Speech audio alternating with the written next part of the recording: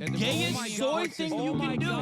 Shut the fuck up, you little tater tot bitch. We are 2 minutes and 35 seconds into this video. I'm just as gay as the rest of us, motherfucker. Feels just the same. Another sunny day in LA. Everything is fine, so they say. Wonder what the news is today. 'Cause I know that every day I'm at this fucking job. Hasan is streaming. Watch him on the clock.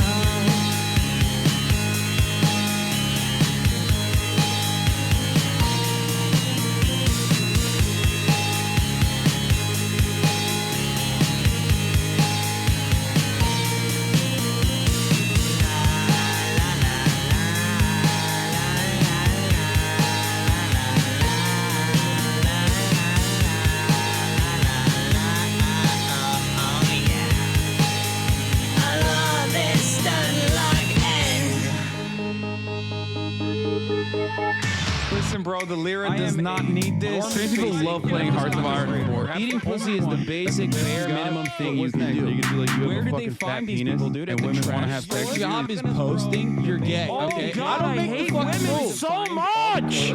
But is he really a socialist? He's such a himbo, I can't handle it. He's got a car and a house, and it's better than mine. How the fuck can I sit here like everything's fine? That's just me being a fucking hog.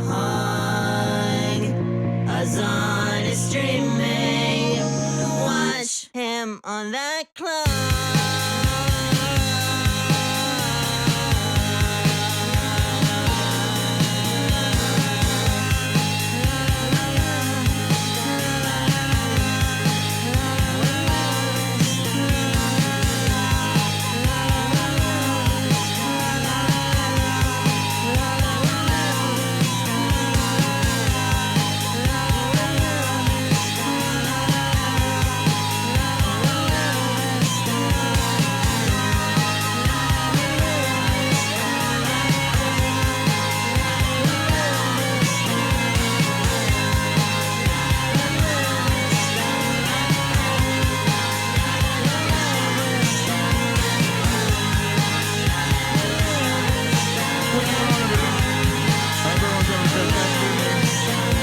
Fantastic afternoon, fantastic pre-noon. No matter where you are in the world, I'm Hasan Piker, and this is HasanAbi Broadcast coming to you live from sunny California, Los Angeles, folks. We're live and alive, and I hope all the boys, girls, and MBs are having a fantastic one. It's 64 degrees and sunny out here in California, Los Angeles. That was Teresa Sweetheart, Hasan streaming theme song for my favorite socialist himbo official video 7 months ago.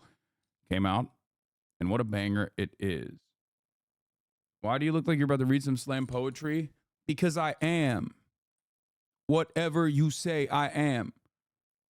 And if I wasn't, then why would I say I am?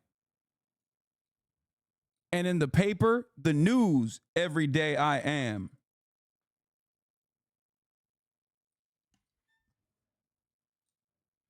Bars. I'm the most swagged out white boy at the slam poetry session.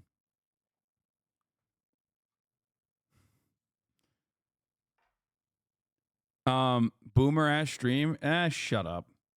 Funny biracial slam poetry. Someone who is 3/4. Okay, all right. Jesus Christ, we came in hot. All right, ladies and gentlemen, boys, girls, and MBs, the Santa Ana winds are actually going crazy nutty mode. Let me tell you, it's so heavy that if I don't actually close my door and lock it, if I like accidentally don't push my door in all the way, and I got a pretty heavy ass door, it will open it. It slams it open. It is windy as hell here in California, Los Angeles. However, it is also beautiful and sunny, regardless of 64 degrees. And this is the part of the broadcast where I tell you a little bit about my personal news about what's going on in the world of HasanAbi Piker. And let me tell you, a lot has occurred. That's right. Just kidding. Not really. But I have personally been enjoying myself. Last night, I ended the broadcast after a short 9.5 hour stream. Basically a half day. And what did I do? I made myself a little brekkie sundo, yeah? Brekkie sundo! Fucking hell! And then afterwards, I watched a little bit of Warrior, but not a lot. Played a little bit of Yakuza, but not a lot. After What else did I do? What did I watch? What did I watch? Oh, I tried watching Ninja Kamui and I did not like it. Sorry. Don't get mad at me. I tried watching Ninja Kamui, or am I saying it right? I don't know. It was not that good. Not valid. Sorry. Apologies. It was not that good. What is this? I look like the French Algerian singer Soul King. Okay. I'll take it. Anyway, as I was saying, I didn't personally like it that much. It's not for me. I will be continuing on to Not Valid. You Are Deranged. I just don't know. I don't know why it just wasn't for me. I thought, like, I watched the first episode and it was like, sure, the action choreography is great, but like, what's going on? You know what I mean? Like, it didn't hook me at all. It didn't hook me at all. It's like kind of the background. Like, I didn't feel invested in the family at all. Like the corny, cheesy, like guitar session wasn't great. Tell your moms to stop banning opposing opinions. This chat is legit an echo chamber. It's cringe. There's no debating in this channel, just bans on opposition, Lamau. I think there is a testament to be said about like the fucking worst person on the planet. Previously in prior years, okay, before the internet, if someone just like kind of came in to your This video has little been corner, right? Like if you, let's say you're having a little gathering somewhere, okay? And if someone actually came in and busted through the door and was like, everybody calm down, I'm here, you have to pay attention to me. In the physical space, that kind of behavior used to get your ass beat, right? Like people would beat the fucking shit out of you. And I think that was cool. Like, I think some people do deserve to get their asses beat. People like that. Like, but nowadays online, you can kind of do that. And then also like demand some kind of like political retribution for your behavior, as though you're literally streaming. It's an open door. Yeah, well, it's not when we shut it to you. You know what I mean? It's not. That's the whole point. The only reason why it is because unlike many of my counterparts, I do actually allow it to be that way. And that's why when people get really fucking annoyed, imagine a politician did this. Brother, you have the brain of someone with fetal alcohol syndrome after a very devastating car crash. If you are making a comparison to a fucking dumbass Twitch streaming in his living room to fucking open forum politicians, which they actually do, by the way. They do kick people out when they're being disruptive. I haven't even gone through my personal news yet, and this fucking asshat is in here losing his goddamn mind. This is not a serious forum, idiot. Learn things. Learn the world, okay? Understand it might be important to you because you have nothing going on in your life. But like, this is a deeply unserious place, okay? And I think the reason why, and I will admit this, the reason why I assume there's going to be a lot more annoying people in the chat today is because I said Israel-Palestine debate in the title, because I realized that Lex Fridman finally posted the Israel-Palestine debate between Norm Finkelstein and Benny Morris. You literally just admitted to banning opposing beliefs? Yes, of course. Sometimes I do that when people are being fucking annoying. I currently am giving you a forum to be annoying, though. Half the time, if I don't ban motherfuckers like you, let's be real, I try to bring them on to the stream and then they fucking shit their diapers. They shit their diapies. You shit your fucking diapies when you want to come on. I'm like, all right, here you go. Here's my forum. Go ahead. I get if it's hate speech or something bannable, but you ban people for literally disagreeing. I'm going to die. No, I ban people for being fucking annoying. I ban people for being fucking annoying, and I have every right to do so. This is not like a fucking public forum. You're being banned from a Twitch stream. Live your goddamn life, big homie. Please go out and touch fucking grass. We just started. I haven't even fucking blasted off yet. There's only fucking 8,000 people in here. There's not even 10,000 people in here. And you're like, me first.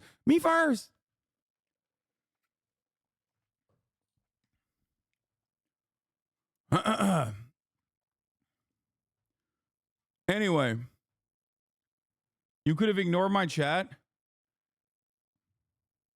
Bro, I swear to God, it takes so much. I know this is like a testament to how much of a child I am personally, but sometimes sometimes there's a word you want to use in this situation, right? Like to describe someone. And I feel like it just takes so much out of me not to say it.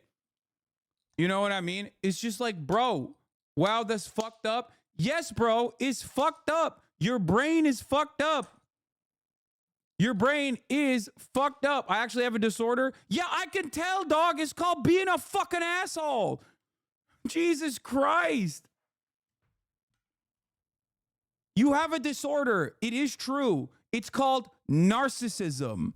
That's the disorder. It's called thinking that everyone has to fucking stop at your beck and call and just hyper focus on you. Bro, hit the disorder card. I know, bro. It's called narcissistic personality disorder. We know. Pay attention to me. D had to have gotten slapped around after already being this annoying. I mean, I don't know. I haven't. I only watched the beginning of it, and it was like an 18-minute intro from Norm Finkelstein detailing Benny Morris's own personal work against him. So I thought it was pretty awesome. Projecting. Oh, bro, you always choose the most hurt chatters to debate. ... L. Okay, I think I'm gonna do a purge today, probably. Good job playing into his narcissism. It's just so, you make it so easy to completely derail your stream limit. I know, guys. I know. The problem is, I want to be able to foster conversations, and when I do that, there's a lot of fucking dickheads that want to take advantage of that.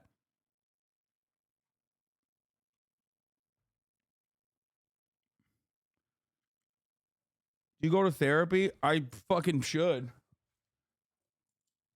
That's the point. And I don't think chatters, I think chatters see streamer yell at chat and chatters think, oh, streamer yell at chat. I am chatter. This is just like he is yelling at me. Not realizing that, like, no, I personally have cultivated this space specifically so that we can have conversations with it. So that, like, my favorite thing is when someone comes in here and is like genuinely confused about a subject matter and is like, can you please help me? I'm frustrated. I don't really understand it. Can you please explain this? That's my favorite shit to do. That's why I do what I do. But in order to be able to do that successfully, I always will open up this line of communication to every single person unconditionally. I don't do subscriber only chat. All you need to do is follow for 10 minutes, right? And some people take advantage of that to be fucking annoying. That's the issue. Can you Don Lemon that ass already? Don't ban me for this. Unironically, I started going to therapy when you told me years ago to be normal. You unironically should go to therapy. It helped me so fucking much. Holy shit, it helps. I have a psychologist who calls me every Wednesday to help me unravel. It's so good, and it stopped me personally from unaliving myself in a video game too. Yeah, I mean, that's like, you're talking chronic depression. Like, obviously, being suicidal is like a little bit different than my situation. I think part of the problem is, like, I legitimately don't know who the fuck I could talk to about my issues. Like, you know what I mean? Who the fuck is going to be like, oh, wow, you're being gang stalked? That's a mental illness that you probably have. How am I going to describe the circumstances? How am I going to describe the circumstances of, like, the being in the crosshairs of, like, multiple different ideologies online that are running rampant, having, like, collected enemies like fucking Pokemon over the past 10 years of doing socialist commentary online very publicly, very visibly, and now have, like, basically just a massive community of cyber stalkers that, like, legitimately get money to cyber stalk.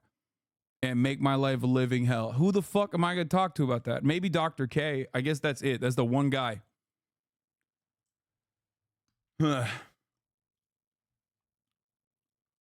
Hello, sir. Remember the show where the guy spent millions of dollars in 20 years building his dream house on the beach in England? The show uploaded several seasons to YouTube, and I think you would love it.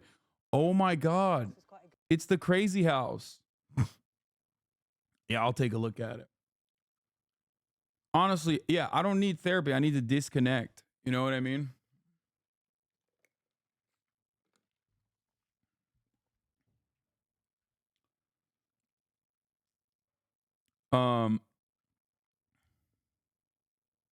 Did Murat watch the rocket launch this morning? You mean the rocket boom? I don't know. Anyway, let's get started.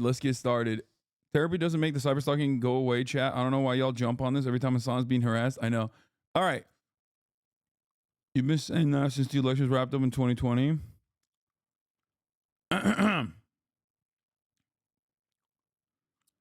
You ever have the urge to just go to Japan? Yes, I do all the time. Okay. Listen to me. This morning, I gave an interview to, I believe he's a HasanAbi head. He seemed like one who works at PR magazine. I don't know. It's like one of those like trade publications about TikTok, the Tic Tac band, the Tic Tac Toe. I played guys. Destiny lost the debate, so they're here to take it out on Hasan. I suspect that is probably the case, but we will. Of course, like losing a debate is idiotic when it comes to the issue of Israel-Palestine, by the way. Just want to point that out because like it doesn't fucking matter. You could be the greatest, most like, you could be the best, the absolute fucking best, most alpha dog, alpha brained Israel defender. It doesn't matter. You're just the best genocide denier at that point. You know what I'm saying? Like, who the fuck wants to be that? Sick, man. Wow, you really debated into the ground like 30,000 dead women and children that Israel has killed in this last round of the ethnic cleansing. You did it. You fucking popped off, baby. It doesn't even matter no more, actually. I'm totally on board with genocide now. Are we just skipping personal news altogether? Honestly, there isn't much in the personal news category, so I am skipping the personal news, and I'm going right into it, okay? I'm going right into it, baby. I was so excited to shit on Ninja Kamui. Kamui? I think it's just kind of mid. It's not for me. If you liked it, then, you know, more power to you. I didn't personally like it. Yeah.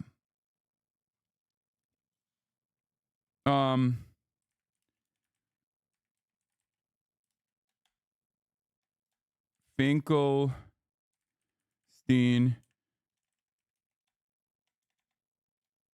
X Morris Israel Palestine debate. The show starts to get good at season 2. Ninja Kamui, it's out already? Season 2 is out? I thought that was the first season. The fuck? Wait, did you take Kai for a walk? She feels heckin' tired. I did not just take Kai out for a walk. I took her out to the park where she ran around a lot and wrestled with a bunch of doggos. So she's completely petered out at this point. She's done. Finkelstein Morris Israel Palestine debate. Bro, I thought I dodged anime tier list, man. Fuck, what? Wants regime change in Israel.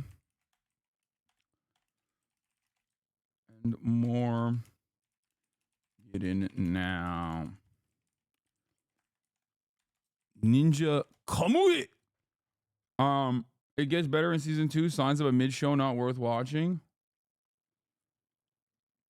We have a little community in our complex that we all meet at 4:30 on our tennis court so our dogs can play and we can pass blunts around. That's awesome. You have a favorite Shogun character? Mine's Lady Mariko. Same. Actually, I kind of like Uncle a lot too. What's the guy? The general? I do like the general.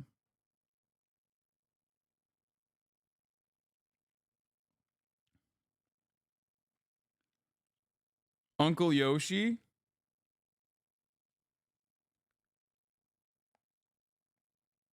Yeah, the cuck. Yeah, the traitor.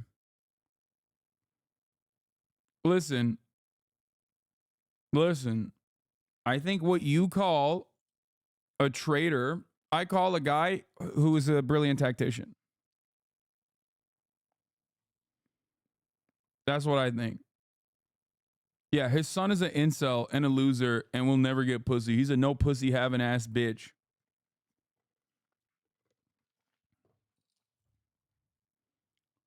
Actually, anyway, he's a trader and he's trading employers. Yeah, dude, leverage, like hedge your bets. You know what I mean? Hedge your freaking bets, son. Hedge your freaking bets. Get some leverage out here. Can we do some hogwash today? It's my favorite. Hell yeah, we can do some hogwash today. Tomorrow I am going to have Hey Big Mike on, okay? Also known as Michael Malak. Shouts out to Michael. Mike is going to be on the stream tomorrow. He is Logan Paul's co-host on Impulsive, as you guys might know. We are going to be talking. We're going to be doing hogwash with him. He is, I would say, one of the most loyal soldiers to liberalism on Twitter. He just refuses to let go and will regularly try to duke it out with some of the most insane people you've ever encountered by trying to talk them off of a ledge like a goddamn social worker, possibly because like he has a lot of experience in specifically that side of like having brain issues, considering his background, considering that he is like a big time, you know, former addict, recovery guy. You know, he is also incredibly chronically online. I have a lot of respect for him. And we are going to do that. We are going to try to broach the subject together tomorrow. Very, very excited. Did you see the couple get arrested at the $8 million makeup retail theft ring? Some of those videos that went viral were from people doing their stealing. Yo, that's crazy. I'm so new to politics, and you can make fun of me all you want, but please, what the fuck does fascism mean? Its definition has so many words I don't understand. English is my second language. Fascism is a devastating political ideology that is self-defeating inherently, that is about constantly seeking out an out-group that you must eliminate in order to protect an in-group, in the simplest terms. There you go. I did not use the big words, I think. There's a huge case of internet about a black lady being forcibly arrested in her own place with the presence of her son filming the fucked up policeman. What did you think of the fresh and fat debate with Ethan? Did you talk about it? I just saw one part of it where they were trying to defend their like insane anti-Semitism by being like, well, your podcast co-host, like, he criticizes Israel way more than we do. And it's like, and Ethan was like, the fuck? That has nothing to do with anti-Semitism. Fuck you mean?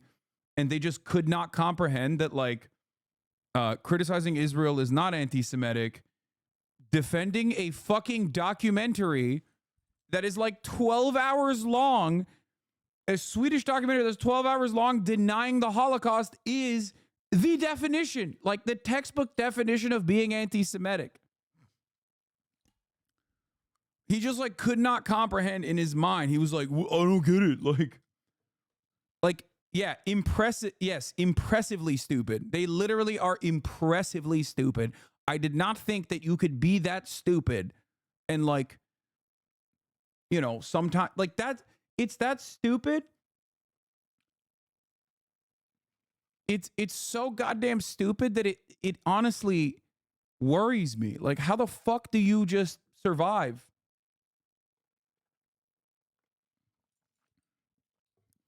Like, I feel like these are the type of dudes that forget to breathe sometimes. You know what I mean? They're like, oh, fuck, someone has to remind me to manually breathe. That level of stupidity. Oh. Can we see a little of that convo? Potentially. Anyway, it's on purpose. No, I don't think it's on purpose. I think people are just like naturally interested in watching people that are just as dumb as they are. All right. Anyway, I haven't even freaking blasted off yet. Chat, hit me with a meme. Please cover every debate that has happened. I need your take. Come on, Weeby. Don't be annoying, okay? Yes, I know. I know it sucks. I know the vibes are in the pooper every time I even broach debating a little bit. It just like brings in some of the worst cretins of all time. And it brings out some of the worst cretinous behavior of long-term community members. Okay? I know that.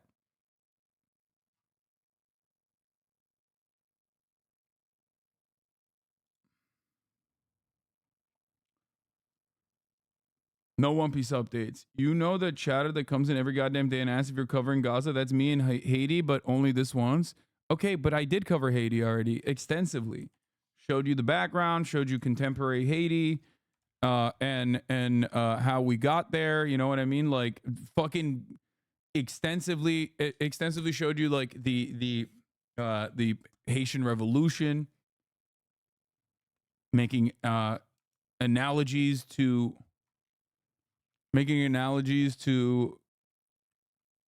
October 7.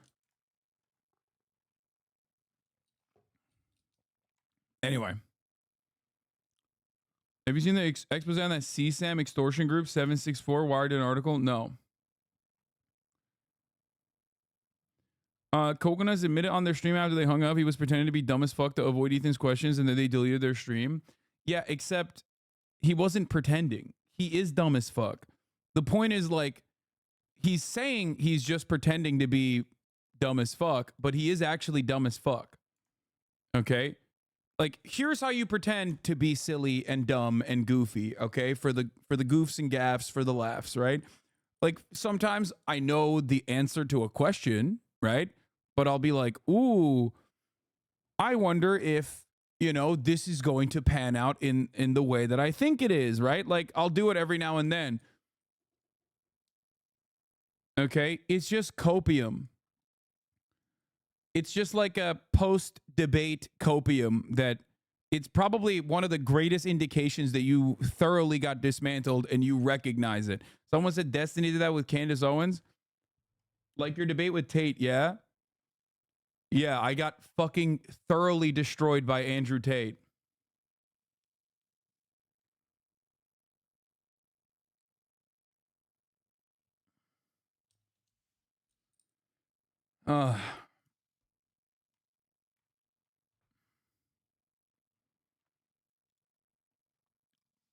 Matt Gates got subpoenaed about the SA case. Wait, really? This is one of those usernames that is like has multiple sock accounts, so I can't trust you.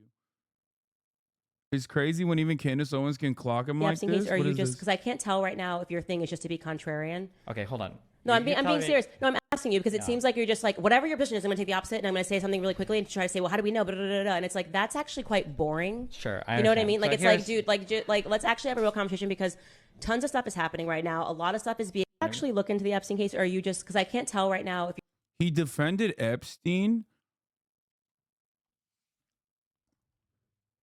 Why did she go on a stream? I mean, why wouldn't she?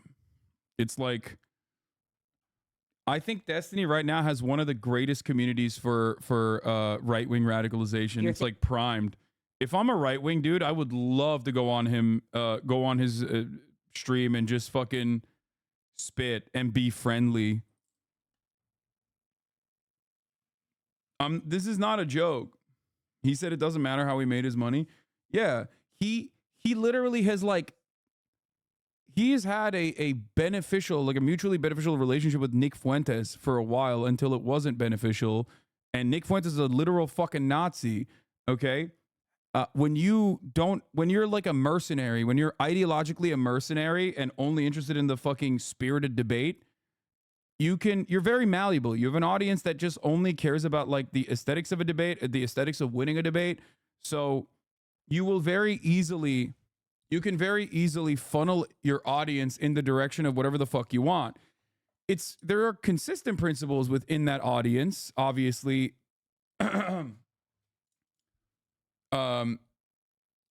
Consistently, he hates me and anyone to the left of him, for sure, like a lot. But overall, same as you, same as me. You think I have? I'm so confused when people say this kind of stuff because you think I have an audience that would funnel into the right, like pretty easily. Is that what you're saying? Which one is it? Am I too vicious to right-wing people and also create an echo chamber, or am I just like am I super reactionary and have primed my audience into you know, being susceptible to right-wing reactionary politics? No, you're hot. My man hit the exit ramp. Thank you.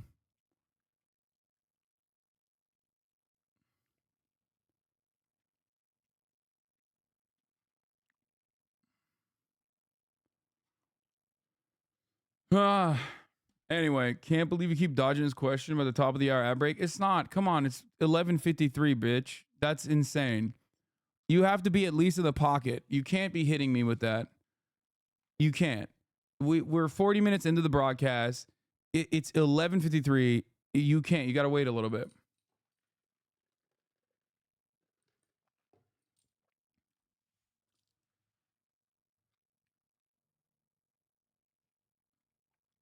Yeah, this is a pretty solid lock. Destiny spent all those years trying to put right wingers to the center left. Now he's platforming way too many shitty right wingers, and his community is reverting back into that nonsense. Dude is so butthurt about leftists that he's willing to piss away the work he's done. 100%. Like he thinks he's like he thinks he's still running this whole like I'm just making people liberal and reasonable, not recognizing that like liberalism as an ideological position, especially if it's like especially if it's anchored around the Democratic Party, is inevitably going to spit out the same results that the Democratic Party is spitting out. So as time goes on and the Democratic Party becomes more and more reactionary, well, that's all you're doing. You're also doing reactionary politics all of a sudden.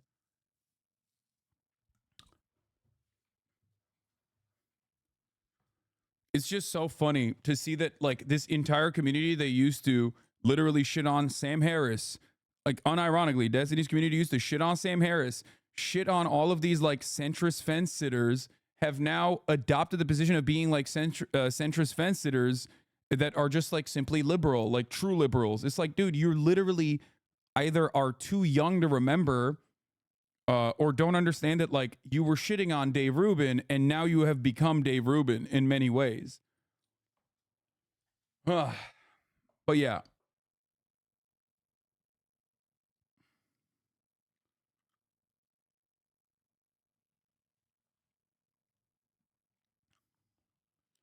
It's just so funny to think about because, like, the classical liberal shit is exactly what Sargon used to do. And these guys used to shit on Sargon. How the fuck did this happen? Do you see they're ending watch parties? Yeah, I heard. I don't know what that means for me. I don't know why they're doing that, but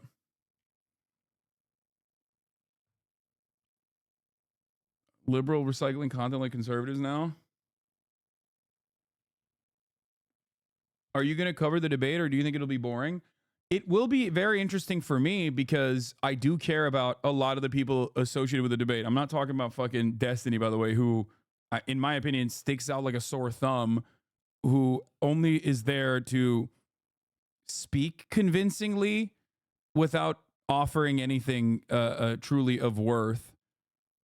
Like, because come on, this is not about like, and I would say the same thing about myself being in a situation like that as well. Like, and I think I'm probably a little bit more knowledgeable than Destiny is on the subject matter. After all, I knew who the Turkish president was and did not think he was the president of Israel, for example, right? Like, you know, just like basic facts, where Israel is. These are things that I've known for, you know, many, many years, right? Issue I've covered for many years specifically. I didn't just like try to read as many Wikipedia pages to find talking points that justify the pre-canned predisposition that I had towards defending Israel's genocide, you know, and do some post hoc rationalizations like that. And even then, I still think it's like ridiculous to put me up next to fucking Norman Finkelstein, who is an incredibly important scholar in the conditions of Gaza, like one of the most important scholars who's dedicated his entire fucking life to covering Gaza. And even Benny Morris, again, an incredibly important scholar, an incredibly important Israeli scholar who is personally formative in the way that Israel's history of 1948 was uncovered, right?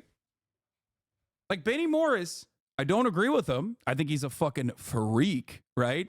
But his earlier work, specifically detailing out Plan Dalet and talking about transfer being an inevitability, like this is the foundation, the basis for why so many people now know about like the Nakba, right? He had a change of heart. Obviously, I agree with Ilan Pape. I agree with Avi Shlaim. That's why I'm not talking about them.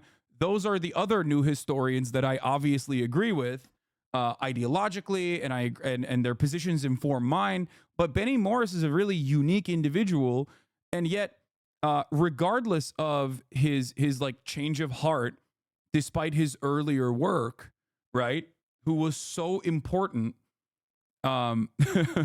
in basically shedding a light on the nefarious history of the development of the Zionist state and the calculated attempts. I think that he's an important guy. You giving people second chances now? What do you mean? Is that a beanie? How you feel that a lot of left-leaning people have moved right? You giving people second chances now? I've been someone who advocates for reform unconditionally since day one. This is an unchanging principle of mine. I'm always a firm believer that people who find themselves in the throes of reactionary thinking can always have and should always have a second chance. I yell at my community regularly for being not as understanding as I want them to be. So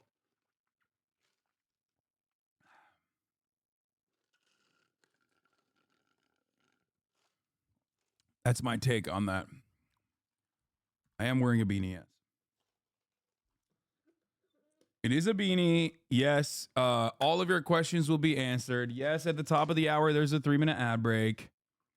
Okay, this is true. Big news on Stan Twitter. This shit is crazy. Dua Lipa fan calls cops after Nicki Minaj fan flies to his house to settle Stan Twitter beef. I'm not gonna lie. This is exactly what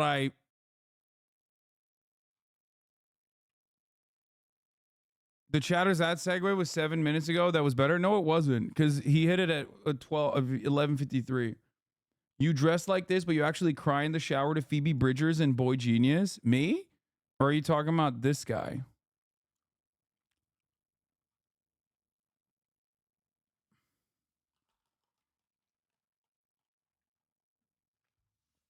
Okay, I get why you're terrified of the barbs.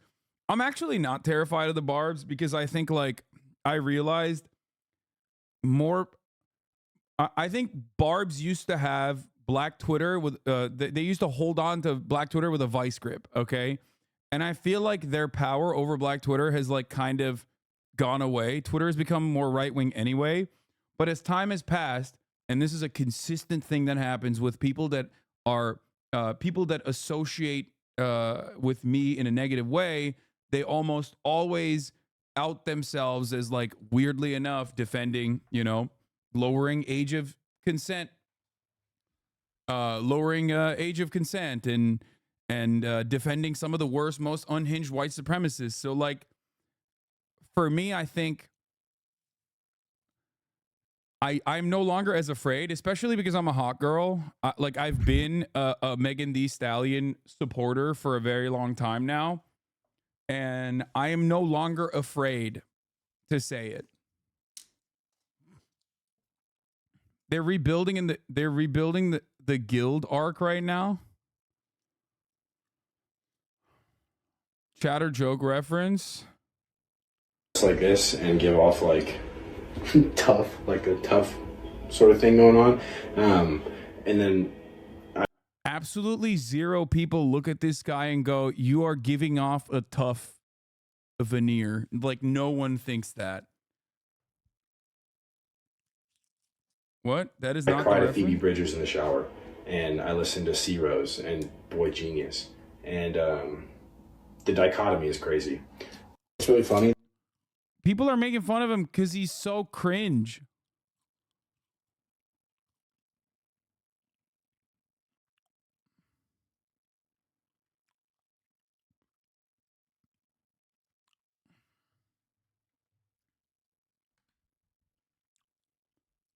People on Twitter said he dresses like a male manipulator and people got mad. Yeah, I think everyone should chill out about saying he dresses like a male manipulator, okay? That this outfit is not. This is not. Excuse me.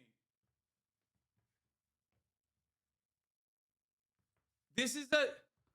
This is. I feel like you're being a little unreasonable making this assertion, okay? It's just, I'm gonna take the fucking beanie off. Yeah, it's just, I'm Vamp Life. That's what it is. I'm Vamp. I'm fucking Vamp. That's what I am. Why do you wear white socks all the time? I think white socks with Doc Martens look great. That's what I think.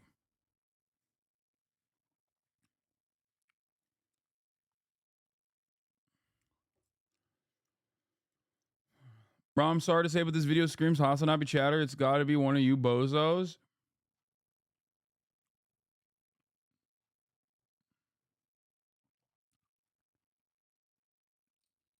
Which docs you got on? The regular low tops.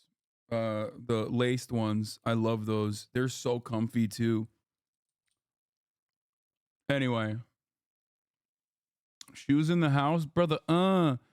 Yes, I've talked about this already.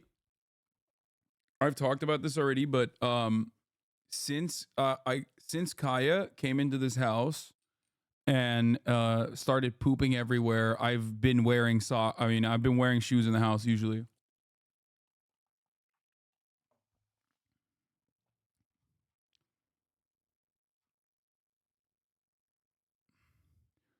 Anyway. Let's see this fucking Stan Twitter beef because this seems fucking awesome. And then we'll get into the Israel-Palestine debate.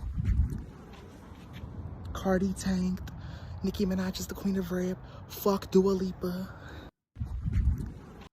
Did he just say Nicki Minaj is the queen of rape? Cardi tanked. Nicki Minaj is the queen of rap. Fuck Dua Lipa. Yo, dude, he literally had.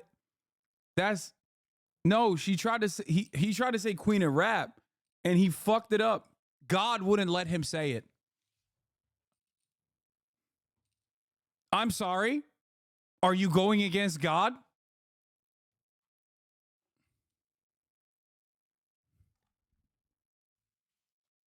God was like, nope, not today. Your ass needed to be defending Dua Lipa, shaking my head. Oh, hello? Another fucking queen. Are you kidding me? Albanian for life. Excuse me. The world is Albania. Call me the Premier of Australia, Hasan Albanese, the way I'm defending Albania. Mate. Hello. I'm Albanese.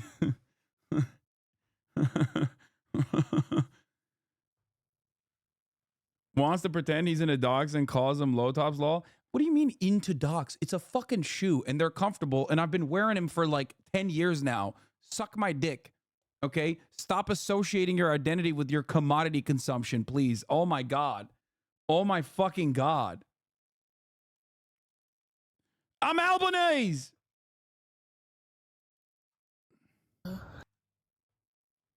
10 years? Yeah, like the boots that I have, I've basically had for like 10 years at this point. Maybe not 10, but like 5, 6 years.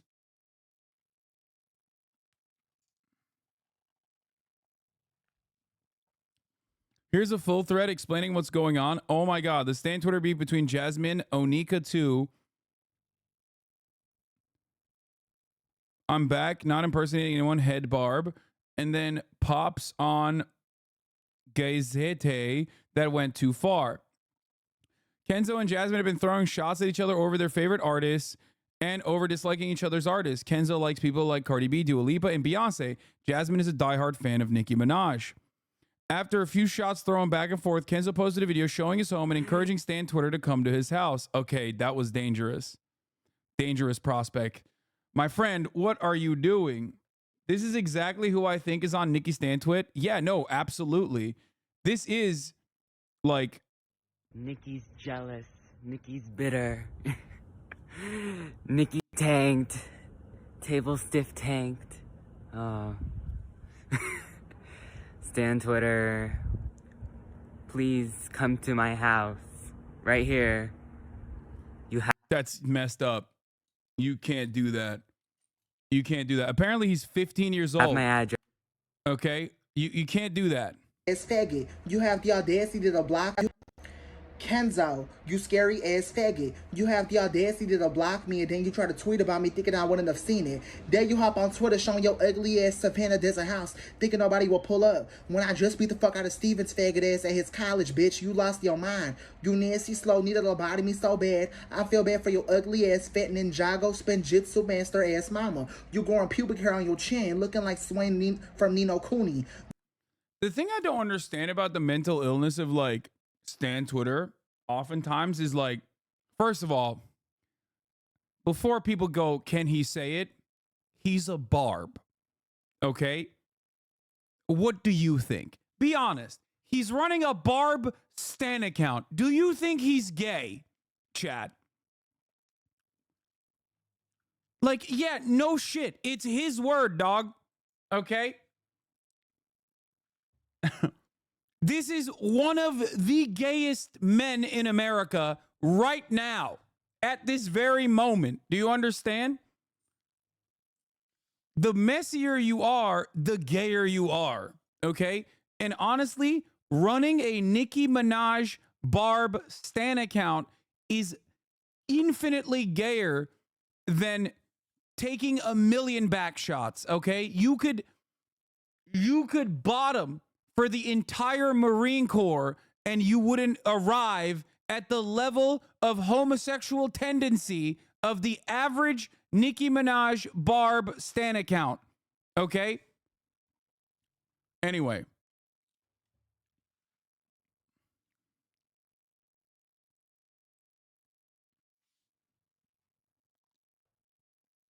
Bro is like 15, kind of cringe to be honest. Bro is also insane. You fat ass Toko booty ass bitch. Bitch, instead of speaking on Nicki Minaj or Taylor, speak on your nasty mug hole. You talk about how you ain't do shit in your worthless life and be a ugly sob story faggot. You don't know that, dude? This might be like a Ukraine moment for you when this guy responds with his girlfriend. Popping his gums on Twitter. Kill yourself and shut the fuck up, faggot. Kenzo. Okay. So he wrote that whole ass thing, right? Jasmine then took it to his own hands to buy a plane ticket from LA to Phoenix to go to Kenzo's house and attempt to fight him. I go at 4:30 and I'll come to Phoenix at 6 p.m. And by 7 p.m., this fight should happen. Okay, so here's the thing. LA? Like Louisiana? Or are we talking Los Angeles? Because I'm sorry, there is no way you are legally allowed to have that accent just because of being a Nicki Minaj Stan account, unless if you're from Los Angeles, you cannot speak like this. I'm sorry. There are levels to this, okay? There are levels to this. There are levels to this. Unless that LA stands for Louisiana, you are not allowed to develop this accent. Where the fuck? It's got to be Louisiana. I do not want to believe that he is from Los Angeles.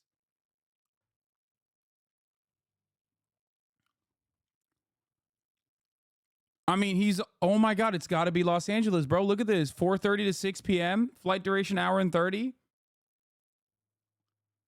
LA, Lower Alabama.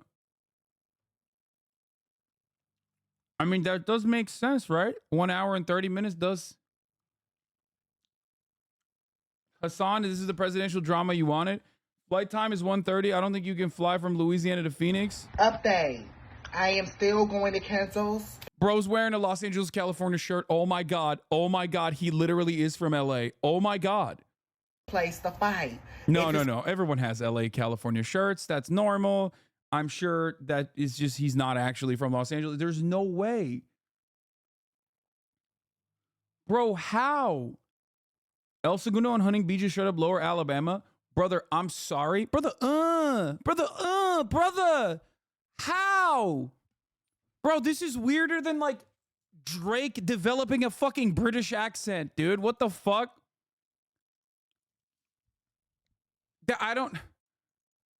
He's literally talking like he's from the deep south, okay?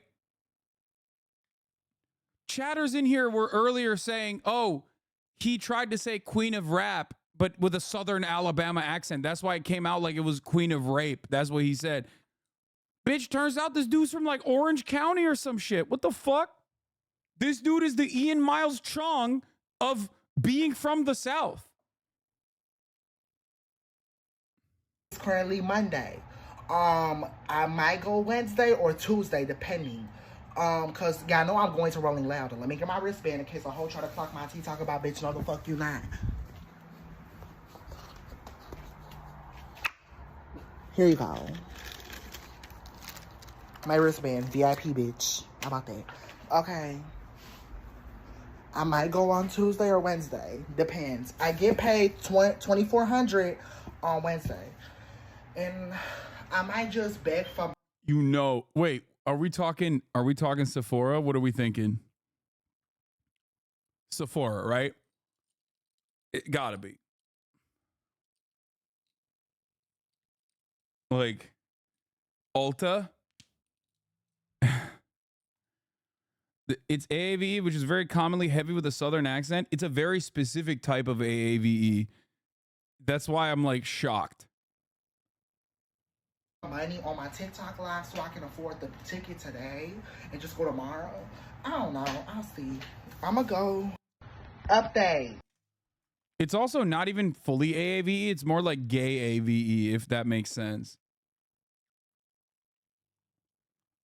Jasmine that took the flight today, 3/13/24, and arrived at Kenzo's neighborhood and made a video showing he was outside of his house. Kenzo quoted his post and said he was actually outside. Kenzo tweeted a few things while Jasmine was in his neighborhood. Cardi tanked. Nicki Minaj is the queen of rape. Fuck Dua Lipa. Yeah, he fucking literally says Nicki Minaj is the queen of rape. Dude, there is something really funny about this. He's like whispering. Cardi tanked. Nicki Minaj is the queen of rape. Fuck Dua. There's something really funny about doing barb speak in your opposition's neighborhood that you flew into, but you're still like kind of reserved because you're outside in an unfamiliar territory, and you're just like, yeah, Nicki Minaj is the queen of rape. Fuck Dua Lipa. It's like, come on, bro, say it with your chest. You're there to fuck this dude up, right? Okay, he's actually outside my house. Is Kenzo. I think he's on the other side of my block because that's not my side at timestamp. 1 second in the video. You really spent a couple $100s on a flight and an Uber to my house over Stan Twitter shit. You're a psychopath. Going outside, maybe, I don't know. If he had the balls, he would be at my house right now. He knows I'll call law enforcement. So then why are you here in the first place? Kenzo then comes outside with his father and cops are called. Watch this videos to see what happened. LA to Phoenix, ordered an Uber to show up to my house with intentions of hurting me and my family. Can we just talk? I don't try to assault nobody. He's been encouraging others to attack my family. Bro, turns out thought daughter on top, by the way. Can I just say? I'm sorry, don't yell at me, okay? I have never been more in support of Thought Daughter over the gay son Thought Daughter situation than this very moment. Okay? Straight up. Thought Daughter's on top. Okay? Arrest me. I don't know why I've been doing this a lot. Arrest me, officer. I will go to jail for the truth. Okay?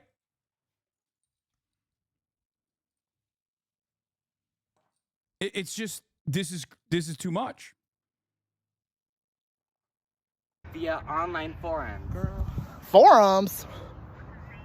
David Corrales. That's not my name. Last name C-O. I'm from Louisiana. This isn't a deep South accent. He's just trying to sound like a stereotypical black woman. I guarantee he doesn't speak like this around his family. R-A-L-E-S. Can I talk, please? Girl, just let me talk. Girl, they being weird. Bro, there's something so funny about just like being so out of shape. Like you flew to fucking Phoenix to beat this 15-year-old's ass over Stan Twitter shit, over defending Nicki Minaj. Oh my God. Okay. Like not even like a defensible person. So it's like layers of being unhinged, and you're fucking losing your breath trying to talk to the 15-year-old whose ass you're trying to beat. You do not have the physical prowess, dumbass.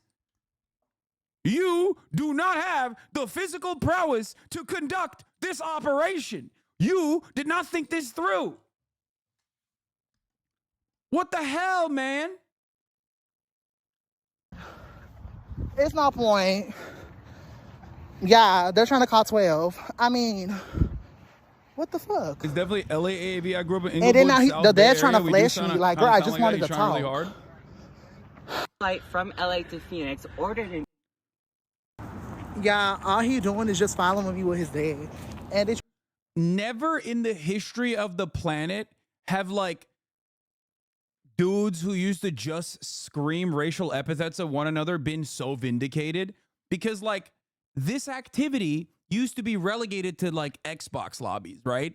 And like these dudes would just say unhinged racist shit, but at least it would end there. You know what I mean? Your father would hear what you're saying in the other room and beat your ass. Now it has like completely gotten out of control.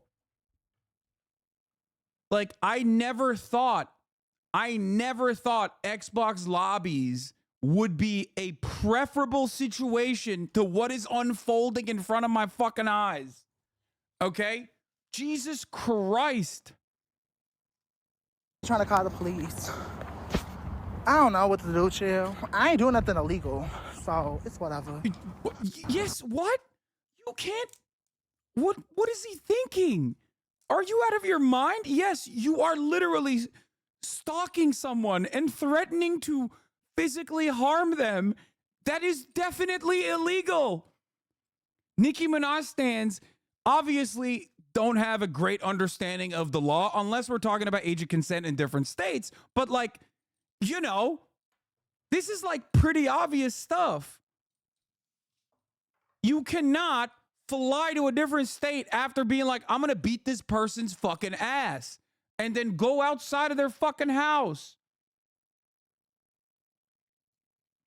Nicki Minaj stans need to understand you cannot fucking dox and harass people, okay? I don't know why they just like can't fucking comprehend this. God damn it. They need to, bro, I swear to God, if they put in the Ulta and Sephora manuals, like some of these things like doxing is not valid or permissible. Like, please don't stalk people at the behest of Nicki Minaj. Like, you would eliminate like 30% of the fucking problem, I think. Your Rage Gaming? Oh my God. He is the most normal Nicki Minaj stan on the fucking planet. And I don't mean that ironically. I don't even understand how he like, he is the way he is. Whatever, okay?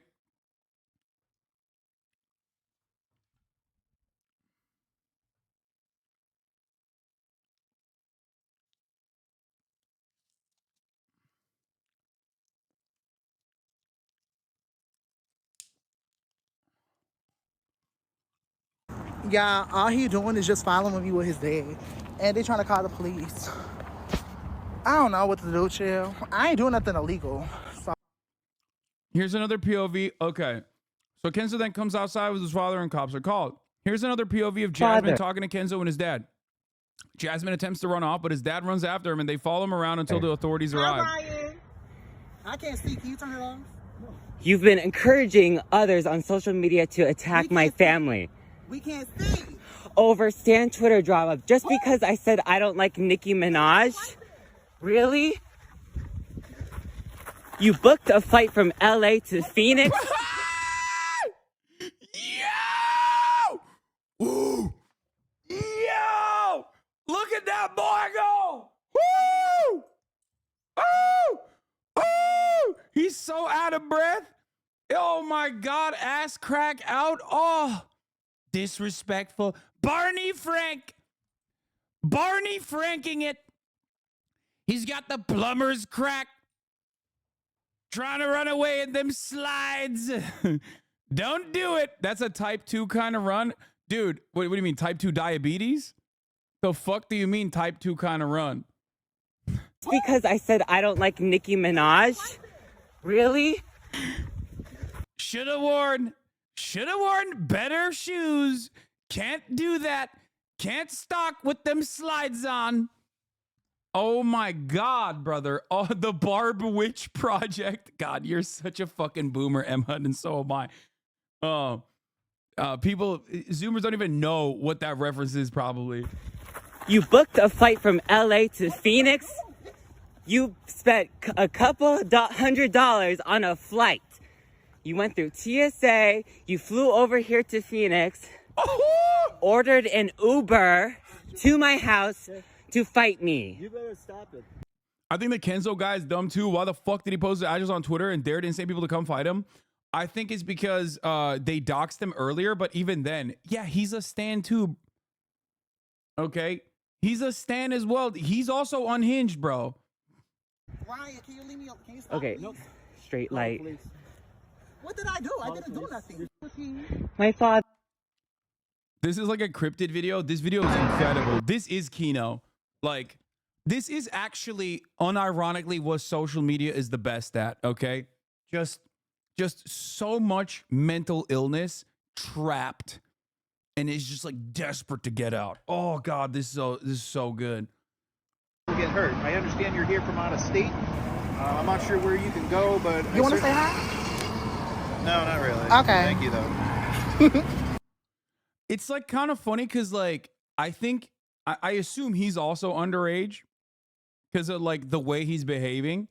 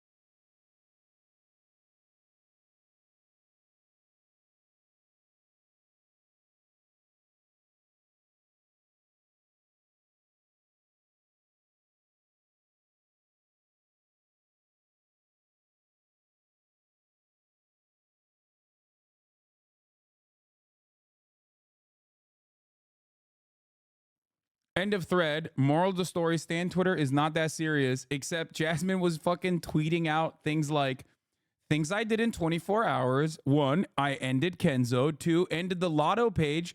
That be all over Barb's post. 3, got arrested. 4, the cop gave me his number. Kissy face. 5, gagged the timeline. And honestly, I mean, this is, I hate to use this word because I'm a 32-year-old man, but Delulu, okay? This is it. This is the definitional, this is the perfect dictionary definition of, not delusional, but Delulu, a different type of delusion, okay? Like, this is what I'm talking about when I say people online are fucking unhinged.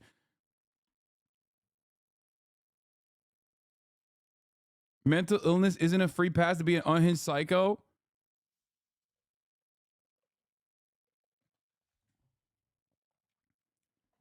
I just don't say Delulu again. Nicki Minaj's impact on the mental health of gay youth through the 2010s needs to be studied. You could power a small city with this level of delusion. Oh my God, dude. I genuinely don't fucking understand. I genuinely don't understand how you can get here, how you can be like this. What are the events that took place that caused you to be this way, to behave this way? Yeah, Delulu is one of the symptoms of NPD. We are in a bad place, folks. I mean, all jokes aside, we are not all right. We have a crisis in this country. Okay? We have a crisis in this country. It is so bad that I forgot to run the 3-minute ad break at the top of the hour. Okay? That's the level of crisis we're at. Because I forgot.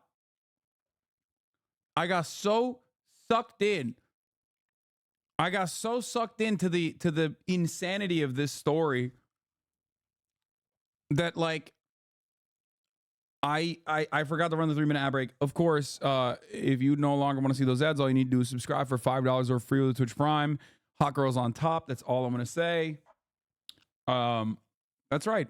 Hot Girls on Top. Once again, Nicki Minaj stands as a part of her dying fandom. The last gasp of air that is coming out of this fandom is always going to be the most devastating, the most dangerous. Yeah, just I wish everyone well. That's all I'm gonna say. Arrested me in cuffs. Psych. Bitch. Bye. Like, this is my opinion. Kenzo, you're scary. And you'll always be scary. Because what the fuck? That don't make sense. You literally consented to the fight. You wanted to go out. We literally saw you. 1,000+ people saw you go outside. And then you hide somewhere in a bush and then get your head. And then he started flickering the flashlight at me to blind me. What? That's crazy. And then call 12. Scary. But whatever. I'm over it. I finally went. I'm not going to go no more, obviously. But I won the battle. Kenzo has been defeated. End of it. Yeah, they arrested. These are the kind of dude that puts mask bear in their grinder profile. Education system needs critical intervention if this is the shit it's pumping out. Bro, it is not pumping anything out, okay? It is pumping in. We are so done. We are so done as a society, okay?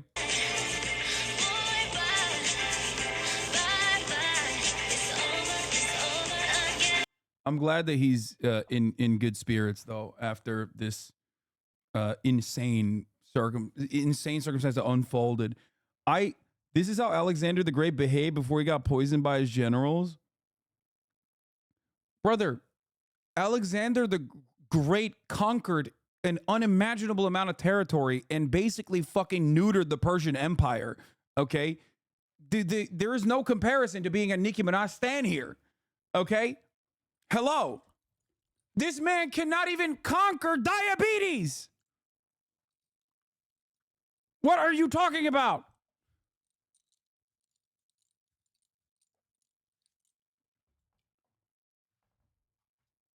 Alexander the Great was a stan of what's his fucking face? Achilles. Not Nicki Minaj. You are platforming a monster right now. You realize that, right? Not everything that I show on here, especially in a critical tone, is technically platforming. Jesus Christ.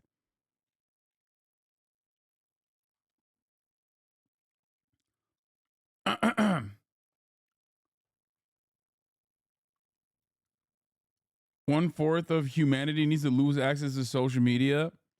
Yeah, I don't know what to say about this other than the fact that, like, it is Jover. It is more Jover than it has ever been.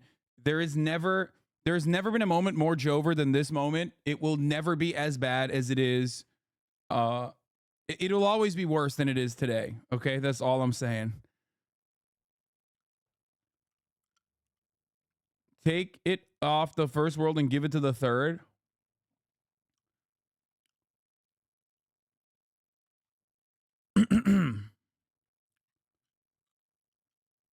It is. We are at the precipice of rock bottom. If we haven't hit it yet, we will. More proof Hasan hates the gays. Dude. I would not associate this person with the gays. That's all I'm going to say, okay? Like, yeah, gays can get messy, okay? And gays do love a messy bitch, okay? But this is like, don't claim this guy, okay? Would it be fascist to limit the access to social media to people with serious mental illness? I don't know. I don't know. I don't know. I don't have a solution.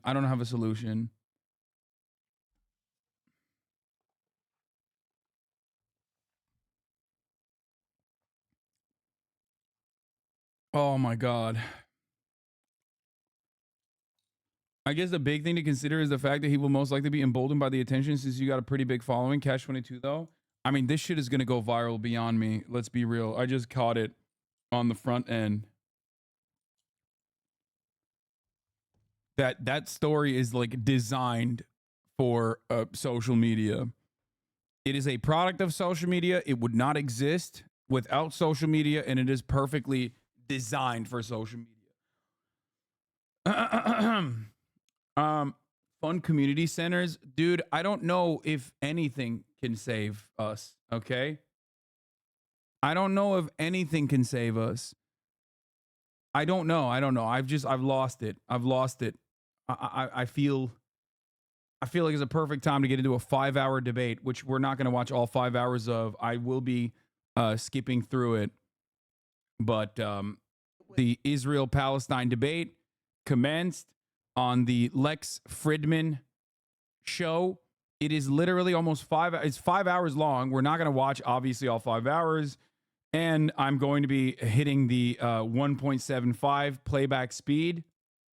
But I think that in spite of some of the, or at least one individual that is a part of this debate that kind of sticks out like a sore thumb, Rabbani, Morris, and Finkelstein are, even if you don't agree with them, important figures in this discourse, important figures that have literally put forward work that has changed our understanding of the history of Israel. And I mean, literally, like, I'm talking about Benny Morris, who I don't agree with, right? Well, I do agree with his earlier work, but I don't agree with his ideology. I don't agree with the things that he says, but still, I'm not going to discount his work, which was very important in the New Historians in uncovering some of the aspects of the inception of the Israeli state that was basically kept a secret, even though it wasn't really kept a secret. It was more so just not, I guess, openly discussed as much in the Israeli side of scholarly work. But yeah. First question is about 1948. For Israelis, 1948 is the establishment of the State of Israel and the War of Independence. For Palestinians, 1948 is the Nakba, which means catastrophe, or the displacement of 700,000 Palestinians from their homes as a consequence of the war.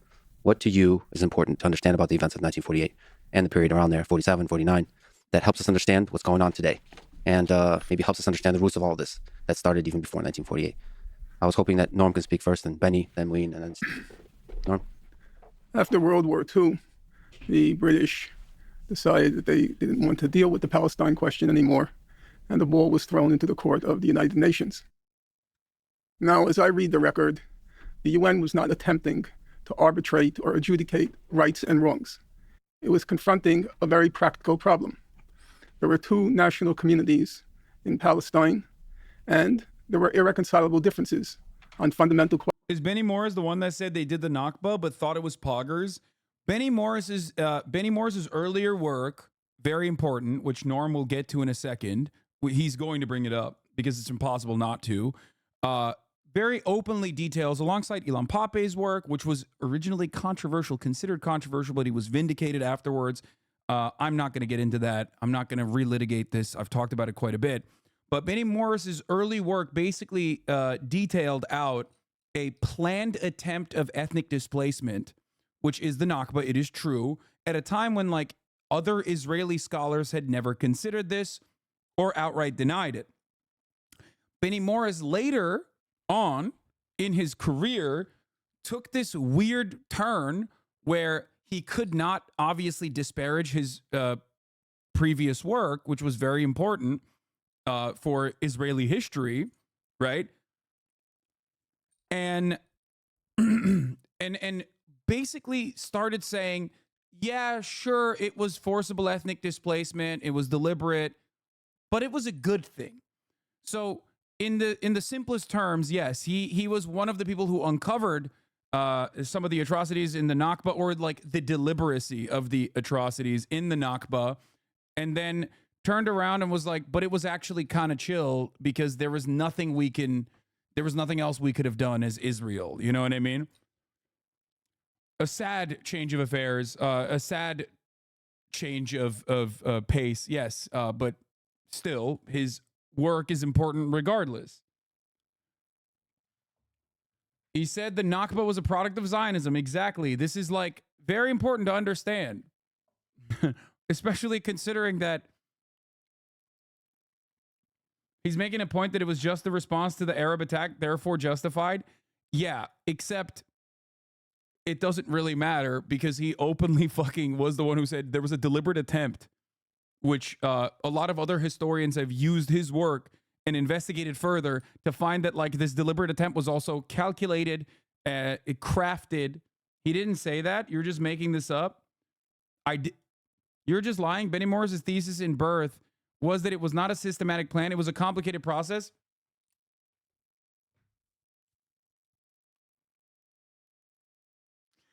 You know what?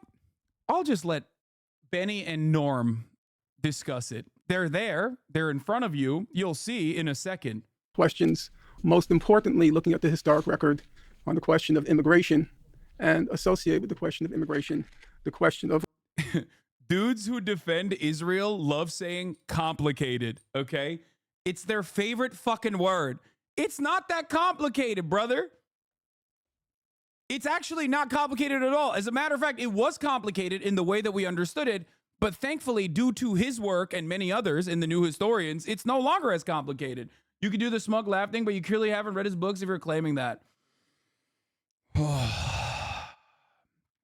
Let's continue. The UN Special Committee on Palestine, which came into being before the UN 181 partition resolution, the UN Special Committee, it recommended 2 states in Palestine. There was a minority position represented by Iran, India, Yugoslavia. They supported 1 state, but they believed that if forced to, the 2 communities would figure out some sort of modus vivendi and live together. The United Nations General Assembly supported partition between what it called a Jewish state and an Arab state. Now, in my reading of the record, and I understand there's new scholarship on the subject, which I've not read.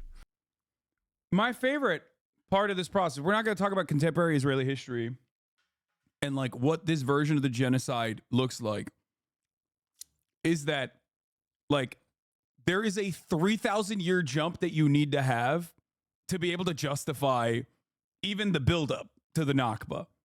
Okay? Like it is a settler colonial operation through and through. Like objectively, that is what it was, right? planned and designed by the British Empire. Are there good justifications for obviously a lot of Jewish people escaping Europe? Certainly, right? Especially with the Holocaust. Having said that, however, there were people there. That is the major point. And those people understandably were like, what the fuck are you doing, British Empire? Stop doing settler colonialism, British Empire. That's it. That's it. That is like, it's so simple. So because of that reason, it wasn't planned and designed. Again, there's zero evidence of that. Yes, it was, dude. Planned Dalit is exactly that. And that comes from Ilan Pappé's work, which originally was considered controversial and maybe even false. One of his actual research associates was the one who then went and fucking interviewed the people. And now we know because the people that did plan Dalit were there. They were alive. They're still alive. So no, it is not fucking wrong at all. What I'm explaining to you is not wrong at all. You just want it to be wrong. You act like this is a contentious conversation when all you're doing is just trying to wash away atrocity. No, Plan D was a military operation that called for the expulsion of villages used in military bases along major routes and border regions. It was a military plan. Yes! Yes! And these were not villages being used as military bases. You're fucking lying. And the very same original Zionist brigades that used that basically did the atrocities at Deir Yassin, okay, and many of these other Palestinian villages openly admit that it is a fucking lie, that they were basically spying on villages with no military in them. So all you're doing right now is the worst Hasbara troll on the planet with the same exact fucking username that you use on Reddit, where you post in the fucking Destiny subreddit, is to try and minimize the atrocities.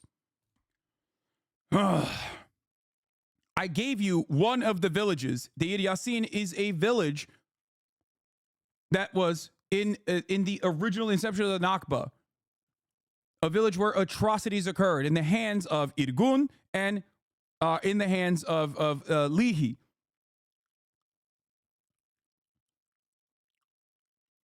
Why do you know that? You know why we know that? You know why we know that? Because the motherfuckers that did the atrocities are still very much alive. And some of the people were left alive as well, so they could go and carry on the fear to the other Palestinian villages, so the forcible expulsion would be easier when they inevitably moved to other Palestinian occupied areas. Palestinian occupied areas, I can't believe I'm using that terminology. It's not even occupied, it's just where they lived. The notion that, like, yeah, Tantura is another one. The notion that this is like controversial, if anyone fucking tells you this, if anyone tries to tell you this is a controversial thing, okay? I'm talking about knowing his Reddit because I have the CIA in here. Immediately they fucking found out that he has the same exact he has the same exact fucking name on Reddit, and people were talking about it in the chat.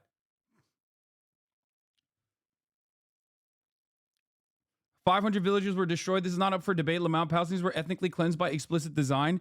I know. Wow, amazing. I'm aware of Deir Yassin, which was an atrocity. You made a claim about systematic policy. Yes, the systematic policy under Plan Dalit was to forcibly expel and do atrocities in certain villages that they were spying on, villages that had no military usage whatsoever. You can claim that there was military usage for the villages, but there were no militants in those villages. There were just villagers.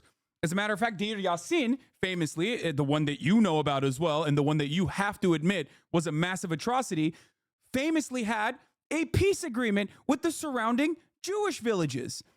That is why they were so easily slaughtered by the two militia groups that I just described to you. One of those two militia groups, as a matter of fact, openly called themselves terrorists, Stern Gang. Leahy is literally a terror cell, participated in the King David bombing, but also beyond that, openly fucking consider themselves terrorists. Why do you have to look into who I am? Fucking weird. That's not what Plan D was. There were literally battles in these villages. Oh my God. Okay.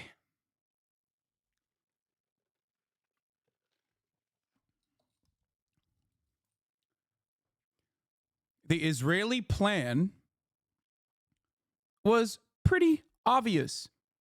Everyone understood that forcible expulsion must occur. How do we get everyone to be forcibly expelled from the villages without actually killing all of them? Well, we do some atrocities in 2 of the villages, 3 of the villages, 4 of the villages, maybe 10 villages. And then when we go to the other places where there's a shit ton of Palestinians, we can just do psychological operations, psyops. That's the modern terminology for it. What are some of these psyops?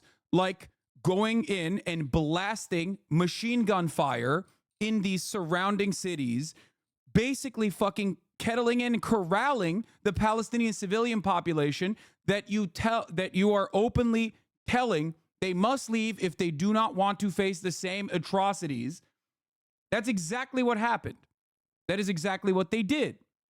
They would shut off access to all parts of cities with the exception of like one area where they can funnel every single citizen, every single civilian. Why did that work? Why was it effective? Benny Morris will say, well, it's because the Arab leaders told them to leave and even like forced them to leave. Okay? The Arab leaders told them to leave and forced them to leave, and that's why they left. Meanwhile, the real reason as to why many left, which by the way, even if the Arab leaders told them to fucking leave, it doesn't matter. They should have still been allowed back in. And then the IDF, after the formation of the Israeli state, definitely still kept killing Palestinian villagers that were trying to sneak back into their fucking homes or sneak back to tend their own crop, mind you. More atrocities that are open and very easy to find. Okay, so that's just another thing that you need to remember. Benny Morris explicitly said the Arab leader leaving stuff was way, way overblown. You're lying about him again.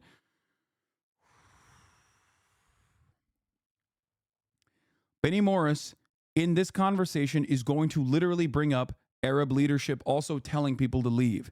It does not matter. It's the major reasons as to why people left from these villages, even if it was literally Arab leaders who said, leave the fucking villages, we will surround them and we will save you, and then you can come back. It still doesn't matter because these are civilians, dumbass. Unless you think Arabs are a fucking monolithic barbarian horde that must be ethnically cleansed by the supreme Jewish state that came afterwards. And the reality is you do think that because you're a fucking Zionist, and that's what Zionism is. Literally, Judeo-supremacy, an ethno-state that must be built. And how do you build that demographic nightmare of an ethno-state? Well, you build it by forcibly displacing Palestinians that live there that aren't Jewish. That's how you do it. That's the whole point. These are civilians. These are farmers, okay? The fact that they were not allowed back into their homes is fucking unacceptable. Even if the Arab leadership was like, yes, leave now and you can come back, which disputed, right? Obviously, if that was the case, then they wouldn't have needed to do Deir Yassin and Tantura and many other atrocities so that they could fucking put the fear of God into the hearts of all these Palestinian civilians that were forcibly displaced, okay? The notion, interesting how debate weirdos usually aren't this bad when you aren't watching specific people. Yes, of course, it's Destiny's fucking audience of like psychotic Hasbara defenders. It's so weird. It's so fucking weird too. Already said that Benny Morris changed his stance and further research expanded on his original ideas. I don't know what you're tripping about the semantics for, because he has nothing to do. The only thing he has is semantics, because he's butthurt and trying to defend a person's earlier work that was formative and important, as I openly recognized and mentioned, while simultaneously parse it from a pro-Zionist position. But so far as I've read the record, there's no clarity on what the United Nations General Assembly meant by a Jewish state and an Arab state, except for the fact that the Jewish state would be demographically, the majority would be Jewish, and the Arab state demographically would be Arab. The UNSCOP, the UN Special Committee on Palestine, it was very clear, and it was reiterated many times, that in recommending 2 states, each state, the Arab state and the Jewish state, would have to guarantee full equality of all citizens with regard to political, civil, and religious matters. Now, that does raise the question, if there is absolute full equality of all citizens, both in the Jewish state and the Arab state, with regard to political rights, civil rights, and religious rights, apart from the demographic majority, it's very unclear what it meant to call a state Jewish or call a state Arab. In my view, the partition resolution was the correct decision. I do not believe that the Arab and Jewish communities could, at that point, be made. For the record, it's pretty gross to call me a Zionist ethno-supremacist when I'm just disputing you historical claims. Apparently that's all you can do, though. Keep fucking crying, bitch. What do you mean? Are you not? Are you an anti-Zionist? Is that your claim here? Is that what you're going to do? You're an anti-Zionist? You're an anti-Zionist Benny Morris defender? Like, what's going on? So you disagree with Benny Morris? What do you mean? Because the moment that you say the Nakba is a complex event, you've already conceded. You've already told me what your position is. I'm not staking a political position. I'm interested in the fucking history. Yes, you are. Yes, you are. You are a cowardly fence sitter who's not actually a fence sitter at all. Because guess what, dude? Neutrality in the face of clear opposition is siding with the oppressor. And that's precisely what you're doing. And you're doing it in the most cowardly way possible. Oh, I'm not a Zionist. But also, the forcible ethnic displacement of 750,000 Palestinians, that was a deliberate attempt made by the inception, that followed the inception of the Israeli state, actually is not that much of a catastrophe. As a matter of fact, even if it is a catastrophe, it had to happen. So yes, why did it have to happen? So that there could be a majority Jewish state planted on top of this indigenous population that was forcibly expelled from their lands. You are no different in many respects to a Holocaust denier trying to be like, well, I'm just asking questions, bro. Is it actually 6 million? But the only difference is our reception of this information is not seen the same because the atrocities obviously are not the same, right? In severity. But one is not even up for debate. If someone comes in here, I ban them immediately. If someone came in here and tried to fucking do this exact same kind of like atrocity denial, I would ban them for the Holocaust. I would ban them. Understandably so, because why the fuck would I debate a fascist? But when it comes to talking about Israel, that same kind of atrocity denial is so perfectly permissible, it seems. It's ridiculous. And it's not even just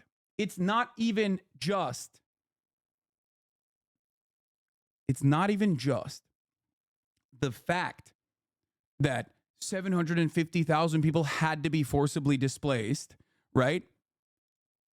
It's also the fact that they were not allowed to come back. That's it.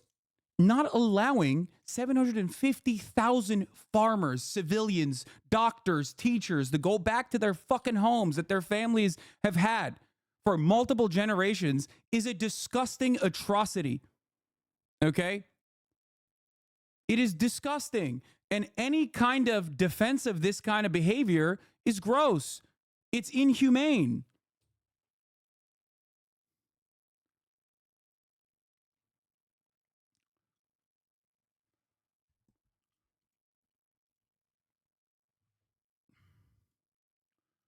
He's just debating the semantics and nitty-gritty facts when it doesn't matter because the displacement and atrocities still happen. Yes.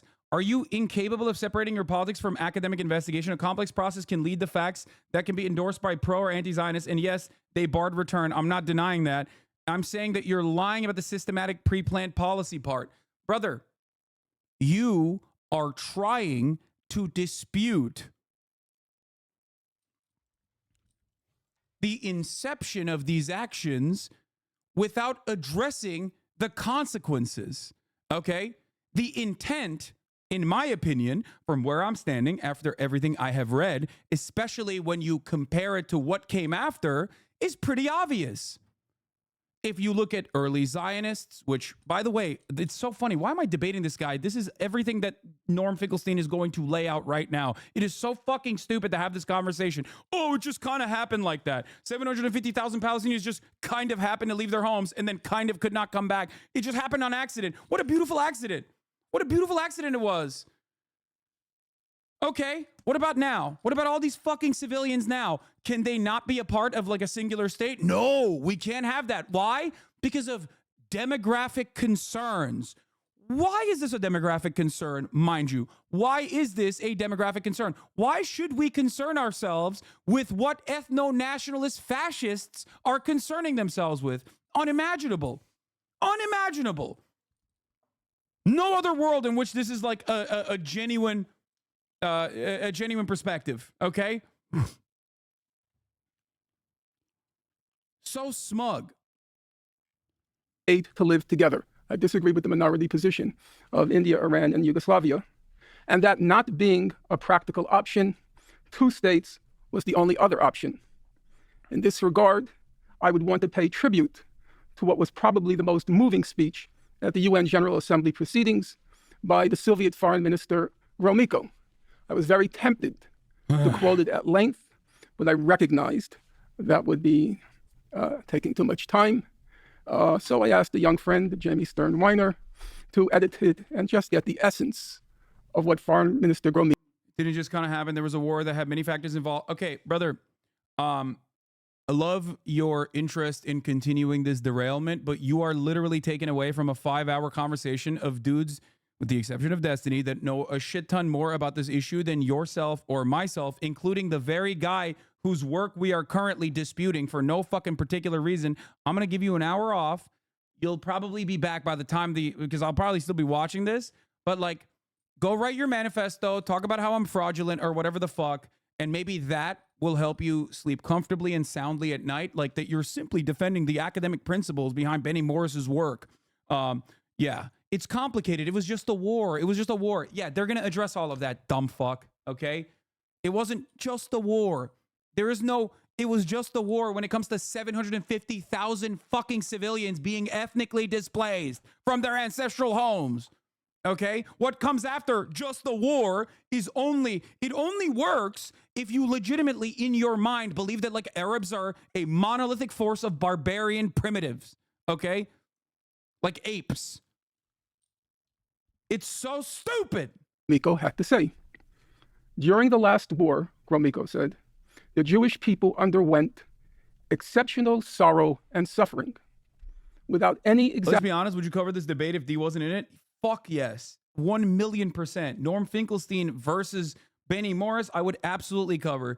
Norm Finkelstein is one of the most obsessive freak lords on the planet when it comes to going through each individual minutia of the work of other academics, okay? He literally destroyed Alan Dershowitz over his very obvious plagiarism. After Alan Dershowitz plagiarized another work from another scholar who Norm Finkelstein had fucking eviscerated beforehand. This is not just some random fucking old guy who's an asshole, okay? Many people don't understand, I don't think. He's written so many fucking books on the matter. Come on. Exaggeration, this sorrow and suffering are indescribable. Hundreds of thousands of Jews are wandering about in various countries of Europe in search of means of existence and in search of shelter. The United Nations cannot and must not regard this situation with indifference. Past experience, particularly during the Second World War, shows that no Western European state was able to provide adequate assistance for the Jewish people in defending its rights and its very existence from the violence of the Hitlerites and their allies. This is an unpleasant fact, but unfortunately, like all other facts, it must be admitted. Gromyko went on to say, in principle, he supports one state, or the Soviet Union supports one state. But, he said, if relations between the Jewish and Arab populations of Palestine proved to be so bad that it would be impossible to reconcile them and to ensure the peaceful coexistence of the Arabs and the Jews, the Soviet Union would support two states. I personally am not convinced that the two states would have been unsustainable in the long term if, and this is a big if, the Zionist movement had been faithful to the position it proclaimed during the UNSCOP public hearings. At the time, Ben-Gurion testified, quote, I want to express what we mean by a Jewish state. We mean by a Jewish state simply a state where the majority of the people are Jews, not a state where a Jew has in any way, any privilege, more than anyone else. A Jewish state means a state based on absolute equality of all her citizens and on democracy. Alas, this was not to be. As Professor Morris has written, quote, Zionist ideology and practice were necessarily and elementally expansionist. And then he wrote in another book, transfer, the euphemism for expulsion, transfer was inevitable and inbuilt into Zionism because it sought to transform a land. These are Benny's own words he's saying. He's was reading back. Arab into a Jewish state.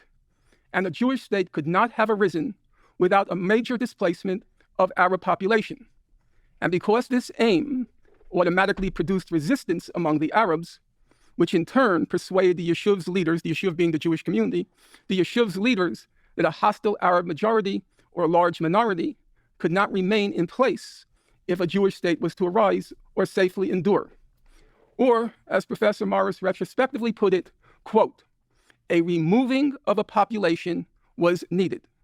Without a population expulsion, a Jewish state would not have been established, unquote. The Arab side rejected outright the partition resolution. I won't play games with that. I know a lot of people try to prove it's not true. It clearly, in my view, is true. The Arab side rejected outright the partition resolution, while Israeli leaders, acting under compulsions inevitable and inbuilt into Zionism, found the pretext in the course of the First Arab-Israeli War to expel the indigenous population and expand its borders. I therefore conclude that neither side was committed to the letter of the partition resolution, and both sides aborted it. Thank you, Norm. Norm asked that you make a lengthy statement in the beginning. Norman only quoting stuff. Lamau, you guys are delusional if you don't think this looks bad on him. Using your interlocutor's formative work in talking about the deliberate nature of the ethnic displacement campaigns is crazy. See, Pan Stan, he literally is a historian confirming everything he says, though. That is like, you are the most baby brain person I've ever fucking encountered. If you literally are looking at a situation where he is describing the source material directly to the person in front of him that wrote the source material as evidence of his position. What more can you do in this circumstance? Like, what? Motherfucker, I know that if your favorite debate lord did the using your own words against you technique, you would love that. He's basically doing that in an academic setting, as close to an academic setting as you can get. You know what I mean? That's crazy. But once again, betraying the ultimate the ultimate position supposedly being about arriving at the truth. You care about the aesthetics. You care about the aesthetics of justifying ethnic cleansing in this circumstance. Okay? This is the problem with simply liking debate for the debate aspect of it. You can try to moralize it.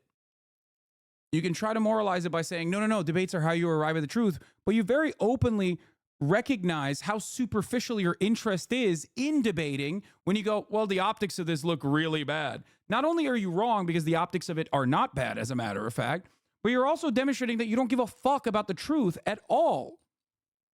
Please. Benny, I hope it's okay to call everybody by their first name in the name of camaraderie. Norm has quoted several things you said. Perhaps you can comment broadly on the question of 1948 and maybe respond to the things that Norm said. Yeah. UNSCOP, the United Nations Special Committee on Palestine, recommended partition. The majority of UNSCOP recommended partition, which was accepted by the UN General Assembly in November 1947, essentially looking back to the Peel Commission in 1937. 10 years earlier, a British commission had looked at the problem of Palestine, the two warring national groups who refused to live together, if you like, or consolidate a unitary state between them. And Peel said there should be two states. That's the principle. The country must be partitioned into two states. This would give a modicum of justice to both sides, if not all their demands, of course. And the United Nations followed suit. The United Nations, UNSCOP, and then the UN General Assembly, representing the will of the international community, said two states is the just solution in this complex situation. The problem was that immediately with the passage of the resolution, the Arab states and the Arabs of Palestine said no, as Norman Finkelstein said. They said no, they rejected the partition idea, the principle of partition, not just the idea of what percentage which side should get, but the principle of partition they said no to. The Jews should not have any part of Palestine for their sovereign territory. Maybe Jews could live as a minority in Palestine. That also was problematic in the eyes of the Palestinian Arab leadership. Hussein had said only Jews who were there before 1917 could actually get citizenship and continue to live there. But the Arabs rejected partition, and the Arabs of Palestine launched, in very disorganized fashion, war against the resolution, against the implementation of the resolution, against the Jewish community in Palestine. And this was their defeat in that civil war between the two communities while the British were withdrawing from Palestine, led to the Arab invasion, the invasion by the Arab states in May 1948 of the country. Again, basically with the idea of eradicating or preventing the emergence of a Jewish state in line with the United Nations decision and the will of the international community. Norman said that the Zionist enterprise, and he quoted me, meant from the beginning to transfer or expel the Arabs of Palestine or some of the Arabs of Palestine. And I think he's sort of quoting out of context. The context in which the statements were made that the Jewish state could only emerge if there was a transfer of Arab population was preceded, in the way I wrote it and the way it actually happened, by Arab resistance and hostilities towards the Jewish community. Had the Arabs accepted partition, there would have been a large Arab minority in the Jewish state, which emerged in 47. And in fact, Jewish economists and state builders took into account that there would be a large Arab minority and its needs would be cared for, etc. But this was not to be because the Arabs attacked. And had they not attacked, perhaps a Jewish state with a large Arab minority could have emerged, but this didn't happen. They went to war. Yeah. It happened because the Arab states attacked, or the Arab state attacked, but it simultaneously didn't exist, which he also recognizes. Basically saying that this was an inevitability. You just oopsied your way into doing settler colonialism, even though you definitely did do settler colonialism, which is never done through pure happenstance. Okay. It's not done through pure happenstance. It doesn't happen over an oopsie. So no matter what happens, you will always get back to, obviously, the Balfour Declaration, and everything beyond that is going to turn into, well, 3,000 years ago, Jews were expelled from this land. Okay? There's like a massive period of time that you cannot account for to justify, which is why Ben Shapiro and others, who are way worse at doing this, by the way, than Benny Morris, of course, will consistently just like talk about that aspect of it to establish a moral foundation as to why Zionism actually is like biblically backed. Okay? Both historically and biblically backed. Because ultimately, when you just simply leave it at, well, there was a partition, without talking about like why this was completely unacceptable, because it was a settler colonial project that the Arabs were understandably not fond of, considering that they were losing their ancestral lands, okay, to a empire that was voluntarily bringing up new settlers, like consistently bringing in new settlers into historic Palestine. Like, if you don't mention this part, if you don't frame it as what it is, then yeah, you can try to engage with it, but you can try to justify it, but it's still silly. Jews resisted, and in the course of that war, Arab populations were driven out. Some were expelled, some left because Arab leaders advised them to leave or ordered them to leave. And at the end of the war, Israel said they can't return because they just tried to destroy the Jewish state.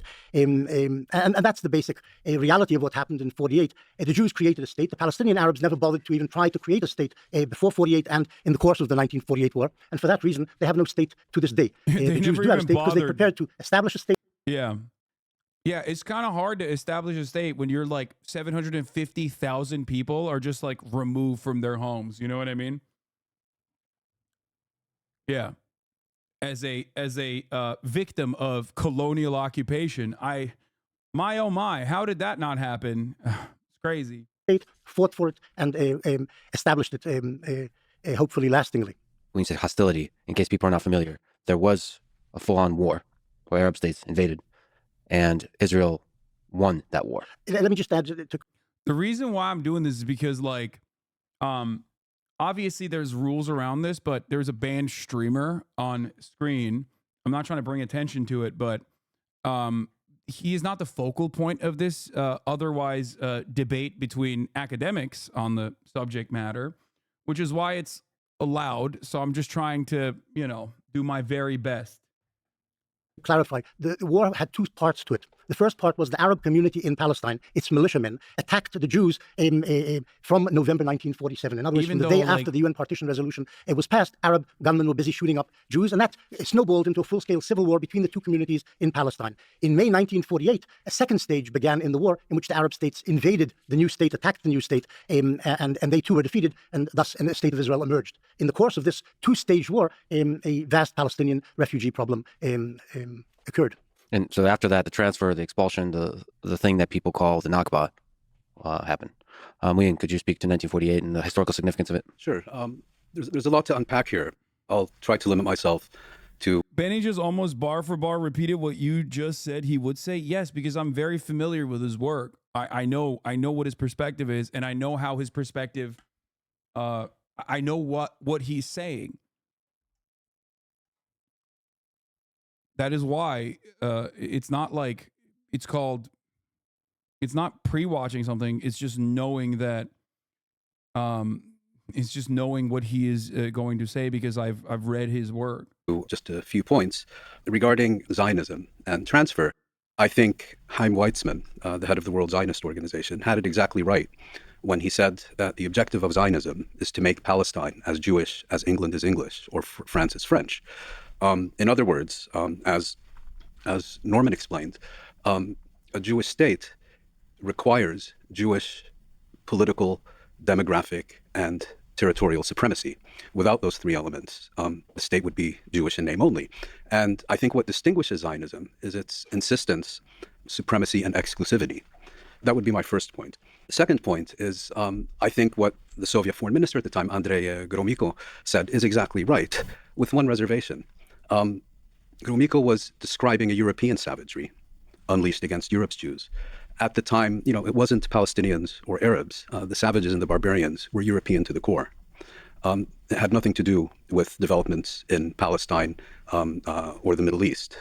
Secondly, at the time that Gromyko was speaking, those Jewish survivors of the Holocaust and others who were in need of safe haven were still overwhelmingly on the European continent and not in Palestine.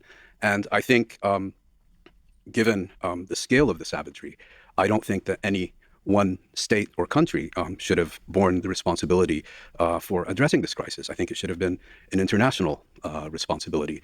The Soviet Union could have contributed. Germany certainly could and should have contributed. The United Kingdom and the United States, which slammed their doors shut to the persecuted Jews of Europe as the Nazis were rising to power, they certainly should have played a role. But instead, what passed for the international community at the time decided to partition Palestine. And here I think we need to judge the partition resolution against the realities that obtained at the time. Two-thirds of the population of Palestine was Arab. The Yishuv, the Jewish community in Palestine, constituted about 1/3 of the total population and controlled even less of the land within Palestine. As a preeminent Palestinian historian, Walid al-Khalidi has pointed out, the partition resolution, in giving roughly 55% of Palestine to the Jewish community, and I think 42% to the Arab community, to the Palestinians, did not preserve the position of each community or even favor one community at the expense of the others. Rather, I'm cringing so fucking hard at my community. Listen to the words that are coming out of these people's mouths instead of hyper-focusing and hyper-fixating like a bunch of brain-broken, drama-obsessed fucking perverts about why destiny is there. We already fucking covered it, okay? Stop. Jesus Christ. I'm not watching this because destiny's there, okay? Please stop obsessing. You are behaving exactly in the same way that his community obsesses. Please. Jesus Christ, dude. Just like you're Missing the forest for the trees. I've seen thousands of comments at this point in the chat, hyper focusing, hyper fixating on one aspect of this. Okay?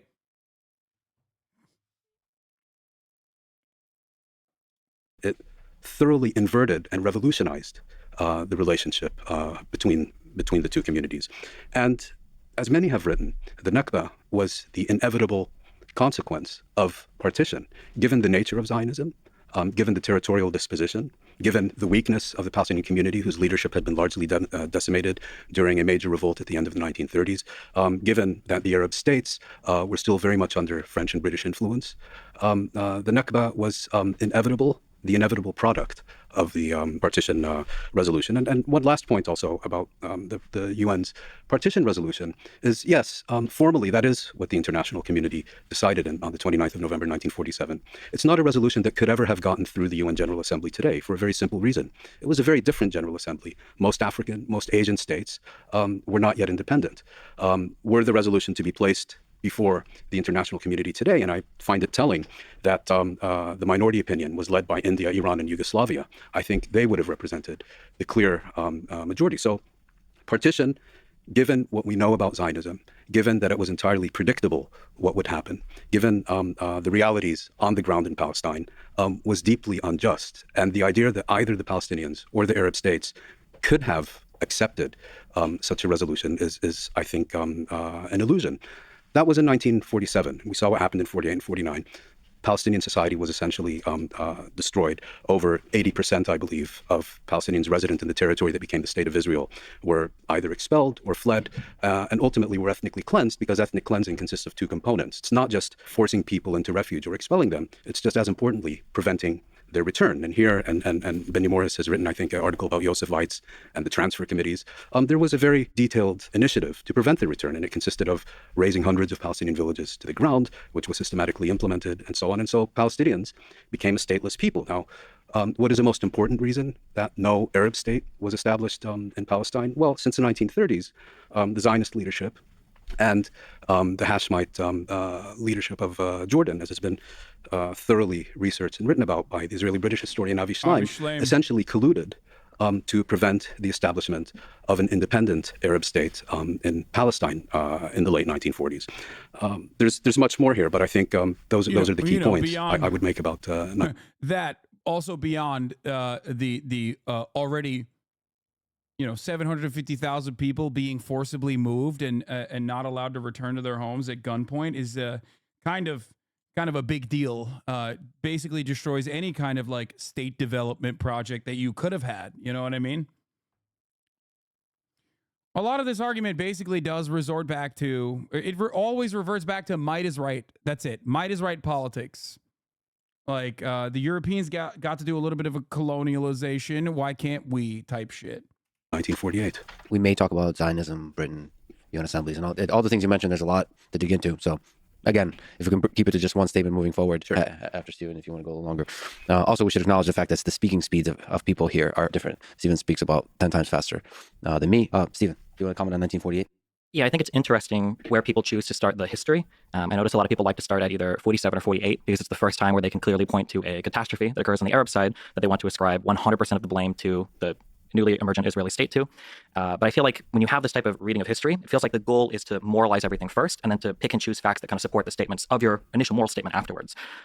Whenever people are talking about 48 or the establishment of the Arab state, I never hear about the fact that a civil war started in 47. That was largely instigated because of the Arab rejectionism of the 47 partition plan. I never hear about the fact that the majority of the land that was... Yeah, the rejectionism comes from rejecting a settler colonial operation that the British Empire had put forward, and it predates 1947 as well. Just for the record. Bro's so scared of zest and he's covering his face, or because he's fucking banned, dumbass. You know.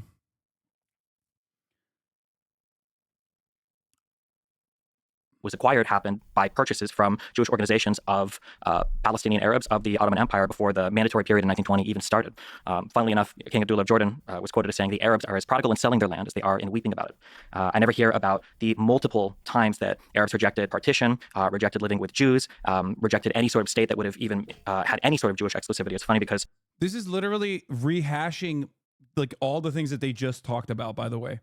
It was brought up before that only being presented as like, well, it's really interesting that you're refusing to reckon with some of these facts, right?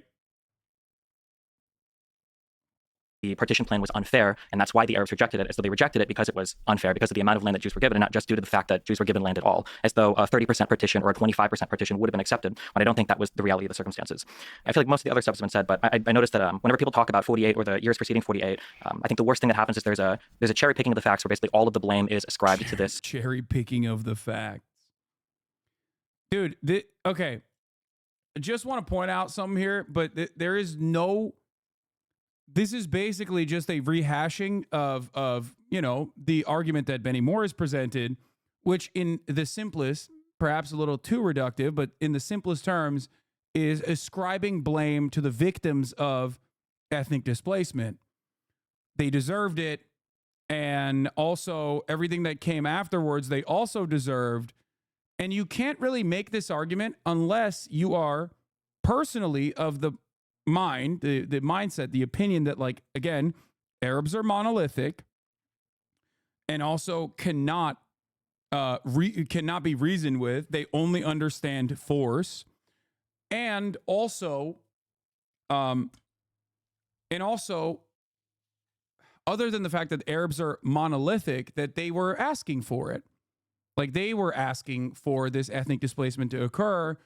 And that is why, beyond the ethnic displacement that the Palestinians were subjected to, there's a good reason for why they also were made to not return to their ancestral homelands after as well. Like, they resisted settler colonialism, and therefore, you know, Might is right. They resisted settler colonialism. And that's why we had to, you know, carve out the Israeli state in the way that we did. This built-in idea of Zionism that because of a handful of quotes or because of an ideology, we can say that transfer or population expulsion or basically the mandate of all of these Arabs being kicked off the land was always going to happen, when I think there's a refusal sometimes as well to acknowledge that regardless of the ideas of some of the Zionist leaders, there is a political, social, and military reality on the ground that they're forced to contend with. And unfortunately, the Arabs, because of their inability to engage in diplomacy and only to use tools of war to try to negotiate everything going on in mandatory Palestine, basically always gave the Jews a reason or an excuse to fight and acquire land through that way because of their refusal to negotiate on anything else, whether it was the partition plan in 47, whether it was the Lausanne peace conference afterwards, where Israel even offered to annex Gaza in 51, where they offered to take in 100,000 refugees. Every single deal is just rejected out of hand because the Arabs don't want a Jewish state anywhere in this region of the world. I would like to engage Professor Mark. I mean, he literally did say that. Okay. He said Arabs cannot be reasoned with, basically. Like, that's insane. The problem is that this kind of argumentation does work when the audience that's like receiving this information also kind of has that same underlying assumption due to war on terror, Islamophobia, anti-Arab sentiment that is so ever present in American society, in the Western world in general. So, you know, that is, yes, it's motivated reasoning, and a lot of people do have it, and they don't want to go against their learned prejudices, their learned biases that are basically permanent, like always there. So you're not just arguing against, you're not in that situation. You're never really arguing against like the fundamental facts of history. You're basically arguing against like the social conditioning of a person who is going to have this underlying premise that like Arabs, you can't deal with them. You just have to be violent with them. That's the only way you can. That's the only way you can deal with them. Morris, if you don't mind, I'm not with the first name. It's just not my way of relating. You can just call me Morris. You don't need the professor. Okay. There's a real problem here, and it's been a problem I've had over many years of reading your work, apart perhaps from his grandchild. I suspect nobody knows your work better than I do. I've read it many times, not once, not twice, at least 3 times, everything you've written. And the problem is, it's a kind of quicksilver.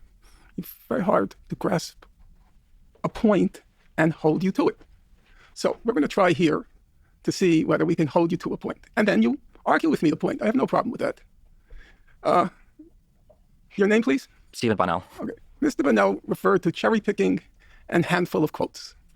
Now, Isn't it funny that the dude in the chat, by the way, was basically repeating exactly what Mr. Bonnell ended up saying, being like, oh, you're cherry picking Benny Morris's work, actually. Turns out I was already fucking duking it out with the video, goddammit, ahead of time. It's true that when you wrote your first book on the Palestinian refugee question, you only had a few lines on this issue of transfer. 4 pages. Yeah. In the first book. In the first book, 4 pages. Maybe 4. I'm not going to quarrel. My memory is not clear. We're talking about 40 years ago. I read it, but then I read other things about you. Okay. And you were taken to task, if my memory is correct, that you hadn't adequately documented the claims of transfer. Allow me to finish. And I thought that was a reasonable challenge because it was an unusual claim for a mainstream Israeli historian to say. The reasonable challenge for me is fucking not getting so invested in this conversation that I forget to run the top of the hour ad break again, and then only running it in the middle of the hour again. 2 hours in a fucking row now. And the challenge for you is to avoid said ad break by subscribing for $5 or for free. Here's a 3-minute ad break now. Say, as you did in that first book, that from the very beginning, transfer figured prominently in Zionist thinking. That was an unusual. If you read Anita Shapiro, you read Shabtai Tevet, that was an unusual acknowledgement by you. And then I found it very impressive that in that revised version of your first book, you devoted 25 pages to copiously documenting the salience of transfer in Zionist thinking. And in fact, you used a very provocative and resonant phrase.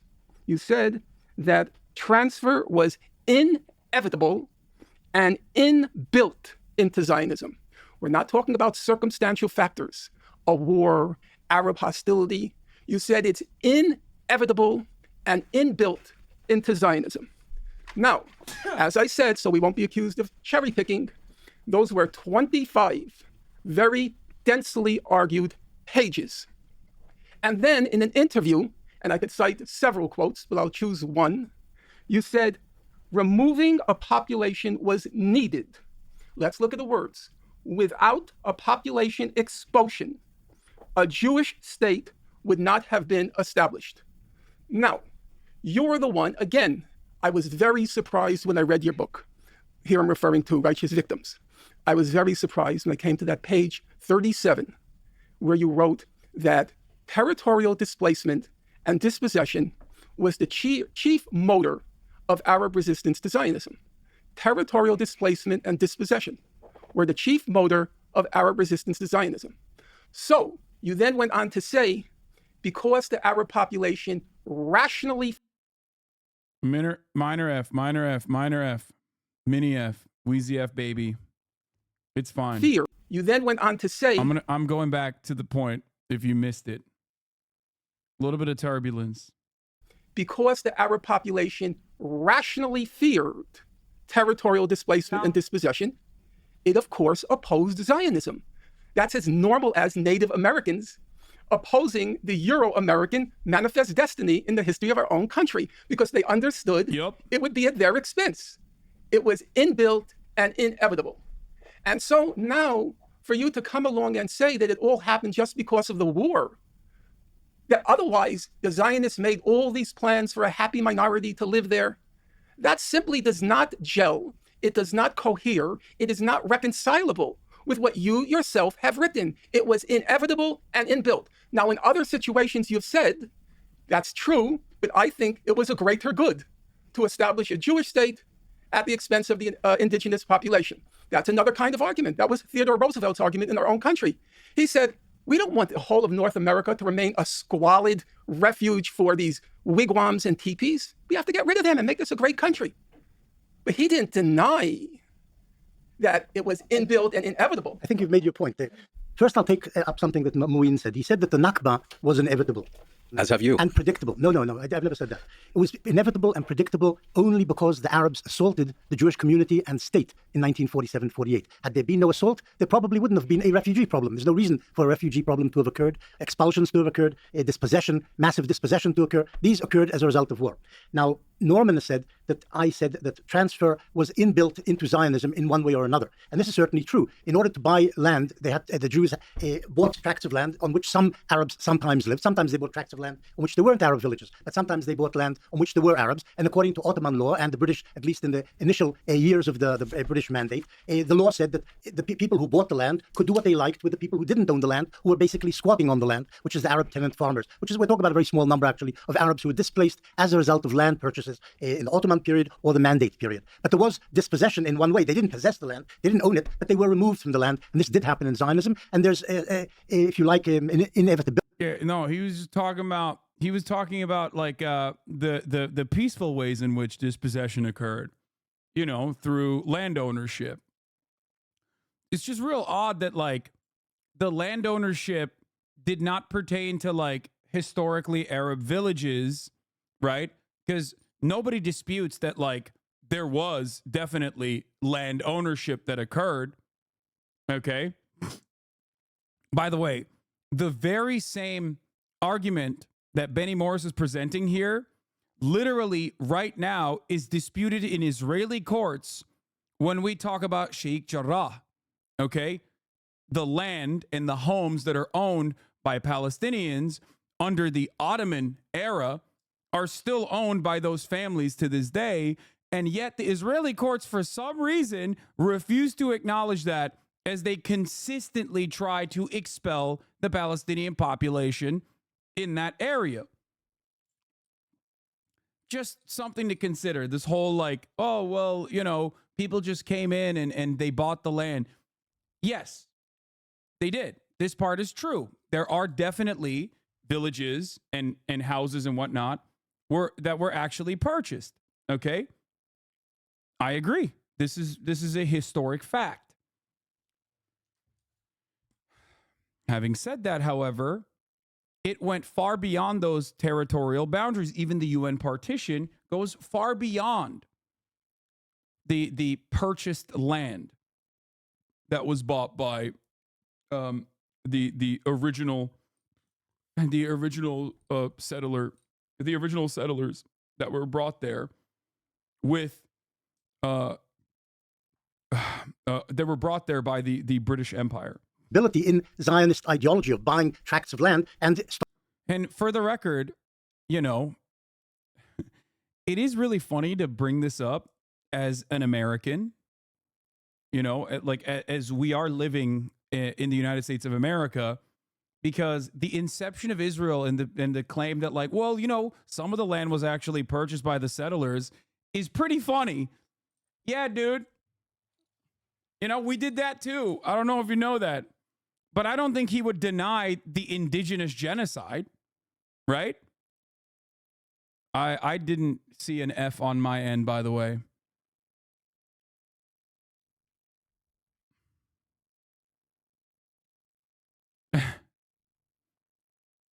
I don't think Benny Morris, I don't know, maybe he denies maybe Benny Morris denies the indigenous genocide. I don't know, but be real odd. Starting to work it yourself and settle it with your own people and so on. That made sense. But what we're really talking about is what happened in 47-48. And in 47-48, the Arabs started a war. And actually, people pay for their mistakes. And the Palestinians have never actually agreed to pay for their mistakes. They make mistakes, they attack, they suffer as a result. And we see something similar going on today in the Gaza Strip. They do something terrible. They kill 1,200 Jews. They abduct 250 women and children and babies and old people and whatever. And then they start screaming, please save us from what we did, because the Jews are counterattacking. And this is what happened then. And this is what's happening now. There's something fairly similar in the situation. You know, what happened then is happening again, but I don't think this argument favors Benny's position. That's all I'm going to say. Yeah, no, he's not wrong, technically. Technically, he's not wrong. What happened in the Nakba is continuous. It's still happening. Okay? It's still happening. Except it's not exactly a favorable position for Benny, in my opinion. A huge majority of Palestinians were ethnically cleansed before Arab armies attacked. He is wrong. Well, that too. But again, here. Expulsion, and this is important, Norman, you should pay attention to this. You didn't raise that. Expulsion, transfer were never policy of the Zionist movement before 47. It doesn't exist in Zionist platforms of the various political parties, of the Zionist organization, of the Israeli state, of the Jewish agency. Nobody would have actually made it into policy because there was always a large minority. If there were people who wanted it, always a large minority of Jewish politicians and leaders would have said, no, this is immoral. We cannot start a state on the basis of an expulsion. So it was never adopted, and actually was never adopted as policy even in 48, even though Ben-Gurion wanted as few Arabs in the course of the war staying in the Jewish state after they attacked it. He didn't want disloyal citizens staying there because they wouldn't have been loyal citizens. But this made sense in the war itself. But the movement itself and its political parties never accepted it. It's true that in 1937, when the British, as part of the proposal by the Peel Commission to divide the country into two states, one Arab, one Jewish, which the Arabs, of course, rejected, Peel also recommended that the Arabs, most of the Arabs in the Jewish state should be transferred, because otherwise, if they stayed and were disloyal to the emergent Jewish state, this would cause endless disturbances, warfare, killing, and so on. So Ben-Gurion and Weizmann latched onto this proposal by the most famous democracy in the world, the British democracy, when they proposed the idea of transfer side by side with the idea of partition, because it made sense. And they said, well, if the British say so, we should also advocate it. But they never actually tried to pass it as Zionist policy. And they fairly quickly stopped even talking about transfer after 1938. So just to clarify, what you're saying is that 47 was an offensive war, not a defensive war. By the Arabs, yes. By the Arabs. Yeah. And you're also saying that there was never a top-down policy of expulsion. Yes. Just to clarify the point. If I understood you correctly, you're making the claim that transfer, expulsion, and so on was in fact a very localized phenomenon, resulting from individual land purchases, and that, if I understand you correctly, you're also making the claim that the idea that a Jewish state requires a removal or overwhelming reduction of the non-Jewish population was, if the Arabs are attacking you, yes. But that, let's say prior to 1947, it would be your claim that the idea that a significant reduction or wholesale removal of the Arab population was not part of Zionist thinking. Well, I think there's two problems with that. I think what you're saying about localized disputes is correct, but I also think that there is a whole literature that demonstrates that transfer was envisioned by Zionist leaders on a much broader scale than simply individual land purchases. In other words, it went way beyond, we need to remove these tenants so that we can farm this land. The idea. I love the concept of like, well, it's just a few bad apples that were doing the bad stuff, including like the ethnic displacement. But ultimately, it's silly because, like, okay, well, originally Zionism in its inception also wasn't even like consistently or wasn't already agreed upon that Israel would be settled on historic Palestine either. You know what I mean? It doesn't matter if there were like arguments, right? Einstein himself would be considered a labor Zionist originally in the inception of the Israeli state. And right now, his sentiment would be considered anti-Zionist. Like everything that Einstein said would be seen as anti-Zionist. There were plenty of people in the inception of the Israeli state that had opinions that talked about like, well, we got to put all these refugees somewhere, right? That would now, if you look at their entire body of work, especially on the development of the Israeli state, would be considered anti-Zionist, like rugged anti-Zionist. Idea was, we can't have a state where all these Arabs remain and we have to get rid of them. And the second, I think, impediment to that view is that long before the UN General Assembly convened to address the question of Palestine, Palestinian and Arab and other leaders as well had been warning ad infinitum that the purpose of the Zionist movement is not just to establish a Jewish state, but to establish an exclusivist Jewish state, and that transfer, forced displacement, was fundamental to that project. And just responding to, sorry, was it Bonnell or Donnell? Yeah. With a B? Yeah. You made the point that the problem here is that people don't recognize is that the first and last result for the Arabs is always war. Yeah, show the contradiction. Benny is not showing problem in the idea that colonization may have been nonviolent, which is impossible because you can't colonize without the removal of peoples. Exactly. Like, Benny's argument ultimately reduces to, because of his earlier work, basically mapping out the expulsion of and the ethnic transfer of Palestinians from their ancestral homes almost always will result in either A, it was for a higher purpose that was ultimately good, which then still justifies the same colonial endeavors, or basically this false reality that never happened, that oh well, they intended to do like a peaceful colonial project without any resistance whatsoever, and because the people that were there resisted at the incredibly violent means that the early Zionist brigades took in this forcible ethnic displacement campaign, that they kind of asked for it. They were just deserving of this this inevitable ethnic displacement. Or I think there's a problem with that. I think you might do well to recall the 1936 general strike conducted by Palestinians at the beginning of the revolt, which at the time was the longest recorded general strike in history. You may want to consult the book published last year by Loring Allen, A History of False Hope, which discusses in great detail the consistent engagement by Palestinians, their leaders, their elites, their diplomats, and so on, with all these international committees. If we look at today, the Palestinians are once again going to the International Court of Justice. They're consistently trying to persuade the chief prosecutor of the International Criminal Court to do his job. They have launched widespread boycott campaigns. So, of course, the Palestinians have engaged in military resistance. But I think the suggestion that this has always been their first and last resort, and that they have somehow spurned civic action, spurned diplomacy, I think really has no basis in reality. I'll respond to that, and then a question for Norm to take into account, I think, when he answers Bennett, because I am curious. Obviously, I have fresher eyes on this, and I'm a newcomer to this arena versus the three of you guys, for sure. A claim that gets brought up a lot has to do with the inevitability of transfer in Zionism, or the idea that as soon as the Jews envisioned a state... Fresher for sure, considering that, one, didn't know where Israel was on a map, two, thought Recep Tayyip Erdogan was the president of Israel at a certain point. So, yeah, I mean, this was, of course, after he had already made up his mind on why genocide is... definitely what must happen. Everything is post hoc rationalizations after that original point that he made weeks before he even started looking at. Oh, did he say Erdogan was the president of Egypt? Is that what you mean? So, he does definitely have fresher eyes on it. In Palestine, they knew that it would involve some mass. Yeah. Fresher eyes, like I'm rushing to do my homework after I refused to do it until the very last moment. Transfer of population, perhaps a mass expulsion. I'm sure we'll talk about Plan Dalet or Plan D at some point.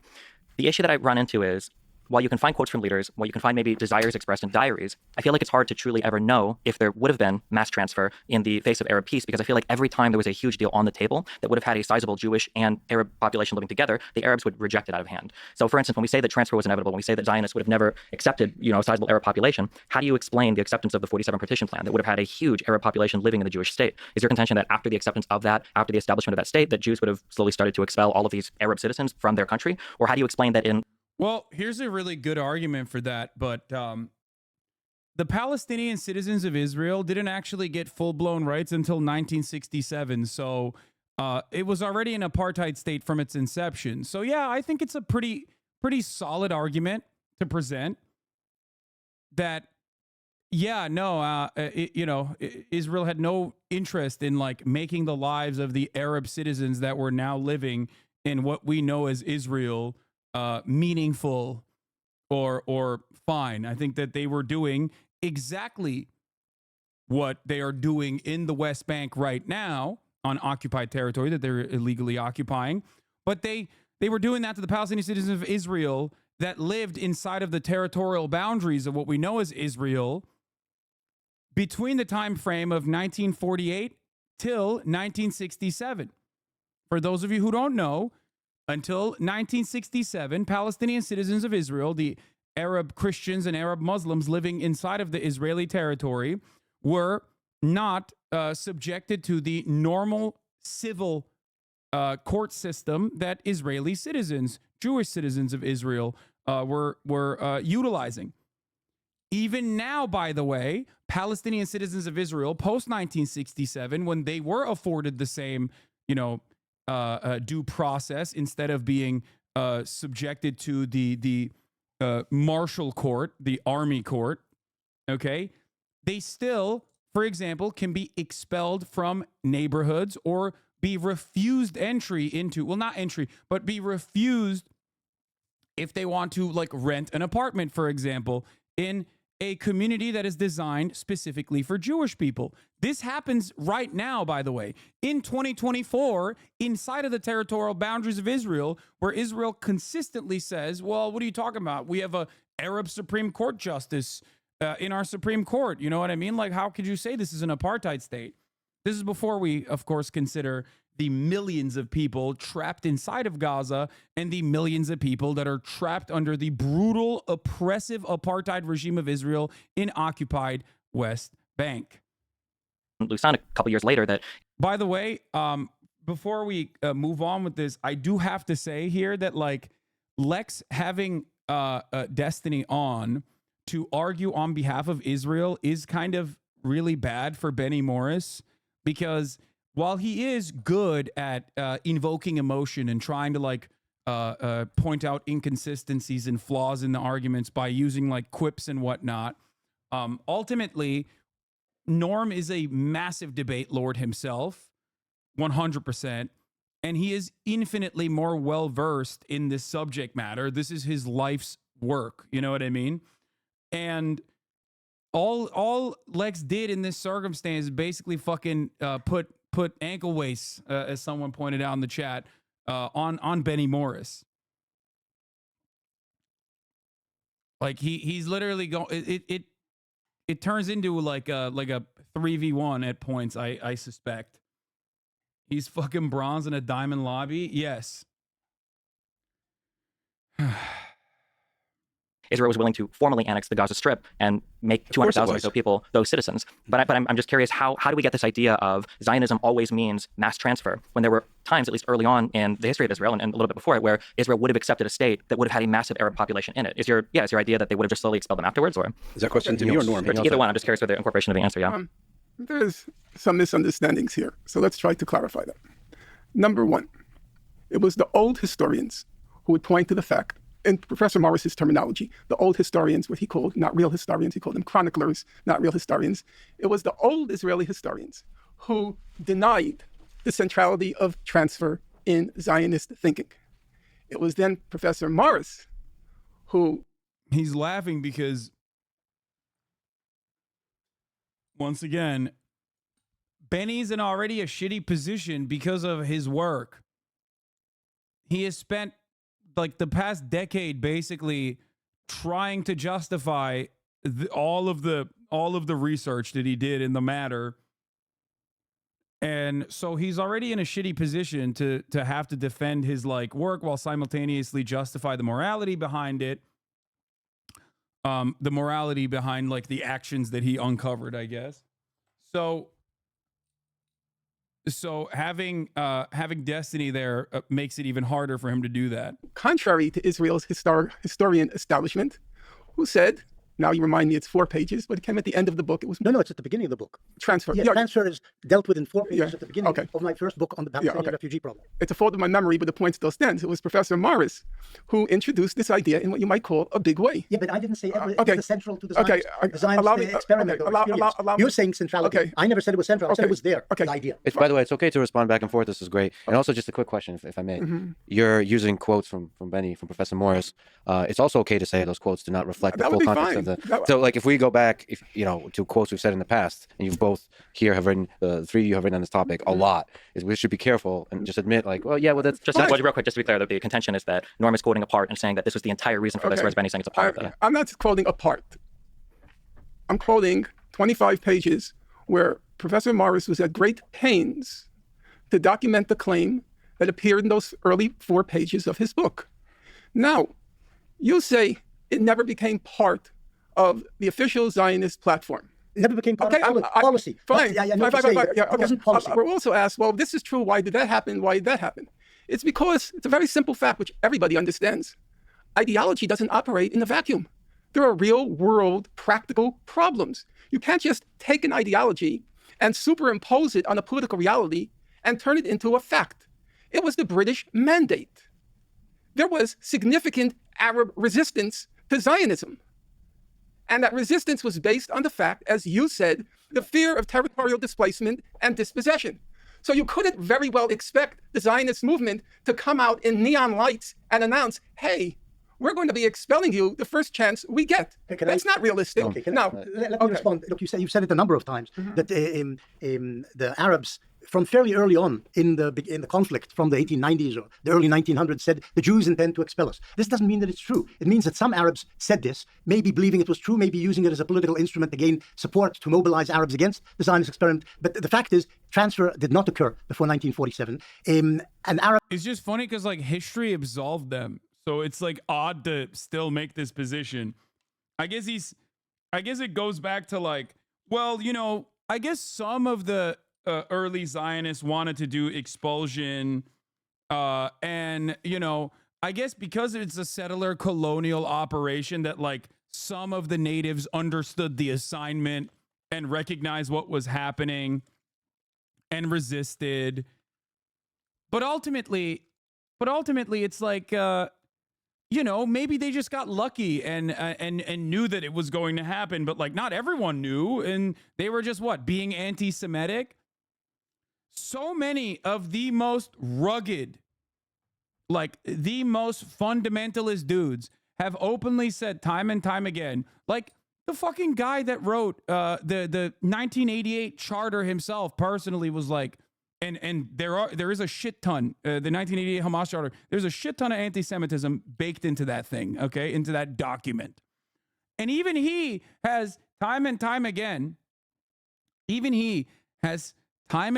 said like, listen, the reason why we hate these people is because they are the ones who took our land. Not the Balfour Declaration. I'm talking about 1988. What was it? The fucking Blind Sheik or whatever his name is. Not the Blind Sheik. I'm forgetting his name right now. He's like, if it was Christians, we would hate fucking Christians. Like, it's that simple. Yassin, I think. No, is that his name? I don't remember. Ahmed Yassin. But yeah, he's like, it's that simple. Arabs later said, and since then, have said that the Jews want to build a third temple on the Temple Mount, as if that's what really the mainstream of Zionism has always wanted and always strived for. But this is nonsense. It's something that Husseini used to use as a way to mobilize masses for the cause, using religion as the way to get them to join him. The fact that Arabs said that the Zionists wanted to dispossess us doesn't mean it's true. It just means that some Arabs thought that, maybe said it sincerely and maybe insincerely. Professor Morris. Later it became a self-fulfilling prophecy. This is true. Professor because Morris, the Arabs attacked the Jews. Professor Morris, I read through your stuff. Even yesterday, I was looking through Righteous Victims. You should read other things. You're wasting your time. No, actually, no.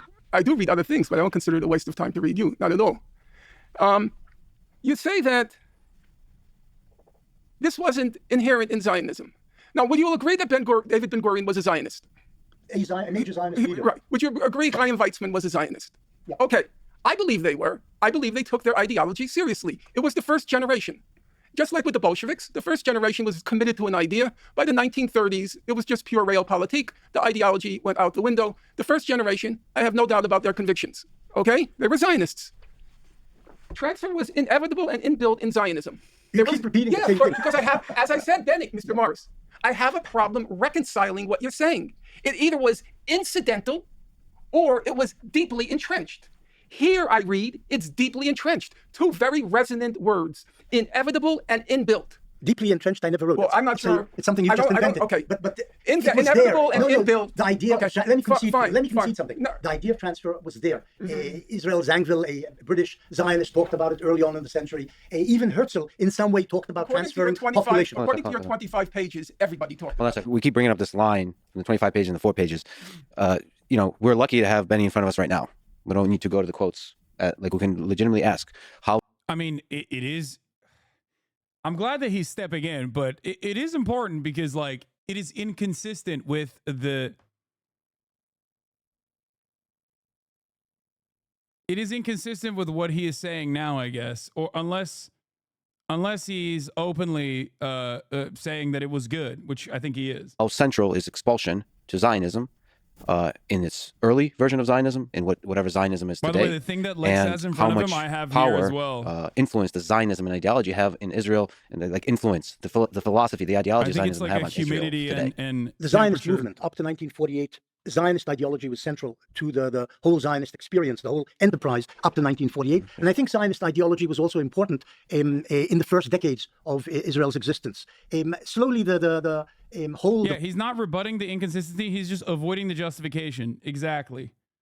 Zionism, like if you like Bolshevism, held the Soviet Union, gradually faded, and a lot of Israelis today think in terms of individual success and then the capitalism and all sorts of things which have nothing to do with Zionism. But Zionism was very important. But what I'm saying is that the idea of transfer wasn't the core of Zionism. The idea of Zionism was to save the Jews who had been vastly persecuted in Eastern Europe and incidentally in the Arab world, the Muslim world, for centuries, and eventually ending up with the Holocaust. The idea of Zionism was to save the Jewish people by establishing a state or re-establishing a Jewish state on the ancient Jewish homeland, which is... For the record, this is also not disputed. The problem is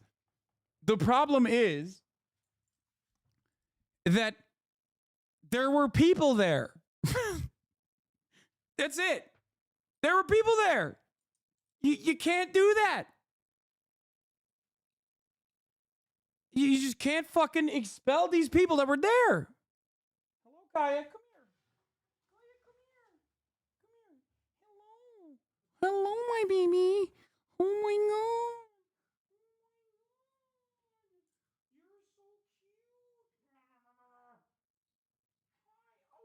Oh.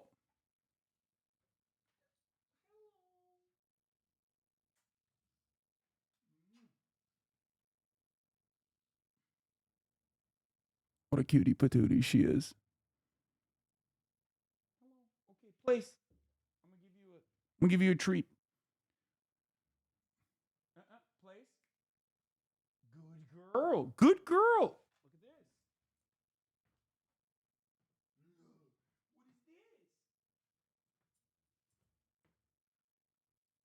A banana.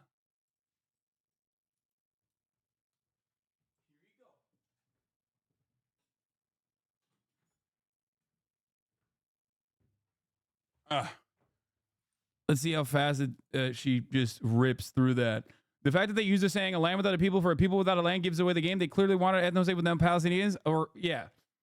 Oopsie, there are people there in the land. Oops.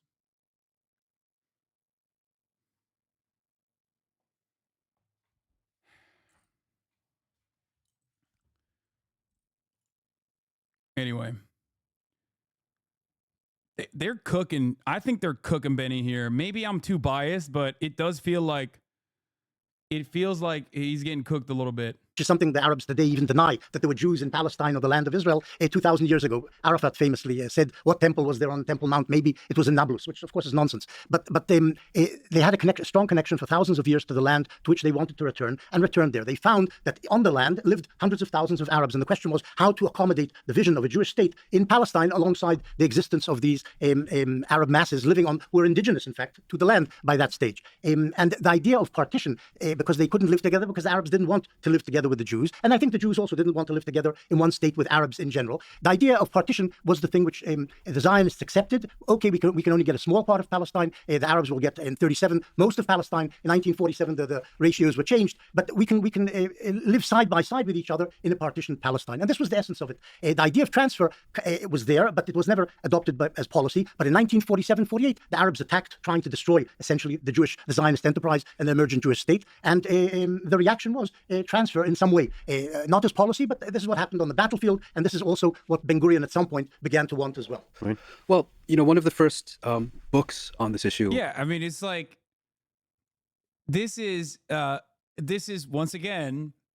I'll use an example that is similar to the inception of the American state, stating that the indigenous populations that lived here started resisting once they started getting fucking murked, and once they started recognizing that like they were losing their ancestral territorial land.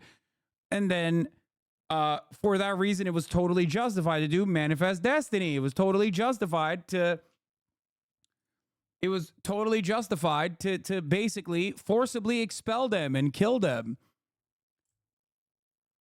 You know? It's ridiculous, which is why the argument then devolves into, well, who's the real natives to that land?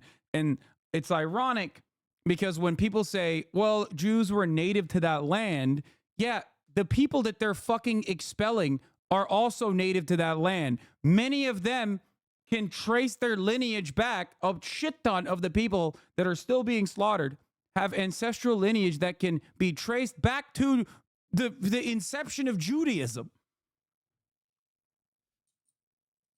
The fuck? Yeah. They might no longer be Jewish now, but they were back then. The idea that we can account for 3,000 years of history here and make a blood and soil argument for the inception of the Jewish ethno-state is ridiculous. Okay? It's already ridiculous because that's not an argument you can make.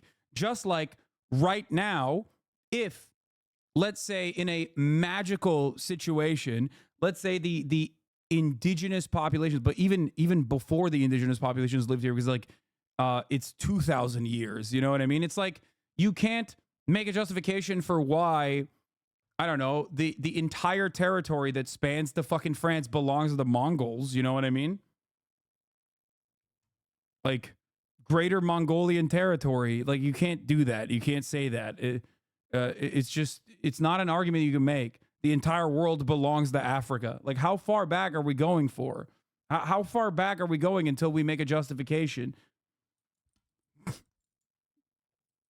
I honestly think Putin has a better argument for annexing Ukraine using this logic. Yeah, I mean, it's ridiculous. It's ridiculous when Putin makes that argument. It's ridiculous when when Zionists make this argument. Anyway, was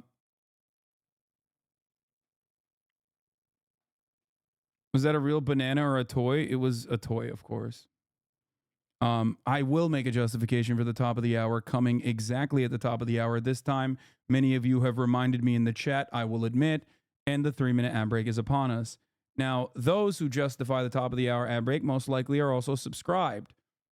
I wonder if they'd be on the side of Native Americans if natives just started just murking Americans. Exactly. Like now, if now Native Americans came in and were just like nuking fucking population dense areas, like people would be like, what the fuck are you doing? That's insane.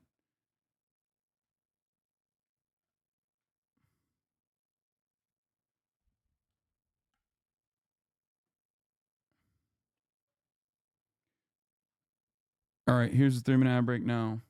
I read when I was still in high school, because my late father had it, was the Diaries of Theodore Herzl.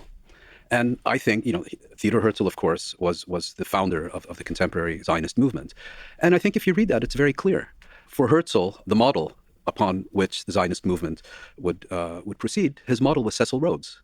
His, I think, you know, Rhodes, from what I recall, correct me if I'm wrong, has quite a prominent place in Herzl's diaries. I think Herzl was also corresponding with him and seeking his support. Cecil Rhodes, of course, was the British colonialist after whom the former white minority regime in Rhodesia was named. And Herzl also says explicitly in his diaries that it is essential to remove the existing population from Palestine. Can I respond to this?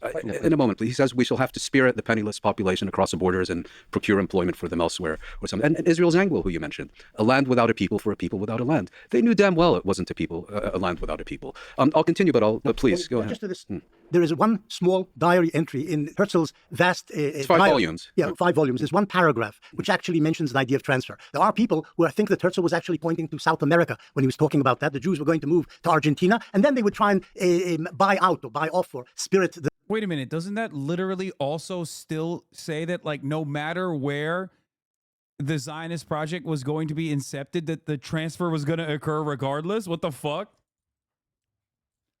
Bro, it happened. Like, it already happened. Why is he acting like it didn't happen when he recognizes that it happened?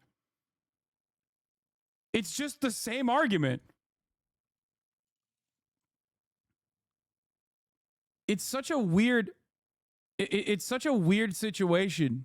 Okay, the penniless natives to make way for Jewish settlement. Maybe he wasn't even talking about the Arabs in that particular passage. That's the argument of some people. That doesn't even matter. That doesn't even matter because guess what? Whether it's Argentina, whether it is what was it? Was it Alaska? Was another one, and then was it Rwanda or Uganda? I think it was Argentina and Uganda. That were the two places that they were talking about. Part of the reason why Uganda was actually cast aside as a place for the Jewish homeland to exist in was because the British thought that the indigenous tribes there would put up too strong of a fucking resistance, and therefore it would be better to settle the Jewish people living in the British Empire into Palestine, mandatory Palestine. But that still does not change the underlying, very valid argument that no matter where these guys were going to go, they were going to do ethnic transfer, forcible displacement, or rather displacement of some sorts of the ethnicity that already existed in that land through peaceful means somehow. There is, you know what's really funny about this? I remember back in the day when this guy used to debate fucking Nazis and white supremacists and ethno-nationalists of different sorts. I remember very distinctly an argument he used to make that there can never be a peaceful transfer and peaceful ethnic displacement. I remember to the T, one of his arguments, every single time he talked to a Nazi was like, okay, let's say you're an ethno-nationalist. Here's why you can never be a peaceful ethno-nationalist. And then he would walk the Nazis through the steps of argumentation until they had to forcibly concede that, yes, there would always be some kind of violence and the removal of people from the land that they wanted to live in and not leave. I'm sure there are some, Destiny dick riders in the chat or former fans of Destiny that could pull it up personally. Because I remember distinctly him making this argument. Now he's on the other side when it comes to defending Israel, of course, which is, again, still an ethno-nationalist project and therefore just as fascist and just as violent.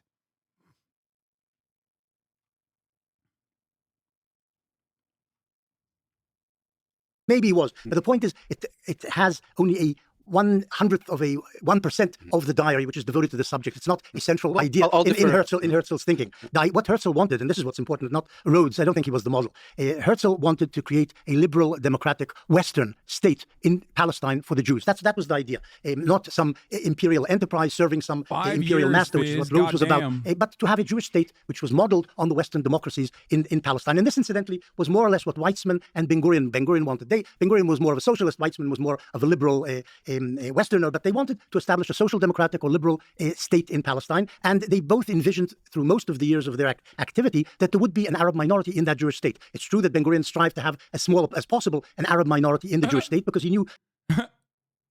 Oh, okay. They just wanted to do a little bit of ethnic displacement, you know what I mean? And they wanted to do it peacefully, and, they wanted to make sure it was as small as possible, but hey, look no further. Okay, how? How do you make it as small as possible? No, this is an old one. This is like when he used to... and residential building. Okay, it's fine. This is the very old debate. That if you want a Jewish majority state, that would be necessary, but it's not something which they were willing to translate into actual policy. Just a quick pause to mention that for people who are not familiar, Theodor Herzl, we're talking about over a century ago, and everything we've been talking about has been mostly 1948 and before. Yes, just one clarification on Herzl's diaries. I mean, the other thing that I recall from those diaries is he was very preoccupied with, in fact, getting great power patronage, seeing Palestine, the Jewish state in Palestine, I think his words, an outpost of civilization against barbarism. In other words, very much seeing his project as a proxy for Western imperialism in the Middle East. Not proxy. He wanted to establish a Jewish state which would be independent. To get that, he hoped that he would be able to garner support from major imperial powers. Including the Ottoman Sultan, who he tried to cultivate. I just want to respond to a point you made earlier, which was that people expressed their rejection of the partition resolution on the grounds that it gave the majority of Palestine to the Jewish community, which formed only a third. Whereas, in fact, if I understood you correctly, you're saying the Palestinians and the Arabs would have rejected any partition resolution. Yeah, I think a couple things. That one, they would have rejected any. Two, a lot of that land given was in the Negev. It was pretty terrible land at the time. And three, the land that would have been partitioned to Jews, I think would have been, I think I saw it was like 500,000 Arabs. It would have been 500,000 Jews, 400,000 Arabs, and I think like 80,000 Bedouin would have been there. So the state would have been. I think you raise a valid point because I think the Palestinians did reject the partition of their homeland in principle. And I think the fact that the United Nations General Assembly then awarded the majority of their homeland to the Zionist movement only added insult to injury. I mean, one doesn't have to sympathize with the Palestinians to recognize that they have now been a stateless people for 75 years. Can you name any country, yours for example, or yours, that would be prepared to give 55%, 25%, 10% of your country to the Palestinians? Of course not. And so the issue was not the existence of Jews in Palestine. They had been there for centuries. And of course they had ties to Palestine and particularly to Jerusalem and other places going back centuries, if not millennia. But the idea of establishing an exclusively Jewish state at the expense of those who are... Unless you're Neil Gorsuch, baby. Unless you're Neil Gorsuch and we're talking about the wonderful state of Oklahoma. The only instance in modern society where land has been given back by massive quantities to the indigenous population. Who are already living there. I think it was right to reject that. And I don't think we can look back now, 75 years later, and say, well, you should have accepted losing 55% of your homeland because you ended up losing 78% of it, and the remaining 22% was occupied in 1967. That's not how things work. Yeah. And I can imagine an American rejecting giving 10% of the United States to the Palestinians, and if that rejection leads to war and you lose half your country, I doubt that 50 years from now you're going to say, well, maybe I should have accepted that. Sure. So I like this answer more than what I usually feel like I'm hearing when it comes to the Palestinian rejection of the 47 partition plan. Because sometimes I feel like a weird switch happens to where the Arabs and the... He's like, you've presented a good argument, which is why instead of addressing that good argument, I am now going to talk about bad arguments that actually suit my position a little bit better.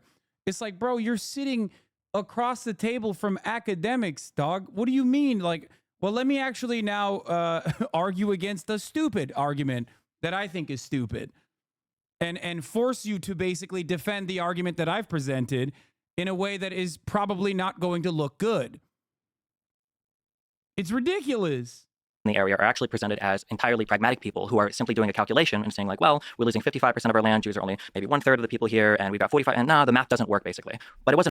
By the way, most people don't argue on the way that he is behaving, and also it is still pragmatic. It is still understandable that people were like, hey, what the fuck? We're losing our land to people that just came here 10 years ago. I've been living here for 100 years. My family's been here for 100 years. Okay, so it still makes sense. And history has also, you know, vindicated them in the worst way possible, but still.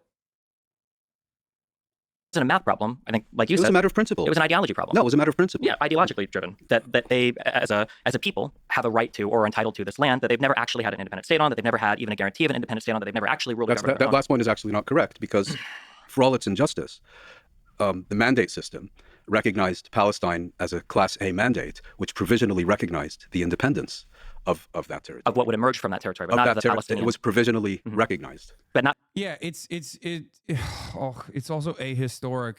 Like, oh, let's not talk about the morality of the situation is a really fucking cowardly way to talk about the forcible ethnic displacement of an entire population, but it's also ahistorical. But the territory itself was, but not of the Palestinian people to have a right or a guarantee to a government. It was a British mandate. I found the debate where D takes step by step why the ethno-state would be bad. But then we'd still be losing, like, okay, so another big one is, like, I value whiteness and white culture. Okay, there we go. So it sounds like, are you familiar with the term motivated reasoning? I I can probably guess what it means. Okay, sure. So just to be clear, like motivated reasoning is, let's say I really want to, let's say that I really want to stick my dick inside of a fucking car exhaust, right? Let's say that I go out and somebody's like, hey, you shouldn't do this, and then I like make like 50 million arguments for why I should be allowed to do it or why it's okay to do it, and you can tell that I'm just arguing it because I really want to be able to do this thing. I don't really care what the argument is. I just really want to get that end result of fucking my car's exhaust. It feels like when I talk to a lot of ethno-state people, it feels like we're engaging constantly in this weird motivated reasoning where it's very clear that you don't want colored people in your country, but why not just do that? Like, let's do the ethical or let's do the philosophical argument of having colored people in the country. Don't bring up like crime or taxes or any weird stuff like that, because it's clear that you don't really care about that. If I just say I just want black colored people gone just because I like white people more, I think it would stand a lot better if I just if I had some numbers as to why. Well, but the problem is all of those numbers. But the normie. problem is that those numbers betray you. I mean, it works on the average normie because the average. Bro, we know he has no idea now. What is he talking about? Why do we need to listen to him knowing less 5 years ago? Because the argument that he's presenting is not one where you need to have knowledge. He's just logically walking through the steps of why you cannot have a peaceful ethno-state. Okay? In order to develop an ethno-state, you have to engage in population transfer. You don't need Wikipedia pages of historical information to arrive at this conclusion. It's a pretty basic one. I mean, obviously, a little bit of historical lessons could help you, right? But he's actually doing a logical argument here. He's making an argument based on logic. And that argument, if he was actually a consistent person, would absolutely fit the bill when talking about the inception of the Israeli state. The difference is he's on the side of the ethno-nationalists on this issue. That's why I'm showing you this. And I'm also not just showing you this, I'm showing his fans this, because some of his fans probably started watching him after his red pill debates as he presented himself as a pretty solid debater, which I've always said he is, and maybe don't know that this is actually profoundly inconsistent with his original moral posturing and his positions, or even just it defies pure logic. Person's a fucking moron. But if you really want to have a solid good argument, right, you can't if somebody says I want to get rid of all the colors, you're like, okay, well, why? Well, because of crime. Well, why not get rid of all criminals? Okay, well, because of taxes. Well, why not get rid of everybody that takes more in taxes? Okay, well, IQ. Well, why not just get rid of all the low IQ people, right? But it always comes back to, well, I would want to keep the white ones and get rid of the black ones. So let's just go to the... Okay, yeah, you're right. I think I am engaging in your motivated reasoning. Sure. And so, I probably couldn't tell you why, and all the stuff I've given you today is just my confirmation bias and just trying to sell you on why I want these things. But I probably can't articulate why I want it. I just want it. And okay. I like the I think I can. So do you think culture Well, here, wait, real quick. Okay. So we're moving away from all of the hard empirical stuff. So things like crime and right? And we're going to move into more softer things. I just want to make sure so that I'm understanding, right? We're moving into culture and whatnot now? Sure. Okay, cool. All right, okay, go for it. Now we're on to culture and stuff. Okay, so do you think culture would be intertwined with race in any way? I would say it is in a correlated way. People of certain races probably tend to do certain things a certain way, but that's just because of geographically where they live and the type of stuff they participate in. Do you think a certain race could share certain values just Yeah, for sure. Yeah, I think so, yeah. Okay. All right, fair enough. Okay, from there, I'd say I value whiteness and white culture, and that we could just look around and see all the countries, all the prospering ones. Well, if I was going to do that, I could just do it by IQ, since all the prospering countries are above the IQ threshold. I don't know if this is relevant, but I just wanted to say I'm kind of shocked that this guy's a platform on any of these respective outlets with the level of hate he spewed lately. Even your most controversial quotes aren't a fraction of what he said. Yes, because he positions himself as a progressive, or rather a liberal who is a defender of Joe Biden, and then he can hide under that umbrella fairly well.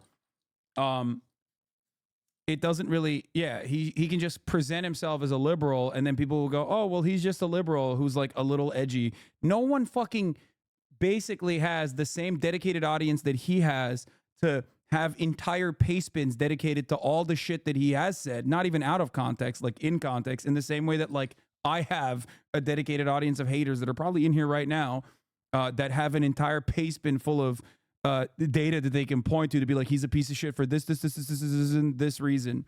So most people don't even know all of the weird, horrifying, awful things that he said. Damn, Kaya has already fucking destroyed the banana peel. He does not have obsessed haters. He has some, I think. But they are nowhere near as obsessed as his community is. And therefore, most people are unaware of his like quotes because no one is like as permanently brain broken and as permanently online as we are or as his community is. So they just probably don't know. No one is like really made like a big stink about it. You know what I mean?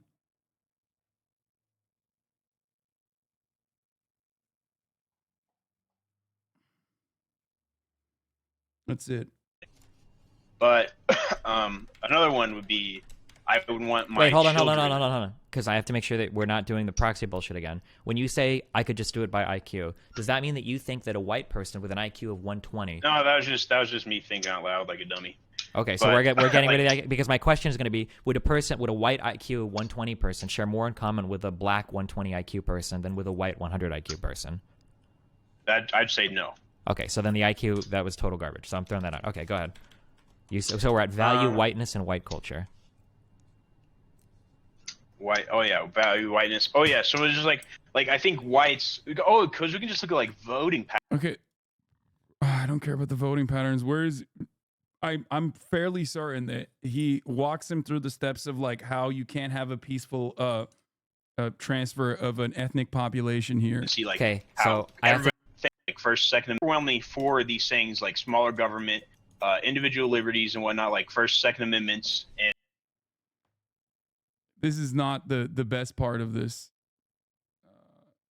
Bro, just turn on a Hitler speech. Okay, chill. It's Palestine, not the British Mandate of Israel. The word exclusive. As an Israeli, I recognize that settling in a land that you are not wanted is intrinsically violent, no matter your intentions or ways. But the Zionist idea was that we would settle a state whether people want it or not, because Jews can't trust other people's states to keep them safe. Zionism is about making your existence a fact.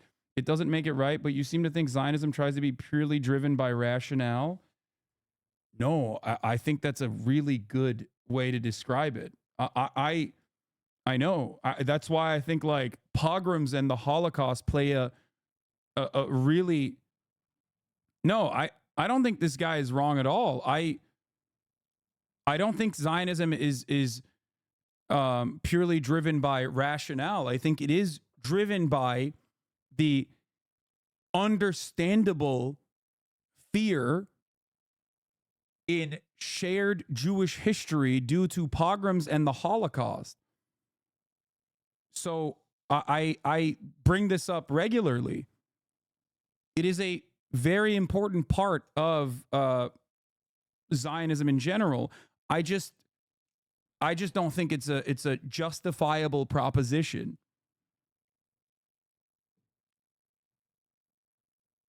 If that makes sense.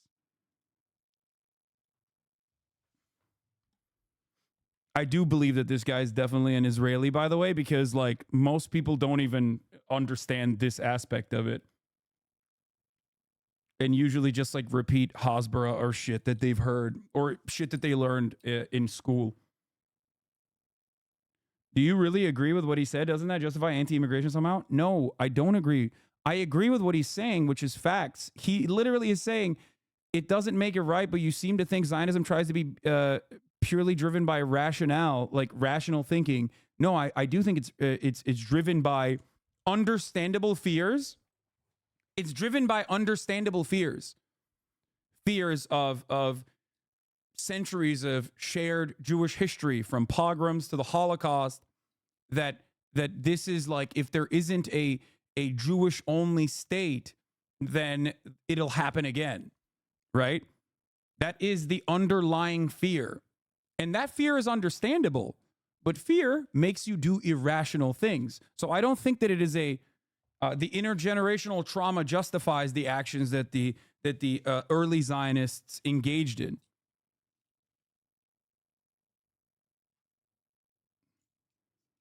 Every single person that is important in this conversation, all three of the people that are having this conversation right now would agree to everything that you said.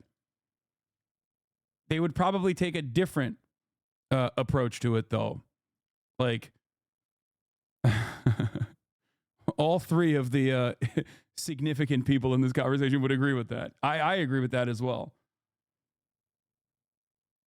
I'm talking about the idea that settling in a land that you are not wanted is violent. Yes. Yes, settling in a land that you are not wanted is almost always going to be violent. This is at the foundation of settler colonialism. Do you really agree with what he said? Doesn't that justify anti-immigration somehow? No, because immigration under normal circumstances is voluntary and is done with consent. That's the difference.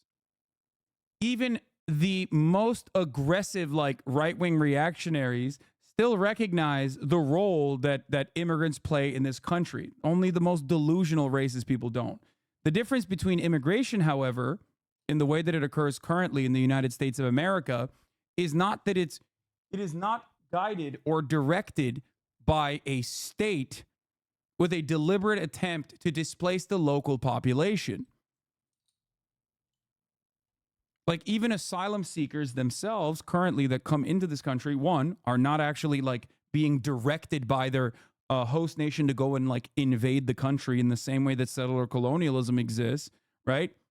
And two, they're actually abiding by the rules that we created. When they touch base, when they touch American land, they are literally doing what they are legally and morally, but certainly legally within their rights to do.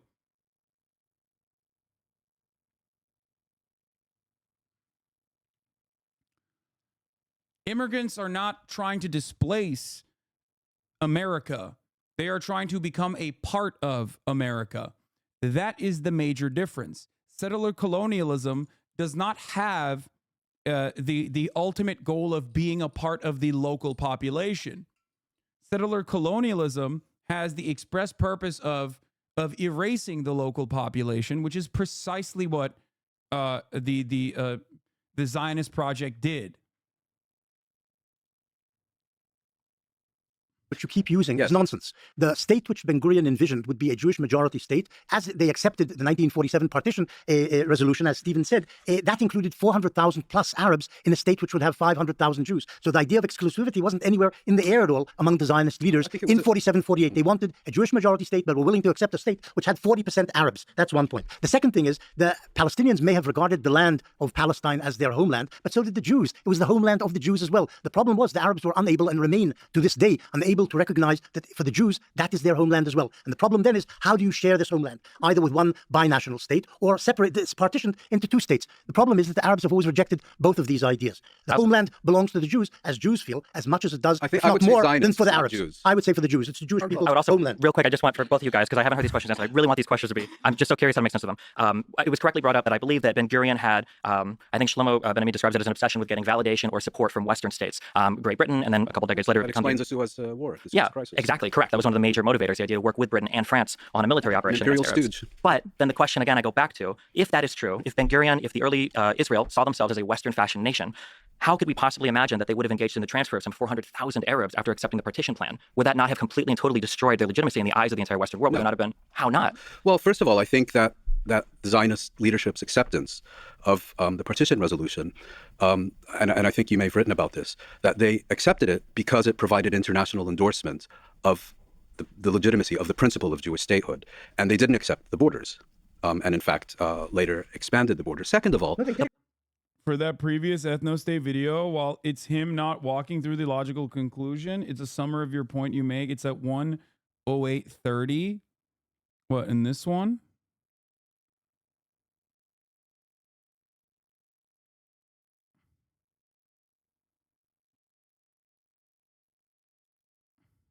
Dude, I enjoy, dude, you know how much time I spend in here? All these people disagree with me.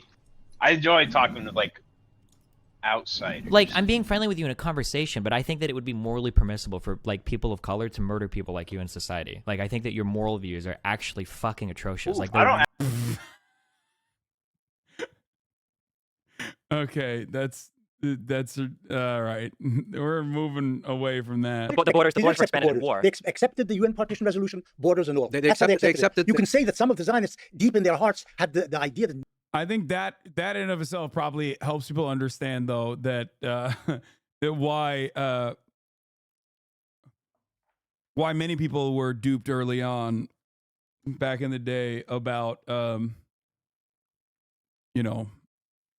Destiny's ideology. Maybe at some point including they their would be able to get more. including their But most they senior accepted- leaders who said yes, so, but and they I think you've accepted- quoted them but as saying they so. grudgingly accepted what the United Nations, Yes. the world community, Yes. had said. This is what you're going to get. And second of all, I mean, removing darker people, it's Jews are as dark. it's In intrinsic. Israel- It's in Israel, Jews intrinsic. are as dark as It's Arabs. it's intrinsic This to is Western history. So the idea that Also, his argument here in this circumstance is also fucking stupid. It's like, oh, how could they ever be accepted if they have Arabs in their ranks? Okay. The fucking majority of the Jewish population in Israel now is Arab Jews. What? Like, what do you mean? Clearly, the concept of like building a Western society, I think you're missing the point. Yeah, no, the argument I think he's trying to make here is that like Ben-Gurion wanted to be accepted by the Western world. If Ben-Gurion wanted to be accepted by the Western world, like, maybe I am missing the point, actually. Did I misunderstand what he was saying? I was the running leaders it. who said so, and I think you've quoted them as saying so. And in fact, the logistics work with Britain and France on a military operation. Imperial against Arabs. stooge. But then the question again I go back to, if that is true, if Ben-Gurion, if the early Israel saw themselves as a Western fashion nation, how could we possibly imagine? Yeah, he's not saying he's Israel. He's trying to argue that Israel didn't fancy itself as a Western fashion nation, and basically, am I wrong? He's saying Israel did not actually see itself as like a nation that was going to be accepted by the West, and instead was actually genuinely interested in having Arab population. Imagine that they would have engaged in the transfer of some 400,000 Arabs after accepting the partition plan. Would that not have completely and totally destroyed their legitimacy in the eyes of the entire Western world? No. Would it not have been? How not? Well, first of all, I think that the Zionist leadership's acceptance of the partition resolution. Oh, yeah. He's saying that if they really planned on expelling the natives, then why would the Western world accept them? I wonder why. Well, they did, and they have. So that's such a weird thing to say, because they did do that, and the Western world did accept them. Because the Western world, I mean, here, you want to know why? He's saying the West wouldn't accept the transfer of Arabs. Yeah, which is so funny because, like, we know that they did. And secondly, here is why. This is it. You want to know why? Here's the answer. Obviously, not everyone is going to have their not everyone is going to have their Churchill quotes ready to go, locked in, okay? In the way that I do. Where is it? Hold on.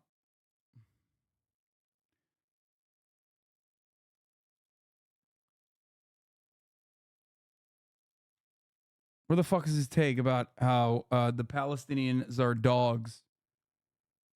And I do not believe that you let the dog. I'm not locked in. I'm paraphrasing the. Here's what he said, and I'm going to paraphrase it. A dog in the manger. There it is. Winston Churchill. I think the Winston Churchill example is inappropriate. Winston Churchill compared Palestinians in 1937 to the dog in the manger after reading the Peel Commission, which suggested partitioning British-mandated Palestine into Arab and Jewish states. Churchill said of the Palestinians in 1937, "I do not agree that the dog in a manger has the final right to the manger, even though he may have lain there for a very long time. I do not admit that right. I do not admit, for instance, that a great wrong has been done to the Red Indians of America or the black people of Australia. I do not admit that a wrong has been done to these people by the fact that a stronger race, a higher grade race, a more worldly wise race, to put it that way, has come in and taken their place. So basically,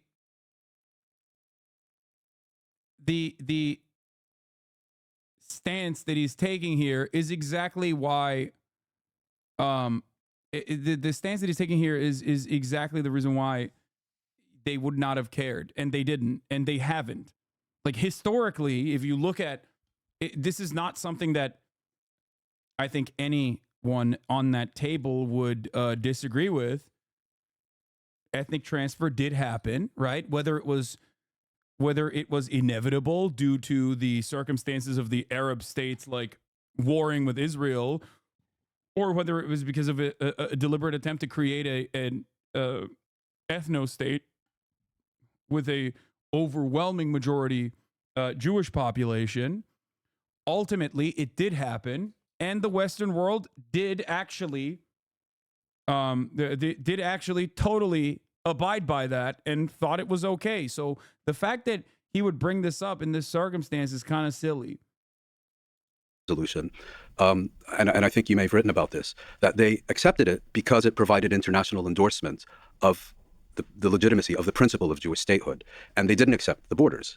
And in fact, later expanded the borders. Second of all, No, the borders were expanded in war. They accepted the UN partition resolution, borders and all. That's how they accepted it. You can say that some of the Zionists, deep in their hearts, had the idea that maybe at some point they would be able to get more. Including their most senior leaders who said so, and I think you've quoted them but saying they grudgingly accepted what the United Nations, the world community, had said, this is what you're going to get. And second of all, I mean, removing darker people, it's Jews are dark. it's intrinsic. In Israel, Jews are as dark as Arabs. It's intrinsic to Western history. So the idea that Americans or Brits or the French would have an issue with, I mean, French had been doing. That's why it's good to bring the Churchill quote in this situation, because he's right, but he could just either I think the better argument here is to either mention the Churchill quote, or B, just simply say, well, they clearly had no issue with the ethnic transfer of Palestinians. As you can see, the Western world is offering full support to Israel as is currently conducting its genocidal campaign right now, and historically also offered full support to Israel when it was doing the forcible ethnic transfer. So it's like odd to have this conversation as though the past 75 years does not exist and is not like ongoing. Doing it in Algeria for decades. The Americans have been doing it in North America for centuries. So how would Israel forcibly displacing Palestinians somehow besmirch Israel in the eyes of the West? In the 1944 resolution of the Labour Party, and at the time even Bertrand Russell was a member of the Labour Party, it endorsed transfer of Arabs out of Palestine. As Mueens pointed out, that was a deeply entrenched idea in Western thinking, that there was nothing, it doesn't in any way contradict or violate or breach any moral values to displace the Palestinian population. Yeah, that operational thinking there is like still ascribing some kind of like morality to the Western world that has never been demonstrated throughout history. Okay? It's in a way, it literally reaffirms the position that Israel wanted to be and successfully did become, like a West adjacent state, because you are abiding by these like Western supremacist principles in an effort to defend this state. It's so funny. Now, I do believe there's a legitimate question. Had it been the case, as you said, Professor Morris, that the Zionists wanted to create a happy state with a Jewish majority, but a large Jewish minority, and if by virtue of immigration, like in our own country, given the current trajectories, non-whites will become the majority population in our United States quite soon. And according to democratic principles, we have to accept that. So if that were the case, I would say maybe... Is it me, or does Steven seem massively outclassed by the other three? Listen, dude, most people who are very knowledgeable on the subject matter would be massively outclassed by the other three. For the record, like it's just, there is no,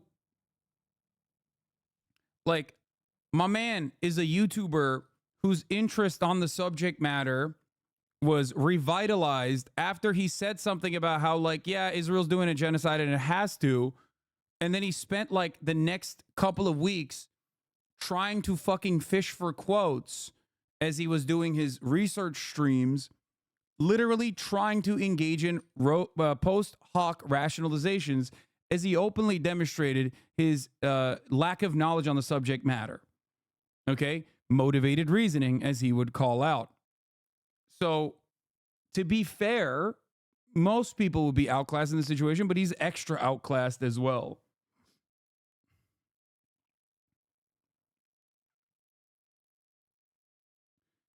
It's like he was brought to represent the stupid faction of the Palestinian-Israel conversation. I mean, he's good at throwing out talking points in a way where it seems like, I mean, he's speaking from a position of like confidence that invokes knowledge in the eyes of the people that are watching. So I think he's very good at being like, he's very good at presenting the pro-Israeli position, I will say, because the pro-Israeli position does not require you to legitimately know history. As a matter of fact, you're worse off, like Benny Morris, when you are a legitimate Israeli historian in the argument, because then they can use your fucking work against you.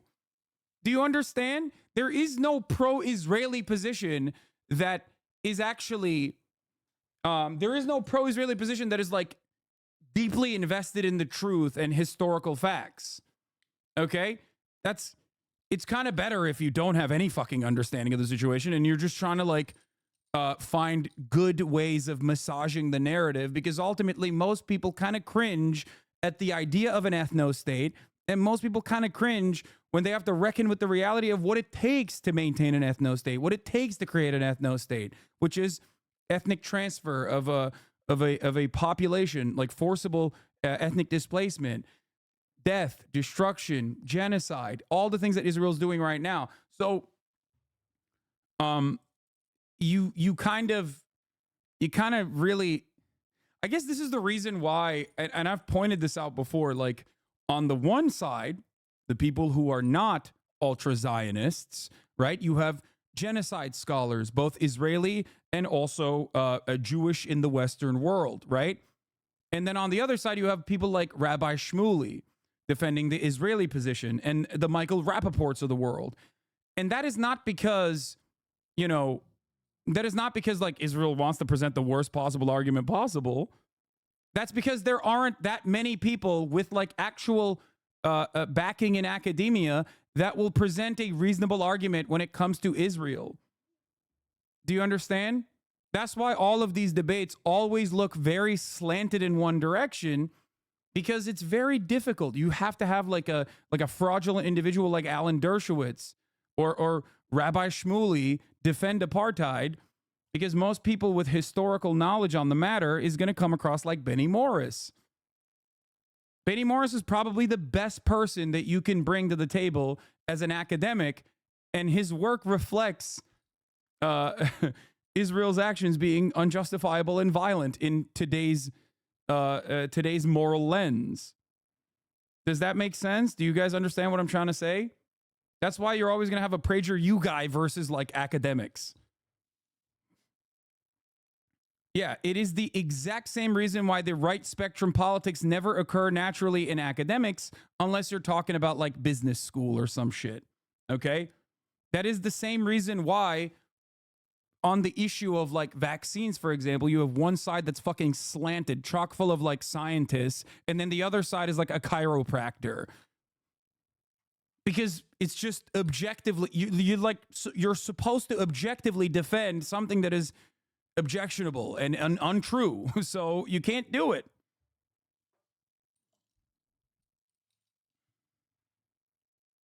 Maybe there's an argument that had there been mass Jewish immigration, changed the demographic balance in Palestine, and therefore... D is literally just a liberal answer, Ben Shapiro. He fucking owns dumbasses who don't know nothing about a certain topic, just like he does, but once he goes against someone who knows a shred of something about the topic, he gets fucking cooked. Like Ben, he's seen as smart because he talks fast and knows talking points. Yeah. And also, like Ben, he's oftentimes on the wrong side of arguments, unless he's like arguing with red-pilled fucking idiots who are literally talking about how like you should be able to beat the shit out of your wife. You know what I mean? For Jews became the majority. You can make an argument in the abstract that the indigenous Arab population should have been accepting of that, just as whites in the United States, quote unquote whites, have to be accepting of the fact that the demographic majority is shifting to non-whites in our own country. But that's not what Zionism was about. I did write my doctoral dissertation on Zionism, and I don't want to get now bogged down in abstract ideas.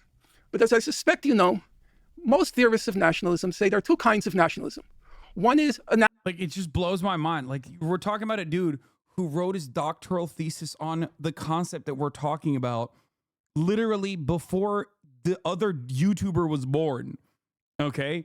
Like, that's how insane this conversation is. It's so slanted academically and intellectually on one side. Oh my fucking God. Nationalism based on citizenship. You become a citizen, you're integral to the country. That's sometimes called political nationalism.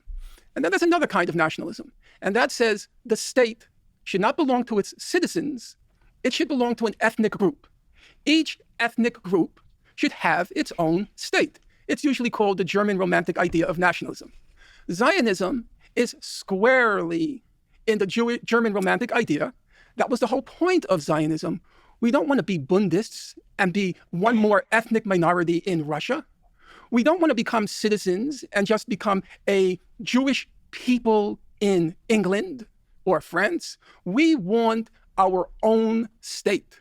Like the Arabs have 22 states. No, wait. Before we get to the Arabs, let's stick to the Jews for a moment, or the Zionists. We want our own state, and in that concept of wanting your own state, the minority at best lives on sufferance, and at worst gets expelled. That's the logic of the German Romantic Zionist idea of a state. That's why they're Zionists. Now, I personally have shied away from using the word Zionism ever since I finished my doctoral dissertation, because that's painful. Because as I said, I don't believe it's the operative ideology today. It's like talking about Bolshevism and referring to Khrushchev. I doubt Khrushchev could have spelled Bolshevik. But for the period we're talking about, they were Zionists. They were committed to their exclusive state with a minority living on sufferance or, at worst, expelled. That was their ideology. And I really feel there's a problem with your happy vision of these Western Democrats like Weizmann, and they wanted to live peacefully with the Arabs. Weizmann described the expulsion in 1948 as, quote, the miraculous clearing of the land. That doesn't sound like somebody shedding too many tears at the loss of the indigenous population. Let me respond to the word unsufferance. The unsufferance I don't agree with. I think that's wrong. Mm-hmm. The Jewish state came into being in 1948. It had a population which was 20% Arab when it came into being. After Arab refugees, many of them had become refugees, but 20% remained in the country. 20% of Israel's population at inception in 1949 was Arab. 80% went missing. No. We're talking about what remained in Palestine, Israel, after it was created. The 20% who lived in Israel received citizenship and all the rights of Israelis, except, of course, the right to serve in the army, which they didn't want to. And they have Supreme Court justices, they have Knesset members. They enjoy lived under emergency laws until 1966. For a period, sure. They lived under So they didn't immediately have citizenship. No, wait a second. Fantasy. At the beginning, it's not fantasy. At the beginning, they received citizenship, could vote in elections for their own people, and they were put into parliament. But in the first years, the Israeli, the Jewish majority suspected that maybe the Arabs would be disloyal because they had just tried to destroy the Jewish state. Then they dropped the military government and they became fully equal citizens. So if the whole idea was they must have a state without Arabs, this didn't happen in 49, and it didn't happen in the Awesome. He's literally, dude. You can't just justify an incredibly racist position like this. I'm sorry. That is insane. That is actually fucking insane, dude. It's just, again, motivated reasoning. Well, guess what, dude? They just thought the Arabs were disloyal. Oh, okay, never mind. Yeah, guess what, dude? Well, the whites thought blacks were subhuman and deserved and wanted to be servile because of their skulls. So I guess chattel slavery is kind of justifiable too. What the fuck do you mean?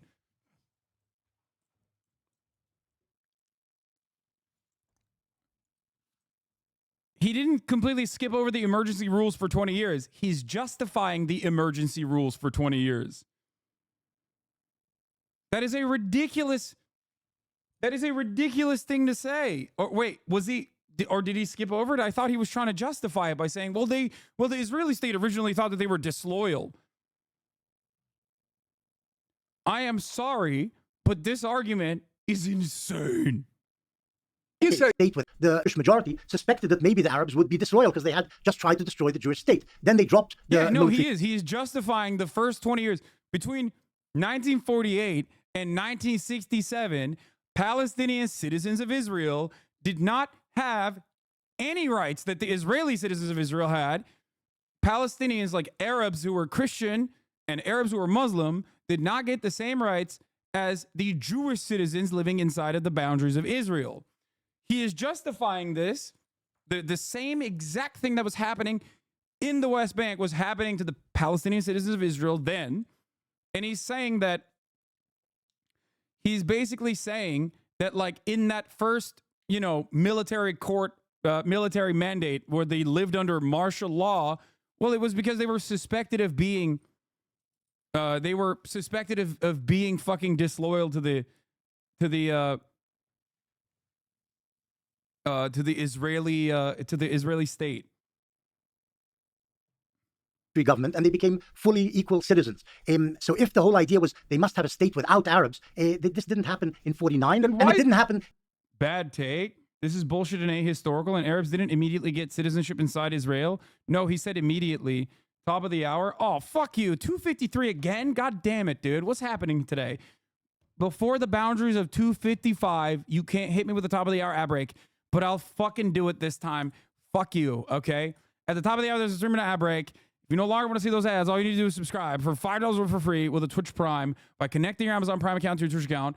You get 1 free Prime subscription a month. Oh my gosh, she was hiding more of the fluffy stuff underneath her. I just realized. It's cold in here. He is justifying due to the 47 war by saying it happened in 1949. Here's a 3-minute ad break now. You can avoid those ads by subscribing for $5 or for free. Then why did you say, Professor Marks, yes. Then why did you say without a population expulsion, a Jewish state would not have been established? Because you're missing the first section of that paragraph, which was that they were being assaulted by the Arabs. And as a result, a Jewish state could not have come into being unless there had also been an expulsion of the population which was trying to kill them. Norm, I'm officially forbidding you referencing that. Again, hold on a second, wait.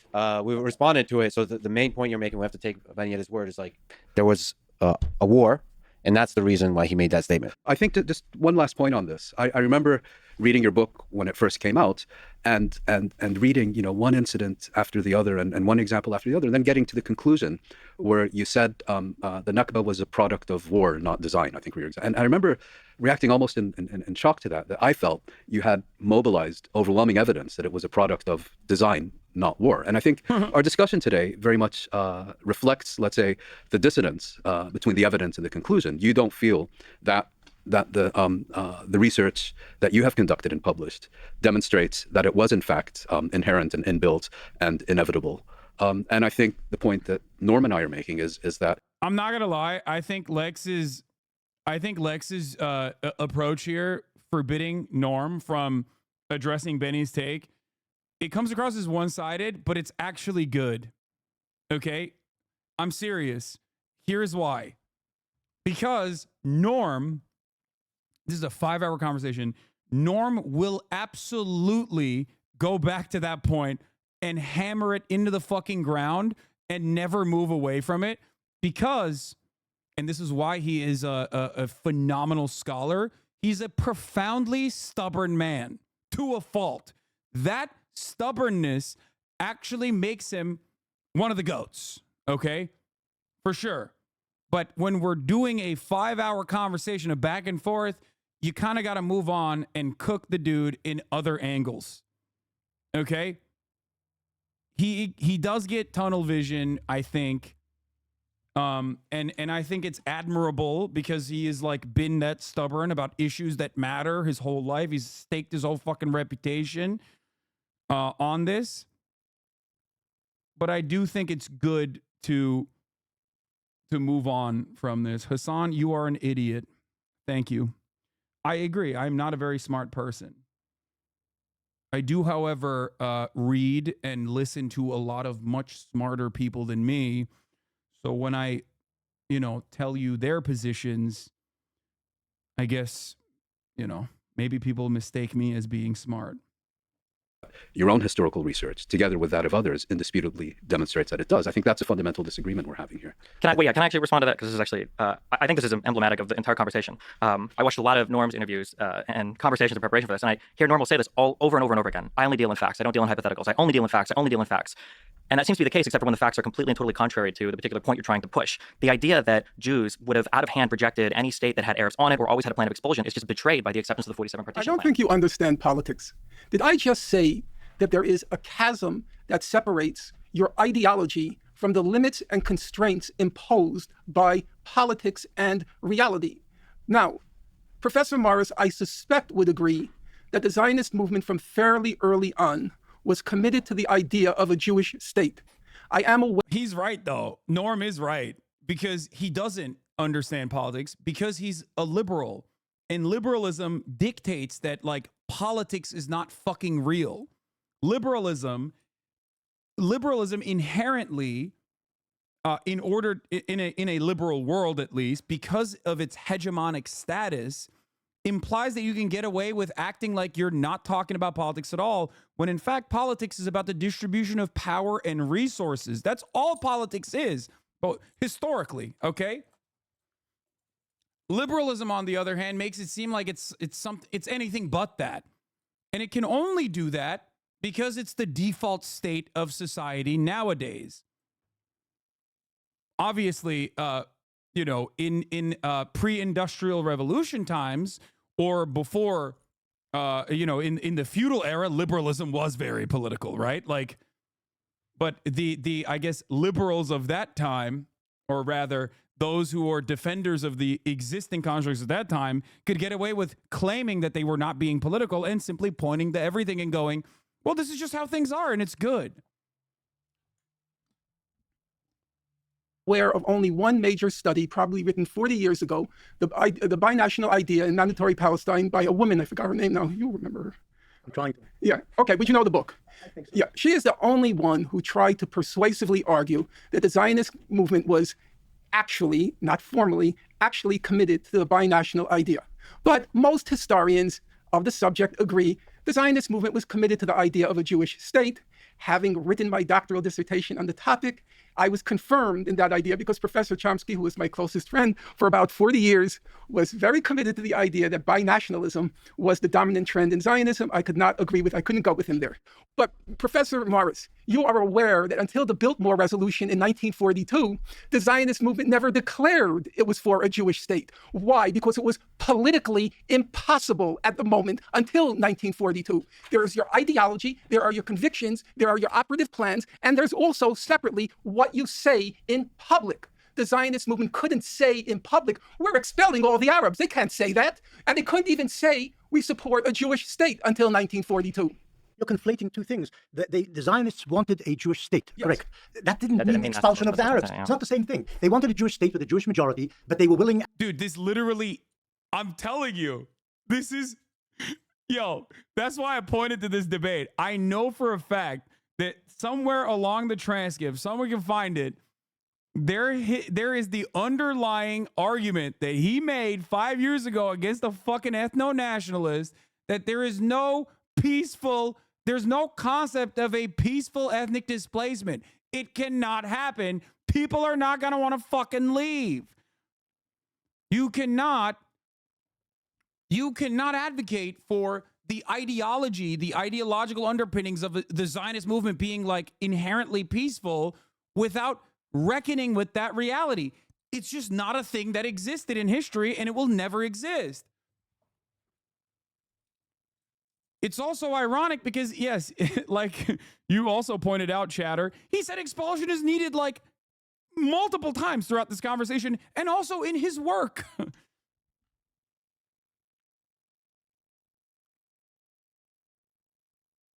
It's crazy. as it turned out, both in 37 and in 47, and subsequently, to have an Arab minority, a large Arab minority. There was a they were willing to have a large Arab minority in the country, and they ended up with a large Arab minority in the country. 20% of the population in 49 was Arab, and it's still. They ended up for about 5 minutes before they were expelled. They agreed to it until 47, and then they were gone by March 1949. What happened in between the rejection of the partition plan and the expulsion of the Arabs? The Arabs launched the war. Well, yeah, well, I mean, like, it wasn't random. Like, there's a potential that it wasn't random. I totally agree with that. Yeah, it was by design. You can say that. You can say that, but in this case, the facts betray you. There was no Arab acceptance of anything that would have allowed for a Jewish state to exist. Number one, and number two, I think that it's entirely possible, given how things happen after war, that this. I think like we have to pull ourselves out for a second. Whoa. Yeah, get back on there. That's crazy. Y'all see that?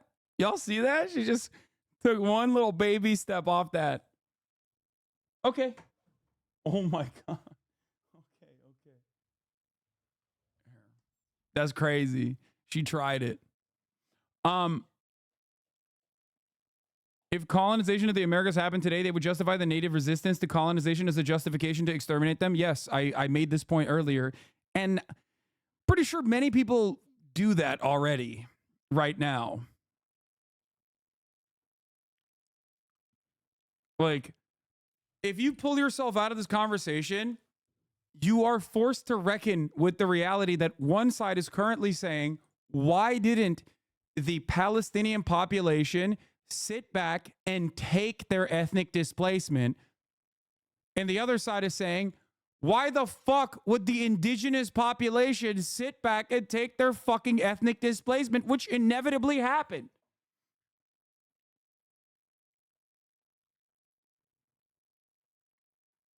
It's so odd. This exact same conflict could have played out, and an expulsion would have happened without any ideology at play. That there was a people that disagreed on who had territorial rights to a land. There was a massive war afterwards, and then a bunch of their friends invaded after to reinforce the idea that the Jewish people in this case couldn't have a state. There could have been a transfer regardless. Anything could have been, but that's not what history is about. History is about Palestinian rejections to any peace deal. As I over said, and over and over again. Said, when the ball was thrown into the court of the United Nations, they were faced with a practical problem. And I, for one, am not going to try to adjudicate the rights and wrongs from the beginning. I do not believe that if territorial displacement and dispossession was inherent in the Zionist project, I do not believe it can be a legitimate political enterprise. Now, you might say that's speaking from 2022 or 2024 now. Okay, but we have to recognize that from nearly the beginning, for perfectly obvious reasons, having nothing to do with anti-Semitism, anti-Westernism, anti-Europeanism, but because no people that I am aware of would volunteer. He's absolutely right on this, by the way. The justifications always go back to a historical approach is like, oh, well, they were always like anti-Semitic. It's like, no, man, no, they weren't. They fucking were not. If it was a Christian population that came in and did this, if it was the Catholics, if it was the Zoroastrians, they would be the fucking anti-Zoroastrian. Voluntarily cede its country.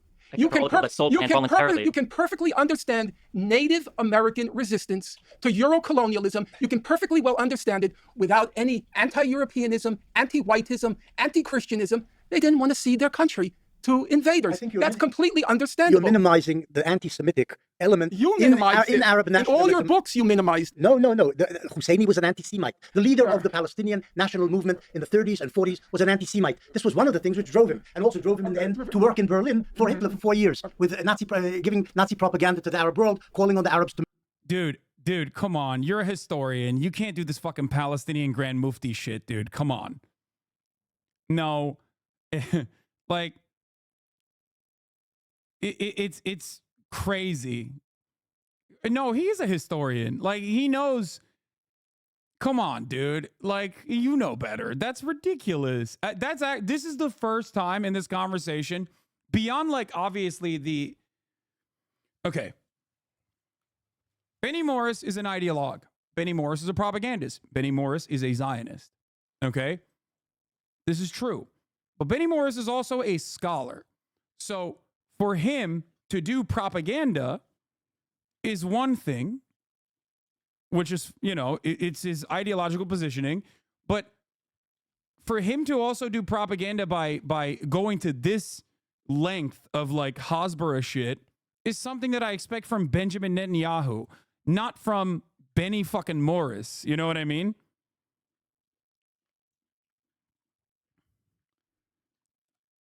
It just, like, this is the type of shit that, like, I would suspect most historians would look at and go, what the fuck, dude, come on.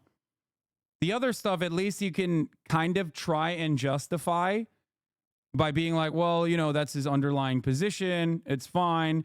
But I think he's like, he's getting a little riled up here to take it to this level, because it's a level of intellectual dishonesty to claim that it was anti-Semitism as the leading motivator in the refusal of the indigenous population to just sit back and idly stand by and take their ethnic displacement is a ridiculous fucking approach.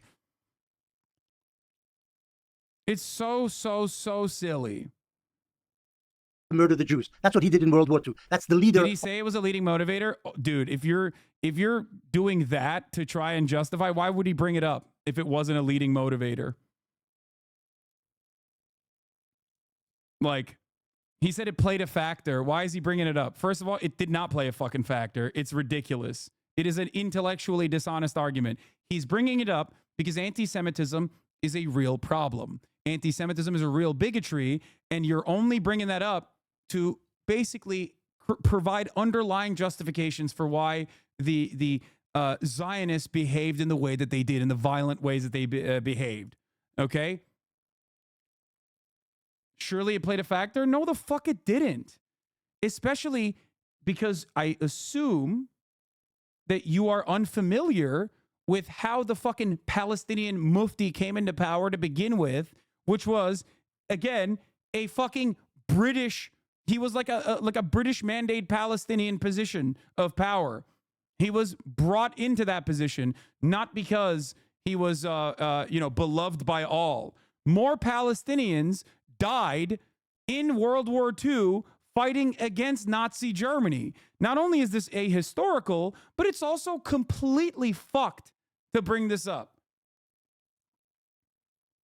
Palestinians died fighting against Nazi Germany.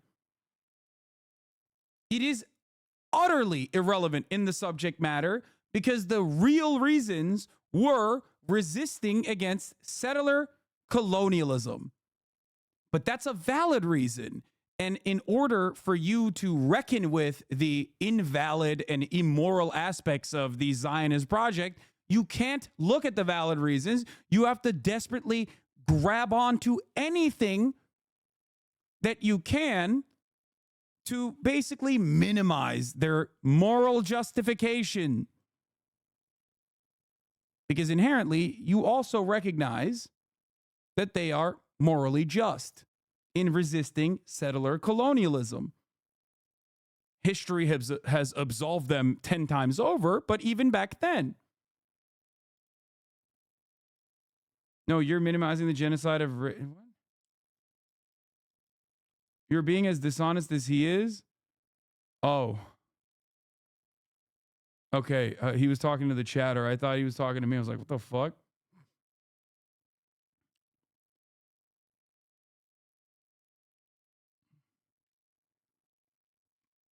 Anyway.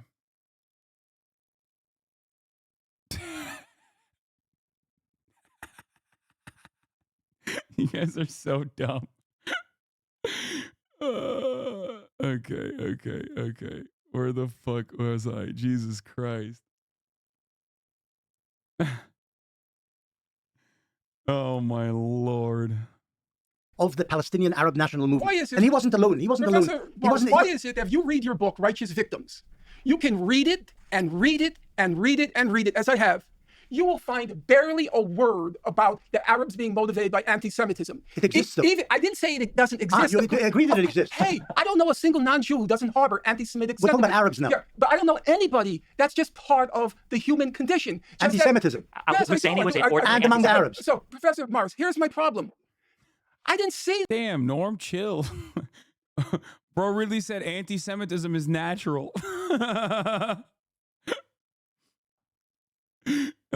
What does he mean?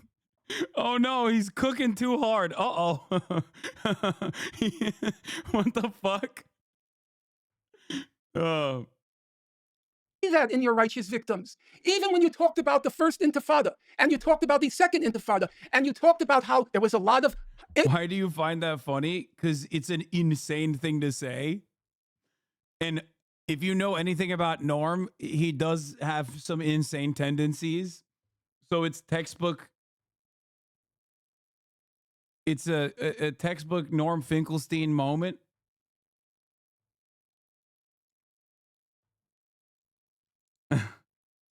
Influenced by Hamas, the Islamic movement. You even stated that he's saying that, by the way, to basically concede that, like, yes, of course there's going to be motivating principles of bigotry amongst every person. You can find every person that has like some level of anti-Semitic tendencies or something like that.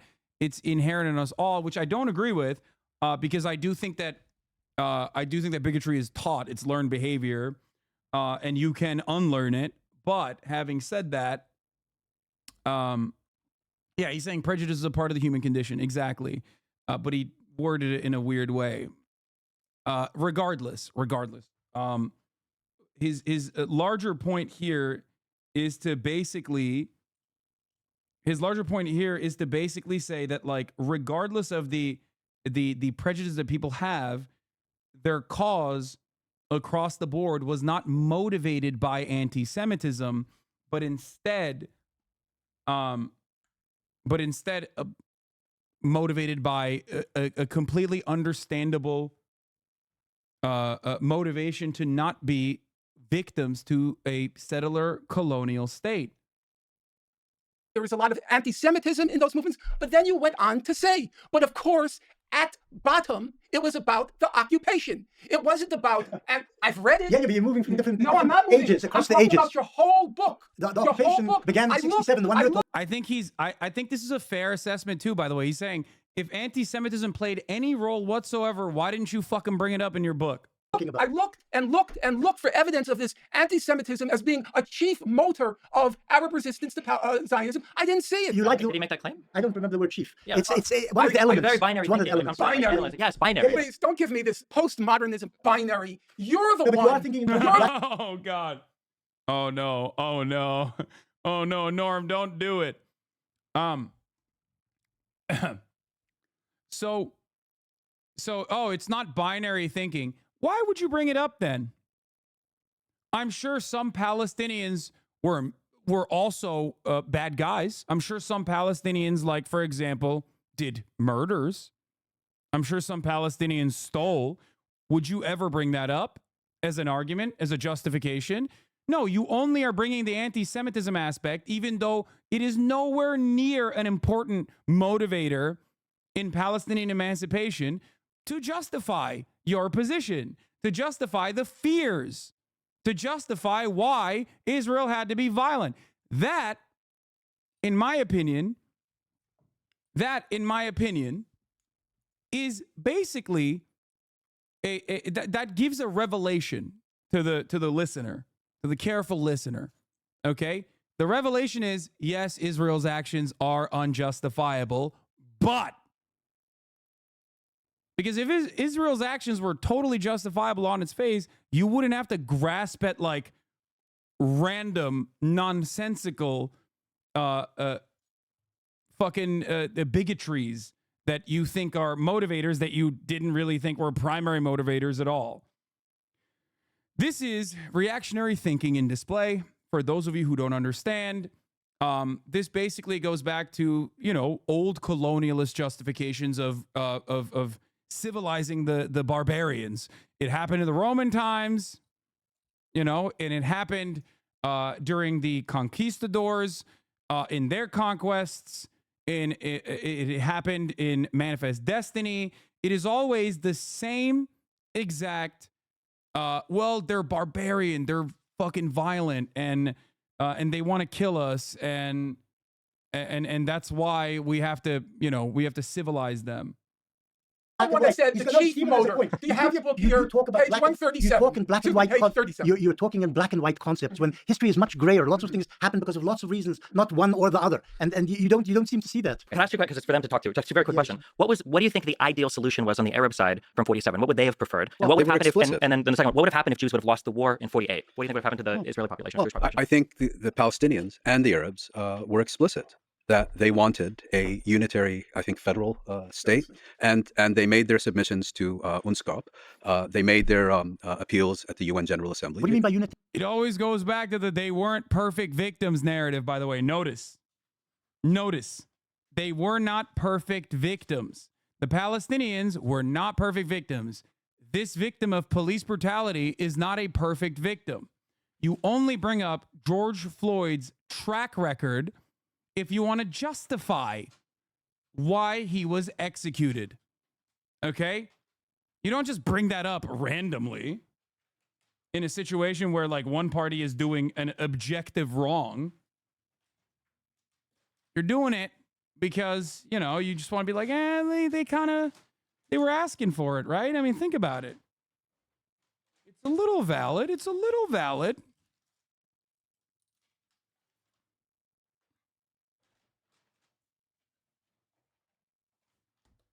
Especially when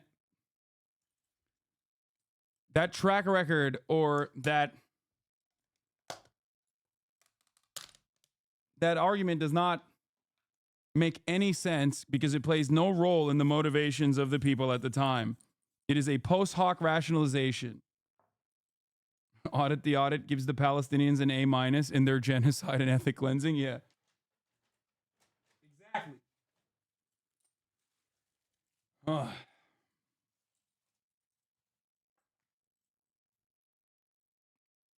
Federal. I don't get that. They wanted an Arab state. They wanted Palestine to be an Arab state. Yes. It's simple. But I That think, word, unitary, federal. They wanted Palestine but as an exclusively Arab state. No, it wasn't an exclusively Arab state. I think we have to distinguish. That's another good ethno-nationalist argument. Okay.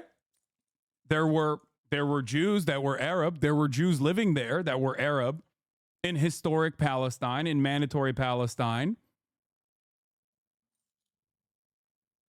He's trying to be like, oh, well, the Palestinians were trying to do Israel, but Arab, the Arab version of Israel. What about the Christians, Lamau? No. That's he says Arab because he's using the current Israeli state's demographic designation because he is a Zionist and he does agree with that, right? So this is also always a losing argument in the Western world. You can only present it as such if the audience that's listening in are completely devoid of the knowledge. Because Judaism is a religion, but Jewish is an ethno-religion, right? It contains multiple different ethnic backgrounds, including Arabs. As a matter of fact, a big chunk of Arabs. But when he's talking about it, he's simply mentioning Muslims and Christians. Okay?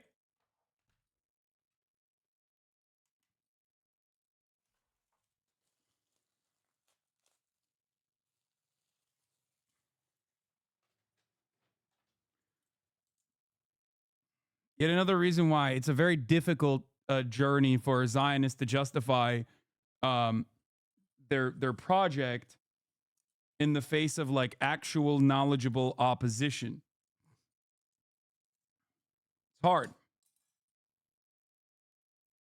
Between Palestinian and Arab opposition to a Jewish state in Palestine on the one hand, and Palestinian and Arab attitudes to Jewish existence in Palestine. There's a fundamental difference. Husseini, the leader of the movement, said that all the Jews who had come since 1917, and that's the majority of the Jews in Palestine in 1947, shouldn't be there. Well, he did. They shouldn't be citizens and they shouldn't be there. He did say that. Yes, I'm not denying it. It's true. I can understand the sentiment, but I think it's wrong. But also, you guys are the ones.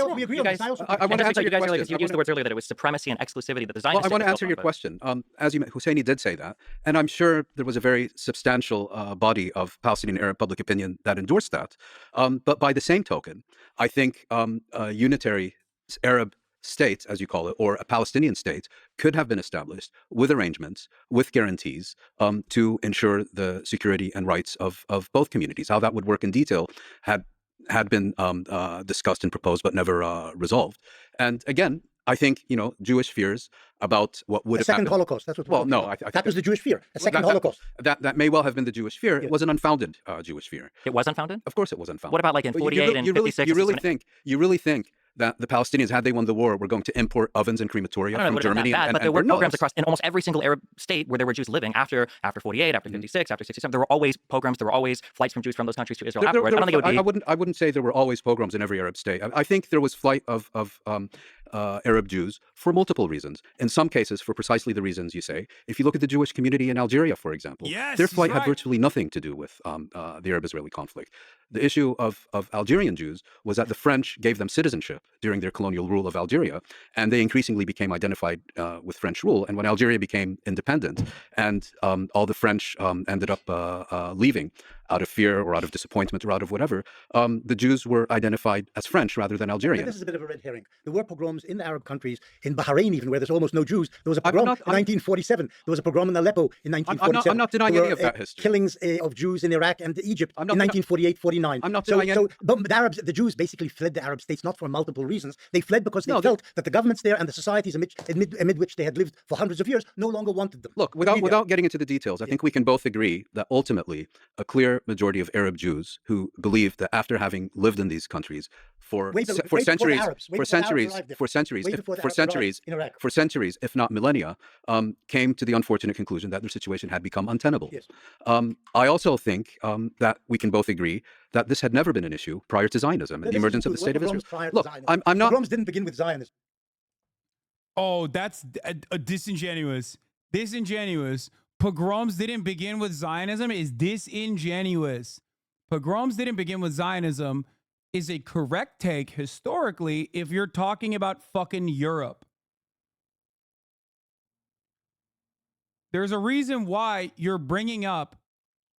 There is a reason why you are bringing up pogroms as a statement, because you are trying to invoke the historic pogroms that occurred against the Jewish population in Russia and all around Europe, when anyone who is knowledgeable on the issue, including Benny Morris, knows that at least under the Ottoman Empire, Jews found safe haven, according to historical record. This does not mean, worthwhile to note that pogrom is not an Arabic word, exactly.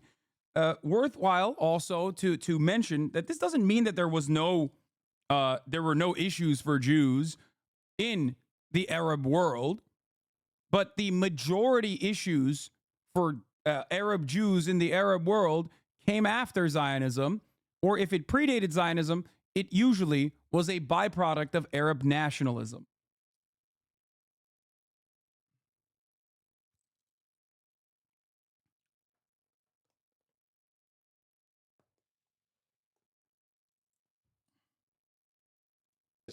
In the Arab world. The issue is the point I raised, which is whether these communities had ever come to a collective conclusion that their position had become untenable in this part of the world. No, they were Arab Jews. Well, because untenable meant there was no alternative. But with the creation of Israel, there was an alternative, right? A place where they could go and not be discriminated against or live as second-class citizens or be subject to Arab majority states. I also think it's interesting that, like, when you analyze the flight of Jewish people, and I've seen this, that it wasn't just, I agree with you, it wasn't just a mass expulsion from all the Arab states. There were definitely push factors. There were also pull factors.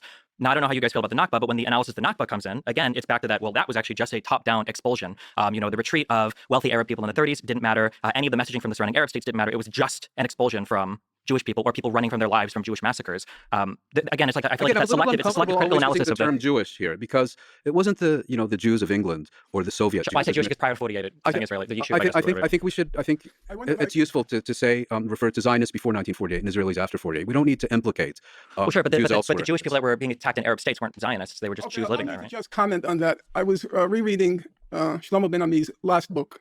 And he does, at the end, discuss at some length the whole issue of the refugee question bearing on the so-called peace process.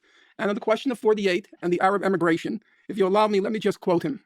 Israel is particularly fond of the awkwardly false symmetry she makes between the Palestinian refugee crisis and the forced emigration of 600,000 Jews from Arab countries following the creation of the State of Israel, as if it were, quote, an unplanned exchange of populations, unquote.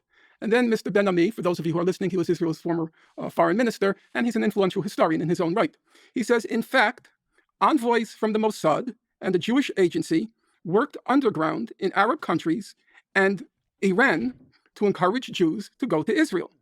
More importantly, for many Jews in Arab states, the very possibility of emigrating to Israel was the culmination of millennial aspirations. It represented the consummation of a dream to take part in Israel's resurgence as a nation. So this idea that they were all expelled after 1948, it's... Again, D highlights he is founded on rhetoric, not information, not an academic scrutiny. Here's an order. Yes. But the reality is that most people are not fucking academically inclined. Okay?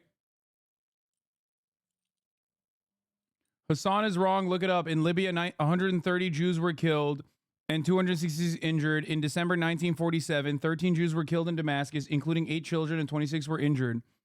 What about blood libel spread throughout the Middle East and North Africa? Aleppo, Damascus, Beirut, Dar al-Kamar, Jerusalem, Cairo, Mansoura, Alexandria, Port Said, and Damanhur. This is a very common retort to the things that I said by people who don't listen to the words I am using. I used very specific language. Okay? I used very specific language. You also kept the Wikipedia citation number in your fucking argument. I did not say that there were no problems for Jewish people.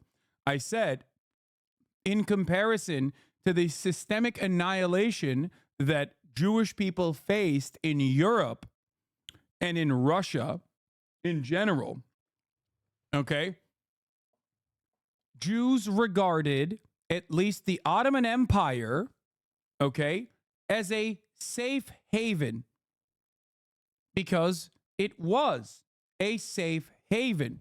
The Ottoman Empire, despite being Muslim, gave Jewish people the opportunity to have full-blown rights that the Christians also had. Throughout the Ottoman Empire, throughout the history of the Ottoman Empire, this does not mean that there were no problems for Jewish people. Of course, in comparison to the mass expulsion and ethnic cleansing, I'll use Wikipedia unless you can tell me why the data is wrong. No, the data that you are using is incomplete because you're using it against an argument that I am not making. Okay? That's the issue here. Following since 10/17/23, weird fucking timing. I'm not saying that the Wikipedia copy pasting operation that you engaged in is showing false information. I'm simply stating that I already addressed that. Okay? My dude, you literally pulled you care to claim about you claim that you care about Jewish people? Name all of the pogroms. And you didn't even name them yourself. You just copied and pasted it off the fucking Wikipedia bracket.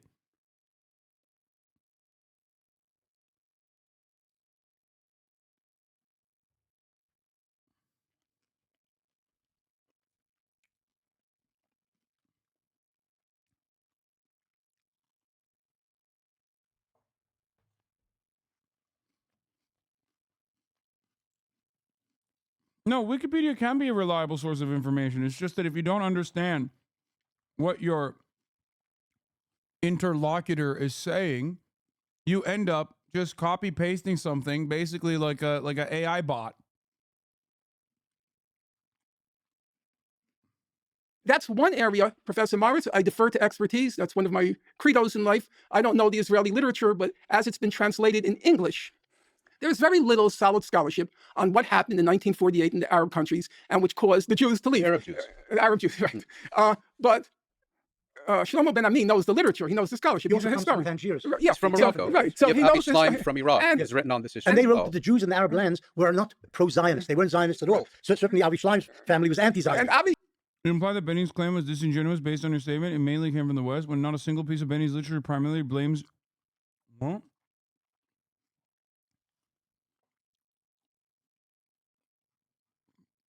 I don't even know who you're arguing with at this point.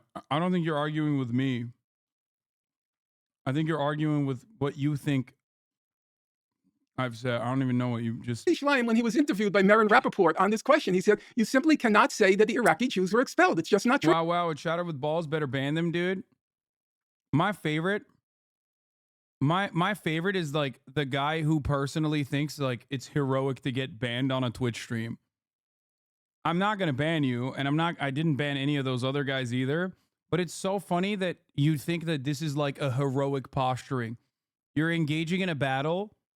And like the battle of wits was won because your cowardly opposer took your freedoms away. It's like, dude, are you okay? Is this praxis, dude? Are you doing praxis? God damn.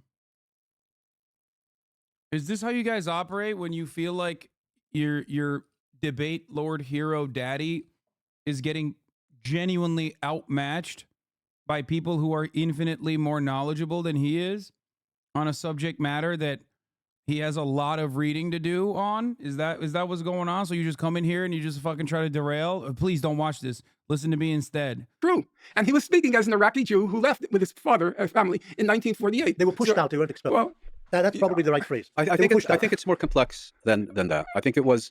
Sorry, I interrupted you. No, you're not interrupting me because I only know what's been translated into English, and the English literature on the subject is very small and not scholarly. Now there may be a Hebrew literature, I don't know, but I was surprised that even Shlomo Ben Ami, a stalwart of his state, fair enough, on this particular point, he called it false symmetry. No, Stephen is right. There was a pull and push mechanism in the departure of the Jews from the Arab lands post-48. But there was also a lot of push.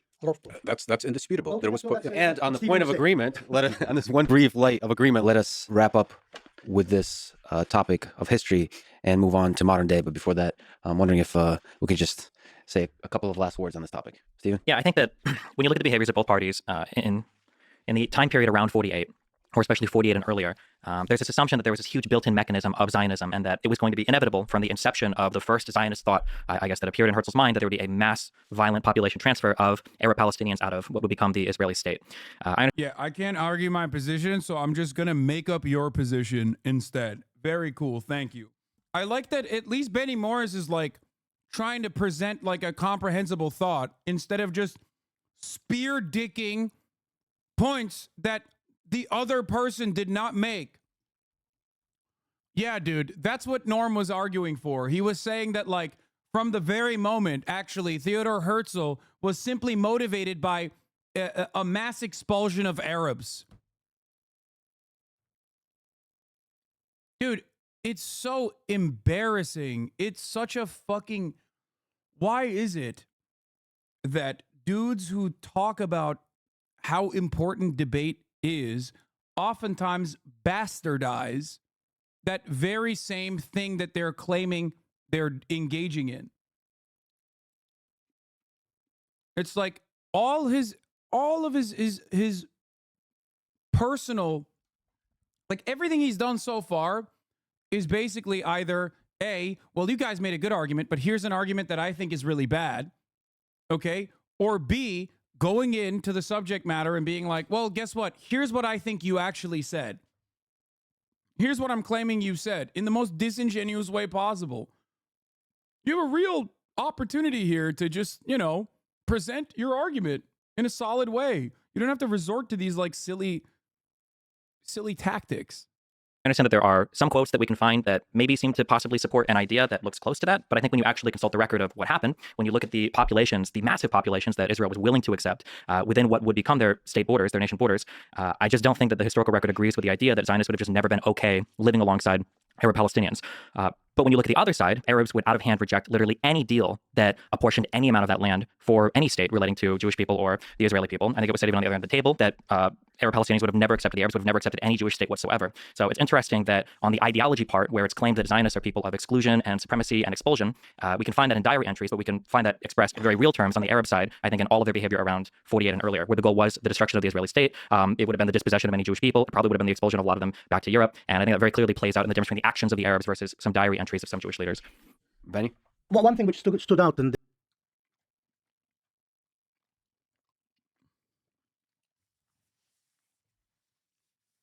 That's the most insane thing I've ever heard. Brother, 750,000 Palestinians were ethnically displaced at the inception of the Israeli state. What the fuck do you mean it was just a diary entry? This is such a fucking idiotic, like, what a stupid point. No, man, it's not just diary entries. What the fuck?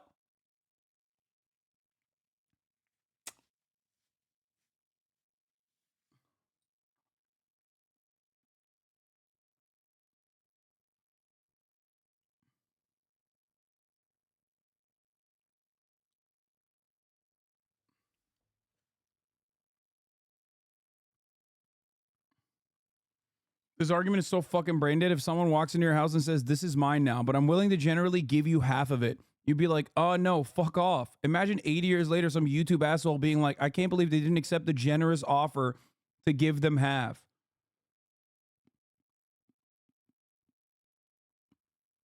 Yeah, the funniest part is, it's not even just directly like some asshole comes into your fucking house and takes half of it.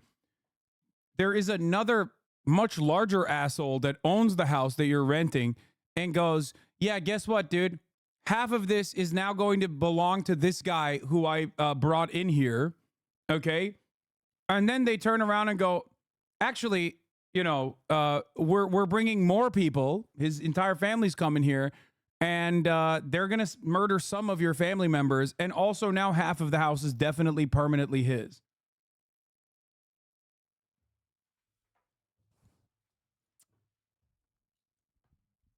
I think Moeen made this point, is that the Arabs had nothing to do with the Holocaust, but then the world community forced the Arabs to pay the price for the Holocaust. That's the traditional Arab argument.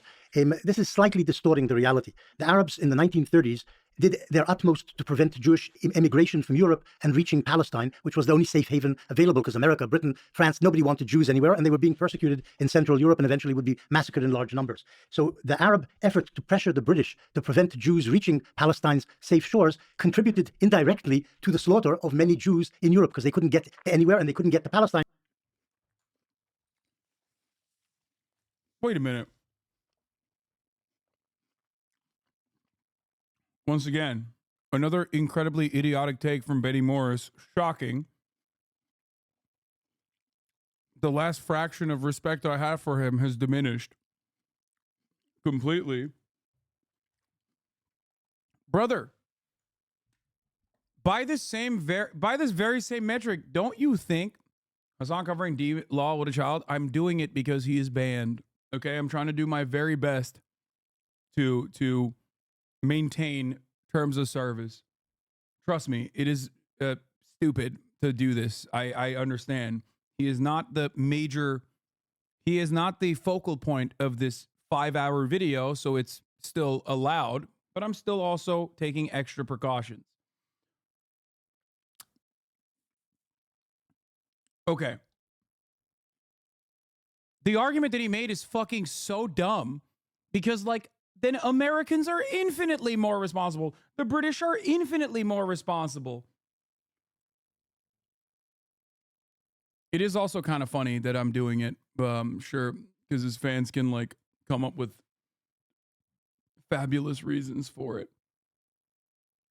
The fuck? Like, what is this? It is not and never has been the responsibility of the Palestinian people that were defending their ancestral homeland to sit back and take a colonial power, England, forcibly moving settler colonialist populations into their fucking homes. Like, that's crazy. Because the Arabs were busy attacking Jews in Palestine and attacking the British to make sure they didn't allow Jews to. Like, you think some fucking random Palestinian farmer was like, oh man, Jews are really getting fucked up over there in Germany, but we really shouldn't let them come here? Like, do you think that was what was going on in the minds of the fucking Palestinian population? Americans did know that Jews were getting fucked up in Europe. British people did know that Jews were getting pogromed and we're in a horrifying situation, and they voluntarily refused to admit them. The Palestinian population, by and large, did not know that, and they still were made to be victims in this situation.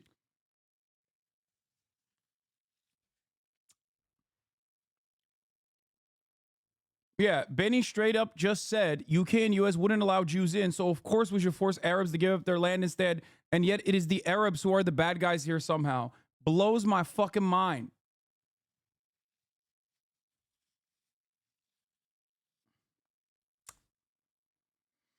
Oh. Reach the safe haven. That's important. The second thing is, of course, there's no point in belittling the fact that the Palestinian Arab National Movement's leader, Husseini, worked for the Nazis in the 1940s. He got a salary from the German Foreign Ministry. He raised troops among Muslims in Bosnia for the SS, and he broadcast to the Arab world calling for the murder of the Jews in the Middle East. This is what he did. And the Arabs since then have been trying to whitewash Husseini's role. I'm not saying he was the instigator of the Holocaust, but he helped the Germans along in doing what they were doing, and supported them. Once again, very fucked up that who's bringing this up, considering that Palestinians died fighting Germany, Nazi Germany. Like, tens of thousands of Palestinians died fighting against Nazi Germany. He didn't go the Benjamin Netanyahu route of like saying Hitler learned about hatred of the Jews from the Palestinian Mufti, which is direct Holocaust revisionism. But he got right there, right up until the point, only to be like, well, I'm not saying that was like a big reason.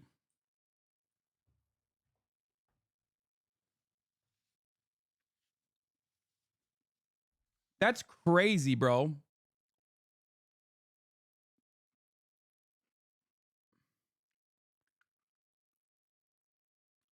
Is he trying to say Palestinian resistance is partially a fault for Jews dying to European pogroms? Yes. No, he literally is saying that. He directly is saying that. He's not even implying it. He said that. He said those words. He said, well, England and America didn't want the Jews, so Palestinians indirectly contributed to Jews dying in the Holocaust, is what he said.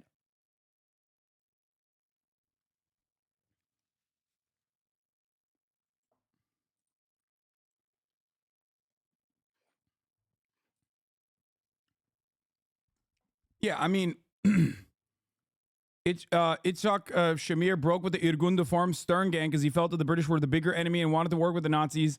And Shamir ended up being Israel's prime minister in the 1980s.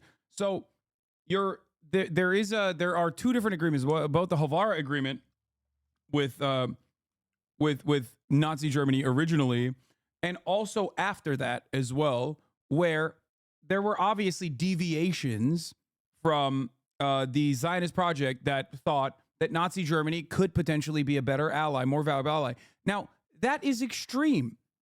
And the reason why I don't pay any fucking emphasis or attention to that is because it's idiotic. Okay? Of course, in this role reversal, Benny will do exactly that, but on the Arab side, because he has no additional facts to defend him. I have brought up what you just mentioned, Chatter, before, only to talk about how irrelevant it is in the grand scheme of things. Okay?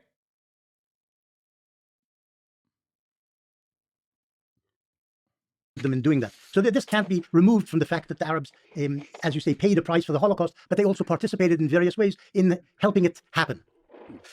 I'll make 2 points. The first is you mentioned Haj Amin al-Husseini and his collaboration with the Nazis. Entirely legitimate point to raise, but I think one can also say definitively, had Haj Amin al-Husseini never existed, the Holocaust would have played out precisely as it did. Certainly. As far as Palestinian opposition to Jewish immigration to Palestine during the 1930s is concerned, it was of a different character than, for example, British and American rejection of Jewish immigration. They just didn't want Jews on their soil. Objectively, it helped the Germans kill the Jews. In the Palestinian case, their opposition to Jewish immigration was to prevent the transformation of their homeland into a Jewish state that would dispossess them. And I think that's an important distinction to make. 100%. Great fucking take. America and other countries not taking Jewish refugees during the Holocaust 100% resulted in mass Jewish deaths, just to be fair. Yes, it did. But Benny here is almost making it more of the legal responsibility of the Palestinians rather than pure anti-Semitism from the American government and the English government that fucking knew what was going on. Does that make sense? That's what's really fucked up about it.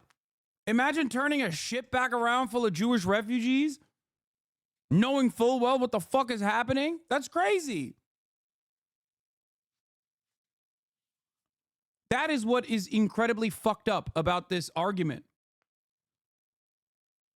Because when you look at the intent of certain actions, the Palestinian motivation here is to resist against settler colonialism. The American motivation to reject Jewish refugees from coming in to the United States is pure anti-Semitism with full-blown knowledge of what fucking Adolf Hitler is capable of doing and what he's doing.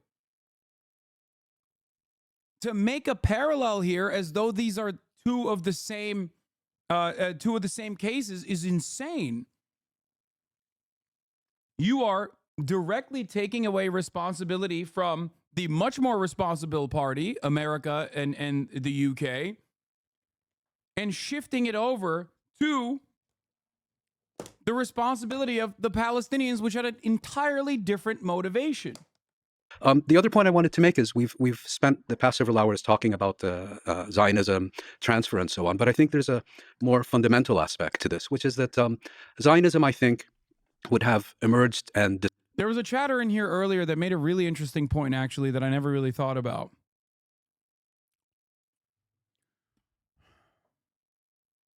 The Palestinian Jewish population, before mass settlements, was around 4% to 7%, depending on what time frame we're looking at. No, the chatter's name is Layum. Okay? The American Jewish population percentage was not even 2%. And the American Jewish population was not even 2%. They had full knowledge of what's going on with respect to, Hitler's Germany. And yet they refused like thousands of Jews from entering the country as refugees. 7% of Palestinians before 1920 were Jewish. The U.S. today, which is considered a haven for Jews, is 2%. That tells you all you need to know about the arguments around the Palestinians deserving ethnic cleansing.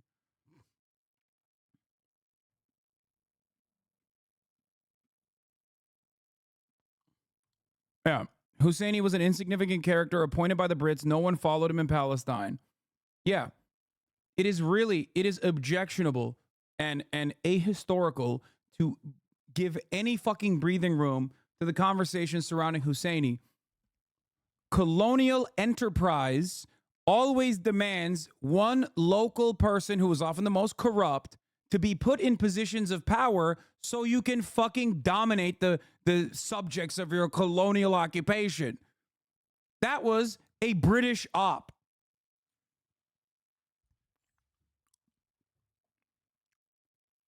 It's literally the same as like looking at Latin American countries, right? That we played a role in Latin American countries that we played a role in like destabilizing. Like it's like saying Pinochet and everything he did is a product of the nation state itself, and the population demanded it, and not we put him into a power, into a position of power. Disappeared as Also look no further than the current Palestinian Authority. If you want to understand how colonial entities operate, look at the Palestinian Authority, the second most unpopular organization in the eyes of the Palestinians after Israel. Okay? Why? Because they are not actually interested in Palestinian emancipation and are simply there to behave like the Israeli security apparatus, but with a Palestinian face. That's it. Yet one more utopian political project. Had it not been for the British, what the preeminent Palestinian historian Walid Khalidi has termed the British Shield, because I think without the British sponsorship, we wouldn't be having this discussion today. The British sponsored Zionism for a very simple reason, which is that during But Hassan, the Havara Agreement does a really good job, in my opinion, is showing to the layman immediately how Zionism can be very much friends with Nazism. It's not extreme in contrast and a very good thing to bring up. How is it irrelevant? It is irrelevant in the grand scheme of things because of what the fucking Nazis did to the Jews. It's ridiculous to fucking point to this as though it's like, it is like an existing agreement that like two ethno-nationalist projects, one which directly, forcibly cleansed one ethnicity. I feel like the Holocaust is a little bit more significant than the fucking Havara Agreement. That's why I don't bring it up. A better analog for the average person, the everyman, is someone like Viktor Orban, who is anti-Semitic, who Benjamin Netanyahu loves, okay? Fascists nowadays who are anti-Semitic in their domestic affairs and who will regularly utilize anti-Semitic arguments, like literally the entirety of the Christian evangelical movement, evangelical Zionists, are also completely in favor of Israel being a Jewish ethno-state. Use a more modern example, in my opinion, if you want to make that argument, because it does. During World War I, the Ottoman armies attempted to march on the Suez Canal. Suez Canal was the jugular vein of the British Empire, between Europe and India. And the British came to the conclusion that they needed to secure the Suez Canal from any threat. And as the British have done so often in so many places, how do you deal with this? Well, you bring in a foreign minority, implant them amongst a hostile population, and establish a protectorate over them. I don't think a Jewish state in Palestine had been part of British intentions. And the Balfour Declaration very specifically speaks about a Jewish national home in Palestine. In other words, a British protectorate. Things ended up taking a different course. And I think the most important development was World War II. And I think this had maybe less to do with the Holocaust and more to do with the effective bankruptcy of the United Kingdom during that war and its inability to sustain its global empire. It ended up giving up India, ended up giving up Palestine. And it's in that context, I think, that we need to see the emergence of a Jewish state in Palestine. And again, a Jewish state means a state in which the Jewish community enjoys not only a demographic majority, but an uncontestable demographic majority, an uncontestable territorial hegemony, and an uncontestable political supremacy. And that is also why, after 1948, the nascent Israeli state confiscated, I believe, up to 90% of lands that had been previously owned by Palestinians who became citizens of Israel. It is why the new Israeli state imposed a military government on its population of Palestinian citizens between 1948 and 1966. It is why the Israeli state effectively reduced the Palestinians living within the Israeli state as citizens of the Israeli state to second-class citizens, on the one hand promoting Jewish nationalism and Jewish nationalist parties, on the other hand doing everything within its power to suppress and eliminate Palestinian or Arab nationalist movements. And that's why today there's a consensus among all major human rights organizations that Israel is an apartheid state. What the Israeli Human Rights Organization, B'Tselem, describes a regime of Jewish supremacy between the river and the sea. You're really tempting a response from the other side on the last few sentences. We'll talk about the claims of apartheid and so on. It's a fascinating discussion. We need to have it. Norm. Fuck you mean claims of apartheid, big dog?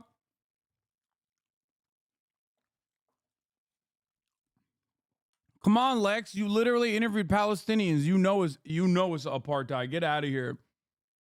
It's like thinking that there is no apartheid between the unsubscribed and the subscribed at the top of the hour. There is one, okay?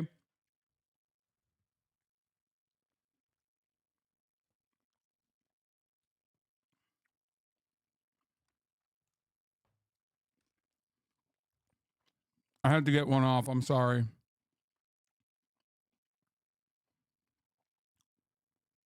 It's been a while since I got one today. You can elevate your status in the stream by subscribing. I'm just going to say, I'm not sorry. I lied. Question of the responsibility of the Palestinian Arabs for the Nazi Holocaust, direct or indirect, I consider that an absurd claim. It is. As Bomiko said, and I quoted him, the entire Western world turned its back on the Jews. To somehow focus on the Palestinians strikes me as completely ridiculous. Number two, as Mouin said, there's a perfectly understandable reason why Palestinian Arabs wouldn't want Jews, because in their minds, and not irrationally, these Jews intended to create a Jewish state, which would quite likely have resulted in their expulsion. I'm a very generous person. I've actually taken in a homeless person for 2.5 years. But if I knew in advance that that homeless person was going to try to turn me out of my apartment, I would think 10,000 times before I took him in. Okay? As far as the actual complicity of the Palestinian Arabs, if you look at Raoul Hilberg's 3-volume classic work, The Destruction of the European Jewry, he has in those 1,000+ pages one sentence on the role of the Mufti of Jerusalem. And that, I think, is probably an overstatement, but we'll leave it aside. The only 2 points I would make aside from the Holocaust point is, number one, I do think the transfer discussion is useful because it indicates that there was a rational reason behind the Arab resistance to Jewish or Zionist immigration to Palestine, the fear of territorial displacement and dispossession. And number two, there are 2 issues. One is the history, and the second is being responsible for your words. Now, some people accuse me of speaking very slowly. Dude, he's so fucking good, man.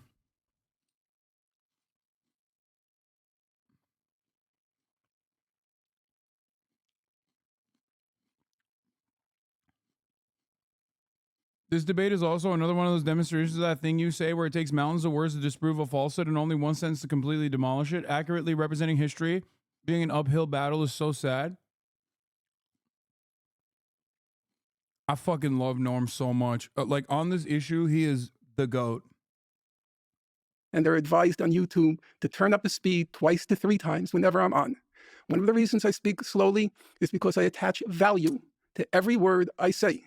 And it is discomforting, disorienting, where you have a person who's produced a voluminous corpus, rich in insights and rich in archival sources, who seems to disown each and every word that you pluck from that corpus by claiming that it's either out of context or it's cherry picking.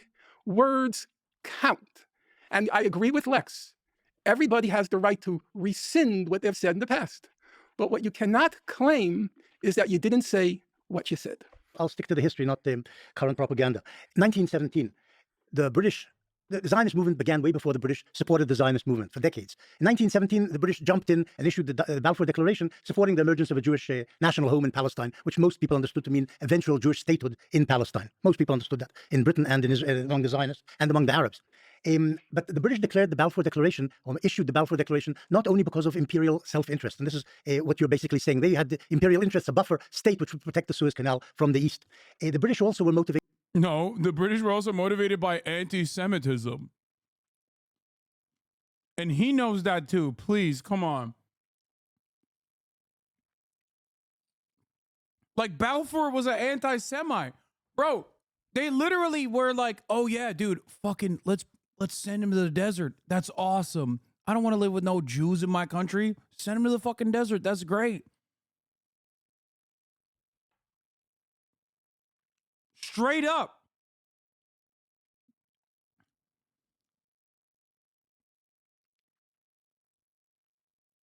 It was such a perfect win-win.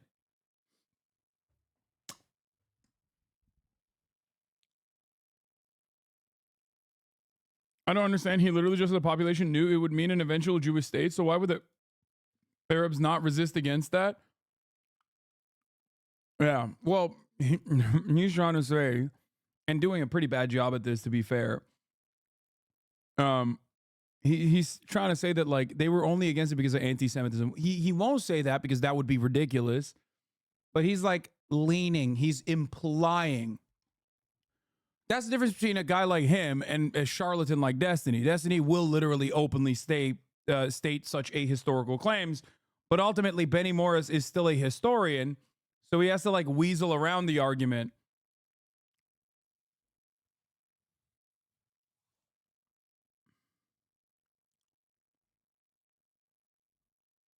Motivated by idealism. And this, incidentally, is how Balfour described the reasoning behind issuing the declaration. And he said the Western world, Western Christendom, owes the Jews a great debt, both for giving the world and the West, if you like, values, social values as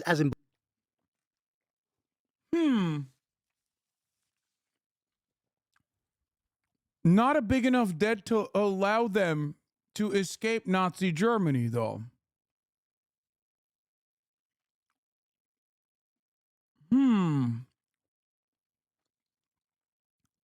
Like they basically were saying like, oh yeah, no, we owe them a big debt, which is why we want to ship their asses off into the fucking desert, okay? Into one of our colonies at the time. Dude is saying that the British people wanted to help the Jewish population and that's why he did it. What a joke. He wouldn't openly say that. He would basically just imply it. That's the difference. Because openly stating that would be stupid. Balfour wrote in 1919 in his introduction to Nahum Sokolov's History of Zionism, the Zionist movement would mitigate the age-long miseries created for Western civilization by the presence in its midst of a body which it too long regarded as alien and even hostile, but which it was equally unable to expel or absorb. It's time to admit that Arthur Balfour was a white supremacist and an anti-Semite too. Yeah. Listen, guys. Let me tell you something, okay? For a lot of these people, it was a win-win, okay? You give people that you don't want in your midst, in your vicinity, a colony that you settle them into. They suppress the local population with your help. No more Jews inside of England. They're all in Israel. It's win-win. Now you get to control the area with your settlers that are still connected to England in some shape.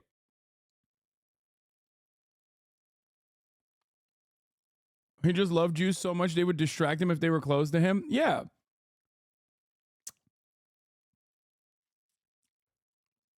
Yeah, he may be most known for aiding the Zionist cause in 1917. It's crucial to remember that Arthur Balfour was a white supremacist. He made that much clear in his own words. In 1906, the British House of Commons was engaged in a debate about the native blacks in South Africa. Nearly all the members of the parliament agreed that the disenfranchisement of the blacks was evil. Not so Balfour, who almost alone argued against it. We have to face the facts, Lord Balfour said. Men are not born equal. The white and black races are not born with equal capacities. They are born with different capacities, which education cannot and will not change. But Balfour's troubling views were not limited to Africa. In fact, despite his now iconic support for Zionism, he was not exactly a friend of the Jews. In the late 19th century, pogroms targeting the Jews in the Pale of Settlement had led the waves of Jewish flight westward to England and the United States. This influx of refugees led to an increase in British anti-immigrant racism and outright anti-Semitism. Themes not unfamiliar to us today. Support for political action against immigrants grew as the English public demanded immigration control to keep certain immigrants, particularly Jews, out of the country. Just so you understand, okay? When Jews fled westward, they faced anti-Semitism. Historically, at least, that's why I was yelling at that chatter earlier, at least in the Ottoman Empire, when they fled to the Ottoman Empire, they were welcomed.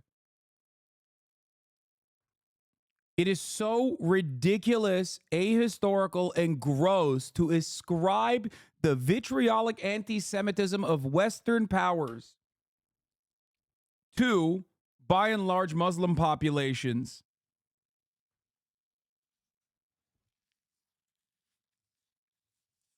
That's part of the reason why everybody loves the Israel cause, especially Germans.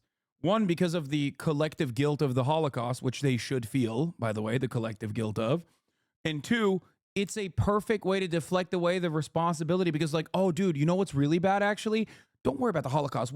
That was really bad. Yeah, we're right. That's that was really bad. But you know what's even worse? Arab Holocaust that is happening to the Jews right now.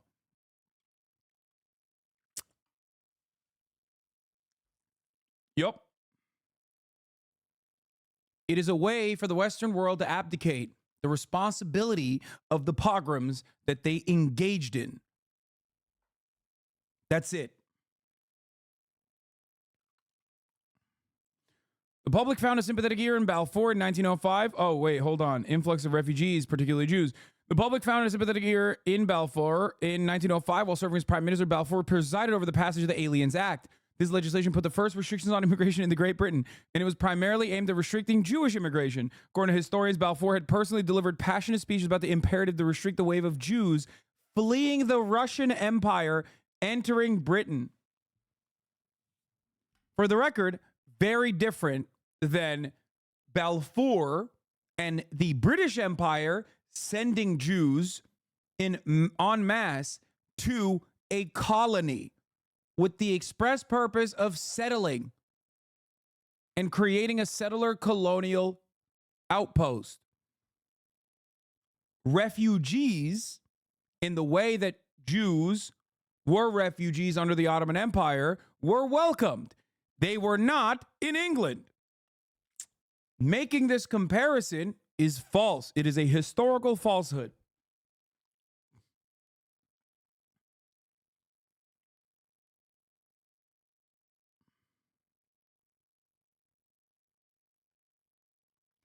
I remember a while ago you said the goal of anti-racism was not to make people feel guilty. That's useless. But to make them understand systems of oppression. Now you say Germans should feel guilty. Why? Oh, because it's the same as like white people that should feel guilty about slavery because they deny it. Germans will talk about the Holocaust and act like they are very sorry for it while simultaneously shifting the attention away in the way that I just described to you to the Arabs. Germans basically go, it's perfect. Israel is perfect for us. You know, united enemy and all. So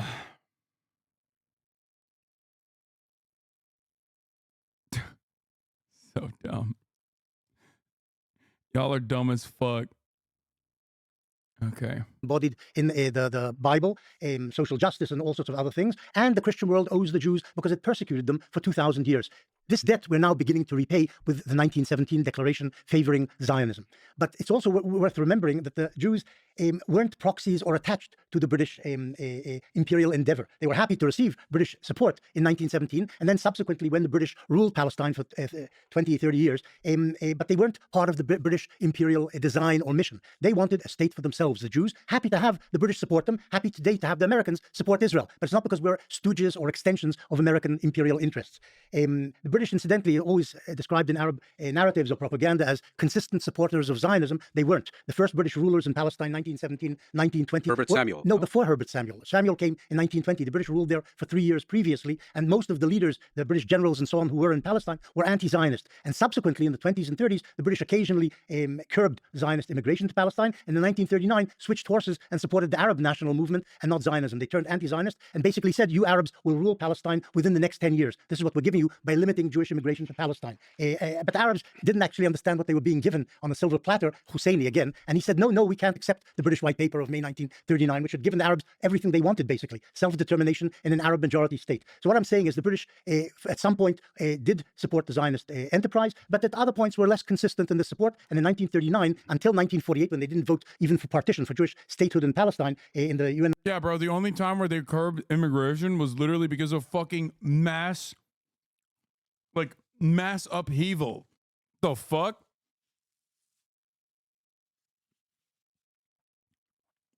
That's crazy. I can't believe the Arabs didn't trust the British after the British Empire originally told the Arab population to basically fucking cut it with this like Ottoman support and move in their direction in the same way that British and French powers did during World War I against the Ottoman Empire. And then basically the British, for the Palestinians, were like, yeah, just kidding. We're not going to do anything about that. here are here are a bunch of people that we're shipping over there with the express purpose of doing settler colonialism.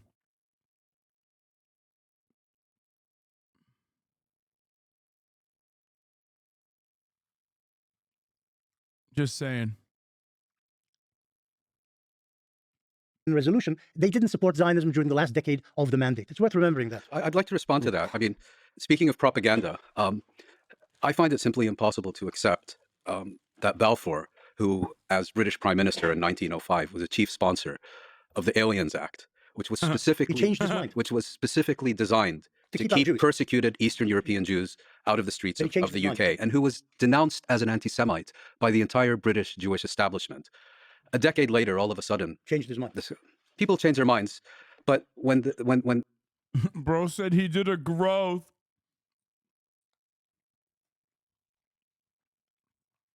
Yeah, he did a growth, man. He changed his mind.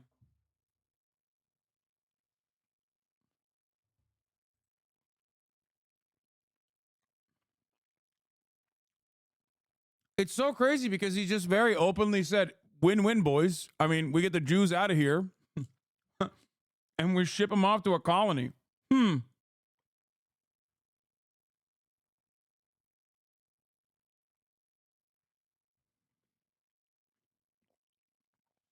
Naruto convinces him to be a good guy. Yeah. when the changing of the mind just coincidentally happens to coincide with the British imperial interest, I think perhaps the transformation is a little more superficial than he's being given credit for. It was clearly a British imperial venture, and if there had been no threat to the Suez Canal during World War I, regardless of what Balfour would have thought about the Jews and their contribution to history and their persecution and so on, there would have been no Balfour Can I ask real quick a question on that? Why did the British ever cap immigration then from Jews to that area at all? Well, we're talking now about 1930s. Sure, but I'm saying that if the whole goal was just to be an imperialist project, like there were terrorist attacks from Jewish. Yes, but you're talking. I'll answer. Yeah, in the 40s. Yeah, and we're talking now about 1917, and as I mentioned earlier. By the way, you might think he's asking this question to like arrive at a larger point, but no, he just doesn't know anything. So he's like, wait, so why did they do that? He just actually wants to know.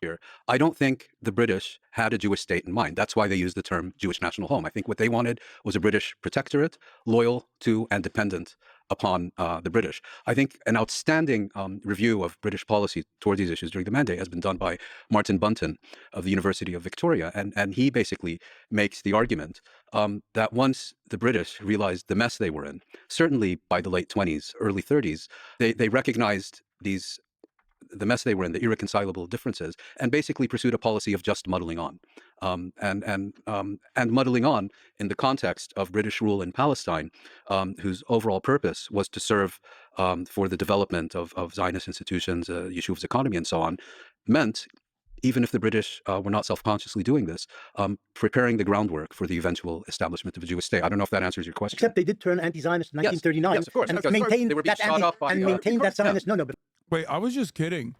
I thought he did actually set it up as a gotcha. It turns out he just shut the fuck up. So I guess, wait, was it not a gotcha? Okay, maybe he literally was like actually trying to learn? What? I thought he was going to have a follow-up, dude. What the fuck? Before they were being shot up, but maintained that anti-Zionist posture until 1948. Okay. And if I may, just also one point. You mentioned Hajamin al-Husseini during entirely legitimate. But what I would also point out is that you had a Zionist organization, the Lehi. 300 people. 300 people, one of whom happened to become an Israeli prime minister, an Israeli foreign minister, a speaker of Israeli parliament. Maybe you should give his name. Yitzhak Shamir, proposing an alliance with Nazi Germany in 1941. Shamir proposed. Well, no, the Lehi proposed. Some people in the Lehi proposed. Of which Shamir was a prominent this is leader. a red herring also. No. Okay, well, if he's a red herring, the Lehi was is a red whale. I'm sorry. Yeah. He's right. Yeah, you can't fucking bring up. You can't fuck. Oh, God. I feel so goddamn confident. I'm not going to lie. It's crazy. These motherfuckers are the most knowledgeable people on the planet on this issue. It feels good to be able to get vindicated by some of the most knowledgeable people on this issue. Yeah, I'm gonna do a little bit of self-glazing, okay? Suck my dick. We're talking about I'm a fucking idiot online who's a fucking Twitch streamer. I mean, if I can make these arguments before they make those arguments, I'm sorry, it's kind of valid in my opinion. Yeah, I'm self-sucking, whatever. I don't give a shit. This is the one area where I feel like, you know, it's worthy. Don't die from the self-suck. Let me self-suck.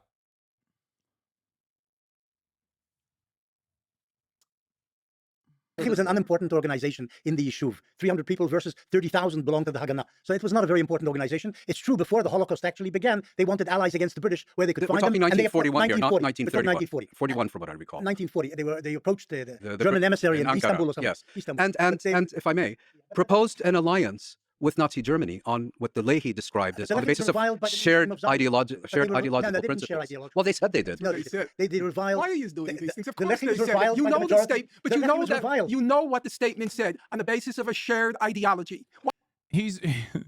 They're cooking them. Look. All I'm saying is, I don't use the Havara agreement as a counter because I think it's a fucking red herring. I told you. But if you use the Mufti, then you can then it's the same exact principle.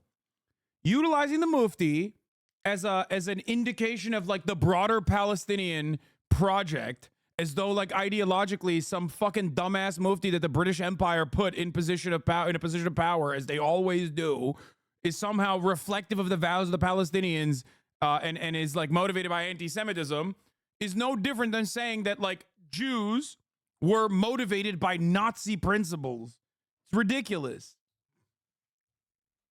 How come D isn't helping his boy out? Dude, he is so out of his goddamn element. It is not even fucking funny. He is learning new words, trying to fucking scroll on his iPad to like look at the corresponding Wikipedia page. He doesn't have his chat of little Hasbara trolls who are autistically fucking feeding him talking points about how like this is what you should say in this circumstance. Okay, he doesn't have any of that shit. He is outclassed, outmatched. You can fucking scan Wikipedia pages for as long as you can. You got like 8 fucking talking points. You're cooked. No Factorio, no nothing. Bro sitting there like a fucking iPad kid. Goddamn. Of course, what is he gonna do? How is he gonna fucking chime in, dude? He's gonna get destroyed every time he does.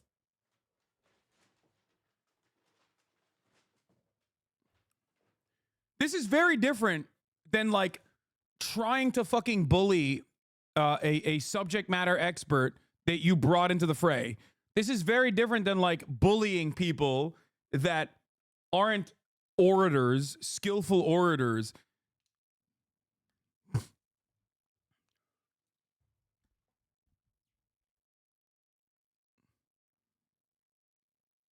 That's why it reads, every time Destiny has had like debates of this sort, whether it be Richard Wolff, whether it be Michael Brooks, whether it be like a knowledgeable person on the issue that he's talking about, it always turns into a one-on-one educational seminar. And basically, yeah, it turns into a one-person lecture. And then his fans will basically use it. Like it happened with Mark Lamont Hill, apparently. I didn't even know that one. Where people will then turn around and be like, see, he's so open-minded. He's like listening. He's sitting his white ass down and he's listening. And it's like, no, it's just because he couldn't fucking debate them in the same indecent ways that he can try and debate others. That's it. It is still wholly inconsistent with his overarching framework.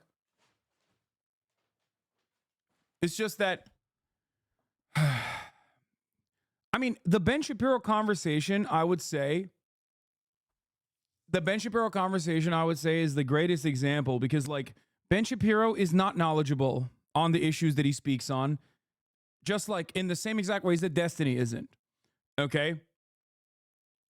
The difference, however, is that Ben Shapiro has more experience in being a skilled orator than Destiny does. So he fucking whooped his ass in that conversation, and he turned docile like he always does whenever he's outclassed by his opponent. And then his fucking entire fan base turns into cope mode and goes, well, it's because he was being nice because he's not supposed to be fucking aggro every time he talks to people. No, he's only got that smoke for some like random trans person on Twitter, okay? That he's like ripping to fucking shreds. He doesn't have that smoke for Ben Shapiro because Ben Shapiro is better than him at the same fucking thing he's trying to do. Not knowledgeable, neither is Destiny, but at least he's fucking better at him in rhetoric because he has a lot more runtime in this space. That's it. And before all you little boys cope, okay? Before all you little boys cope, Hasan debates against videos where no one can reply to him. Well, I've debated a shit ton of people. I've debated people on television. I debate people all the fucking time. Okay? You have made this up in your hug box that I do not debate. I debate people all the time. I just think that there are people who are valuable to debate. People with big audiences, people who have actual genuine societal harm. I don't debate for the purpose of debating because debating is not my primary content. Okay?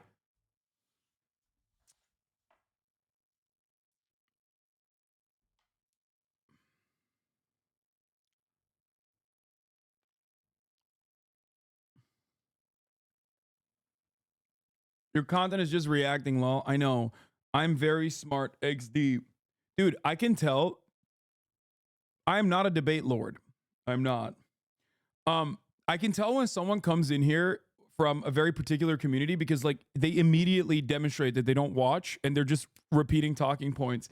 Even if the said talking points that they're repeating objectively are inconsistent with the reality on the stream.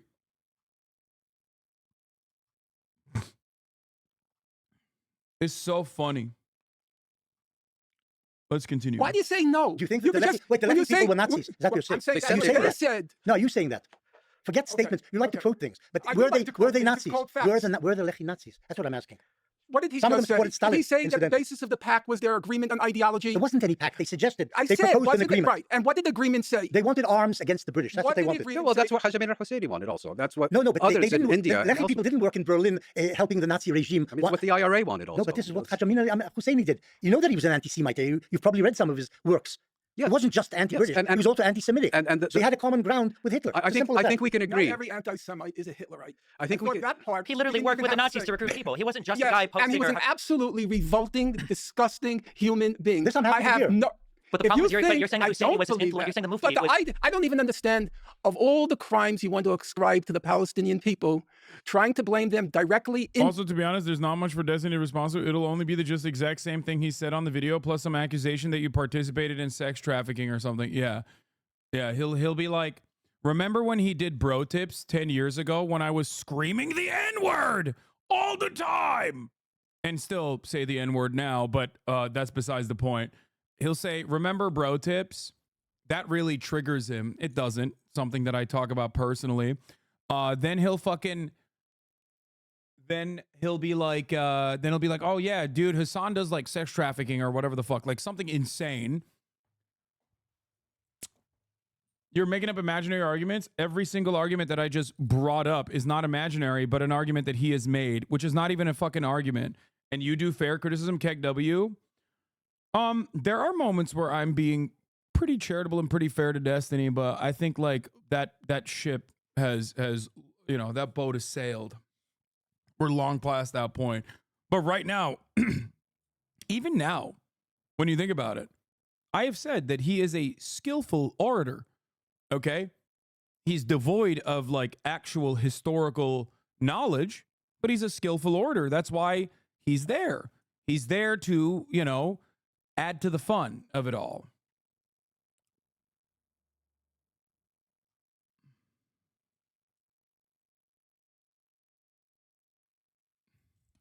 Also, I guess, I never flew to like Australia or New Zealand to fuck a fan's girlfriend only to marry him, only to divorce him after leaving my family behind.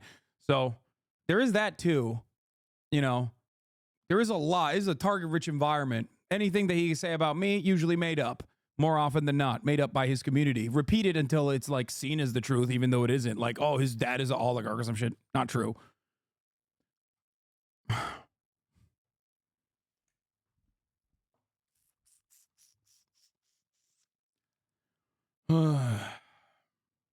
indirectly, or indirectly 3 times removed for the Nazi Holocaust is completely lunatic. Hold on. Wait, there's not a, he's not blaming them for the Holocaust. He's saying that from the perspective. No. He's saying that from the perspective of Jews in the region. Palestinians would have been part of the region. That is exactly You have not read him. what he said. I've read him. You don't understand him. He's right here. Believe me, I'm a lot more literate than you, Mr. Borelli. I'm gonna believe the guy that wrote you the read stuff. what Wikipedia says. That's great. I And you read don't even speak Hebrew. You call yourself a. Wait, what? What is happening right now? He found something that he can like aesthetically grab onto. It's what the IRA wanted also. No, but this is what Hajj Husseini did. You know that he was an anti-Semite. You've probably read some of his works. Yes. He wasn't just anti-British. Yes. And he was also anti-Semitic. So he had a common ground with Hitler. I think we can agree. Not every anti-Semite is a Hitlerite. I think we could. That part. He literally worked with the Nazis to recruit people. He wasn't just a guy posting. And he was an absolutely revolting, disgusting human being. This I'm happy to hear. No. But the problem is you're saying that Husseini was his influence. You're saying the Mufti But was. I don't even understand. Of all the crimes you want to ascribe to the Palestinian people, trying to blame them directly, indirectly, or indirectly 3 times removed for the Nazi Holocaust is completely lunatic. Hold on. Wait, there's not a. He's not blaming them for the Holocaust. He's saying that from the perspective. Wait. No, he's saying that from the perspective of Jews in the region, Palestinians would have been part of the region. That is exactly. You have not read him. What he said. I've read him. You read him. You don't understand him. He's sitting right here. Believe me, I'm a lot more literate than you, Mr. Borelli. I'm gonna believe the guy that you wrote read what Wikipedia said. That's great. I And you don't even speak Hebrew, and you call yourself an Israeli historian. We're all here on different grounds. Okay? I just want, if I can just respond. Well, no. I'm just saying that there were two tricks. That's fine. There were 2 tricks that are being played here that I think. Wait, I don't get it. He's saying that like Norm is not reading in Hebrew and he calls himself an Israeli historian. Bitch, what are you? You literally don't know anything. What the fuck? That's so funny. Like how that's such a funny fucking argument to make against a literal scholar on the subject matter. God, Benny, you're fucking so slimy. Look at him loving this moment. He's like, finally. Destiny practiced that Hebrew line on stream. Yeah.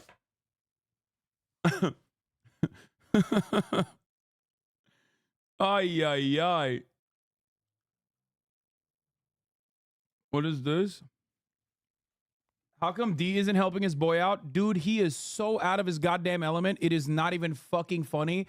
He is learning new words, trying to fucking scroll on his iPad to like look at the corresponding Wikipedia page. He doesn't have his chat of little Hasbro trolls who are autistically fucking feeding him talking point.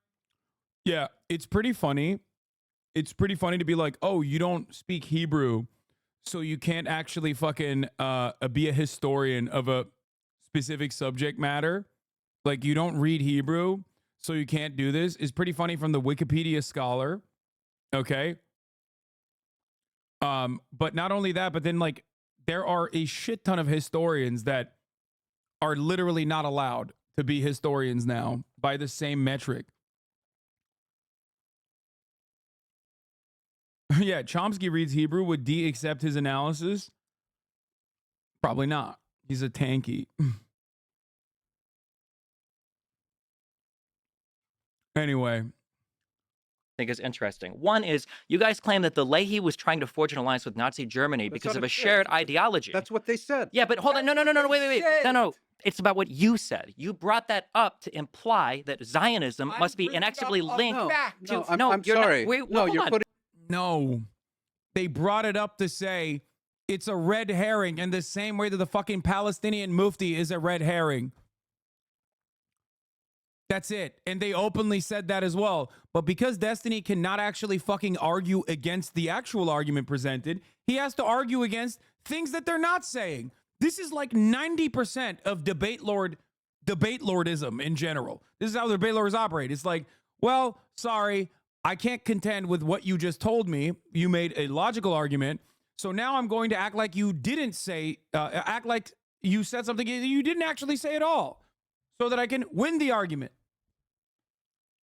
Putting words in my mouth. No. Okay, wait. Well, then what was the purpose of saying that the Lehi claimed that the Lehi, who were a small group of people that were reviled by many in Israel, not many, by everybody practically. Well, they were called terrorists. reviled. The Zionist movement called them terrorists. Yes, so and hunted them. And Shamir called himself a terrorist. They were so irrelevant that their leader ended up being kicked upstairs to the leader of the Israeli parliament. That's Israeli politics. To the Israeli 50 years hence. To Israeli foreign minister. And Begin was also.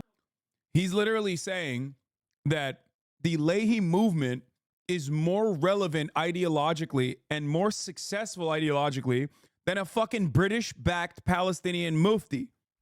Okay? That's why if one is a red herring, which it is, the other one is a red whale.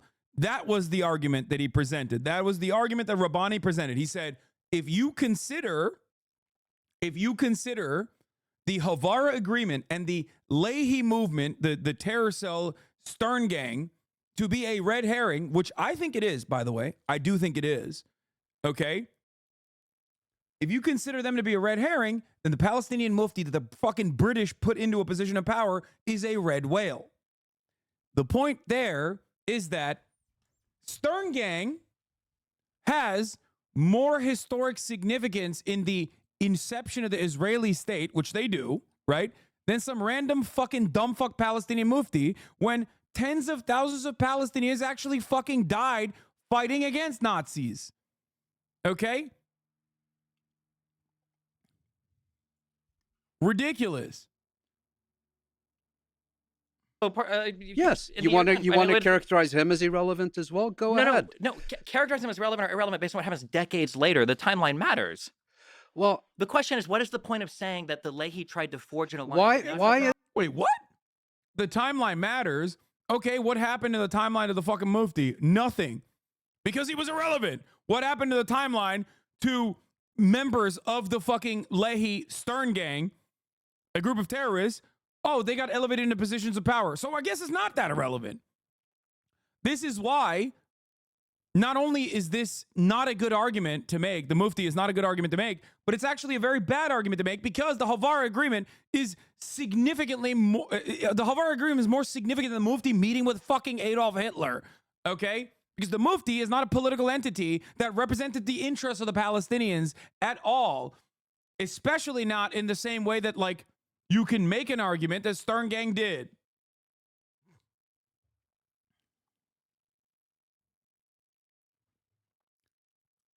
It's pretty funny because, like, those guys also then were, like, pro-USSR, but that's a different point. Why is relevant is bringing up the Mufti of Jerusalem and trying to blame the Holocaust. The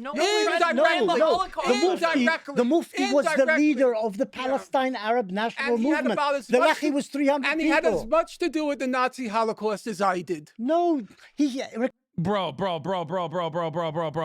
Oh, he's the leader of the fucking movement. Okay. Yeah. The Lehi were just 300 people. Okay, well, some of those guys did become leaders in Israel, so. Recruited people for the SS. How can you get away from that? No, he recruited people soldiers, for the SS. He recruited soldiers in the Balkans, mostly Kosovars, which was disgusting. I have no doubt about that. But he had he also wrote letters to foreign ministers saying, "Don't let the Jews out." I knew Can I say Hungarian foreign minister. Oh my God! Oh my God! Oh my God! The Palestinian mufti was the British appointed mufti. Okay. He was not adopted by the broader Palestinians. He is literally irrelevant. He is infinitely more irrelevant than Stern Gang is. That's it. When losing, talk over. It is so frustrating. It is so frustrating to, like, keep relitigating this.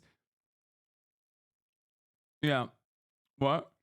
Why do you have to constantly dismiss D's knowledge by saying it's all Wikipedia when he spent thousands of hours learning about historical events and reading UN resolutions? Why not just engage if instead the constant poisoning of the well?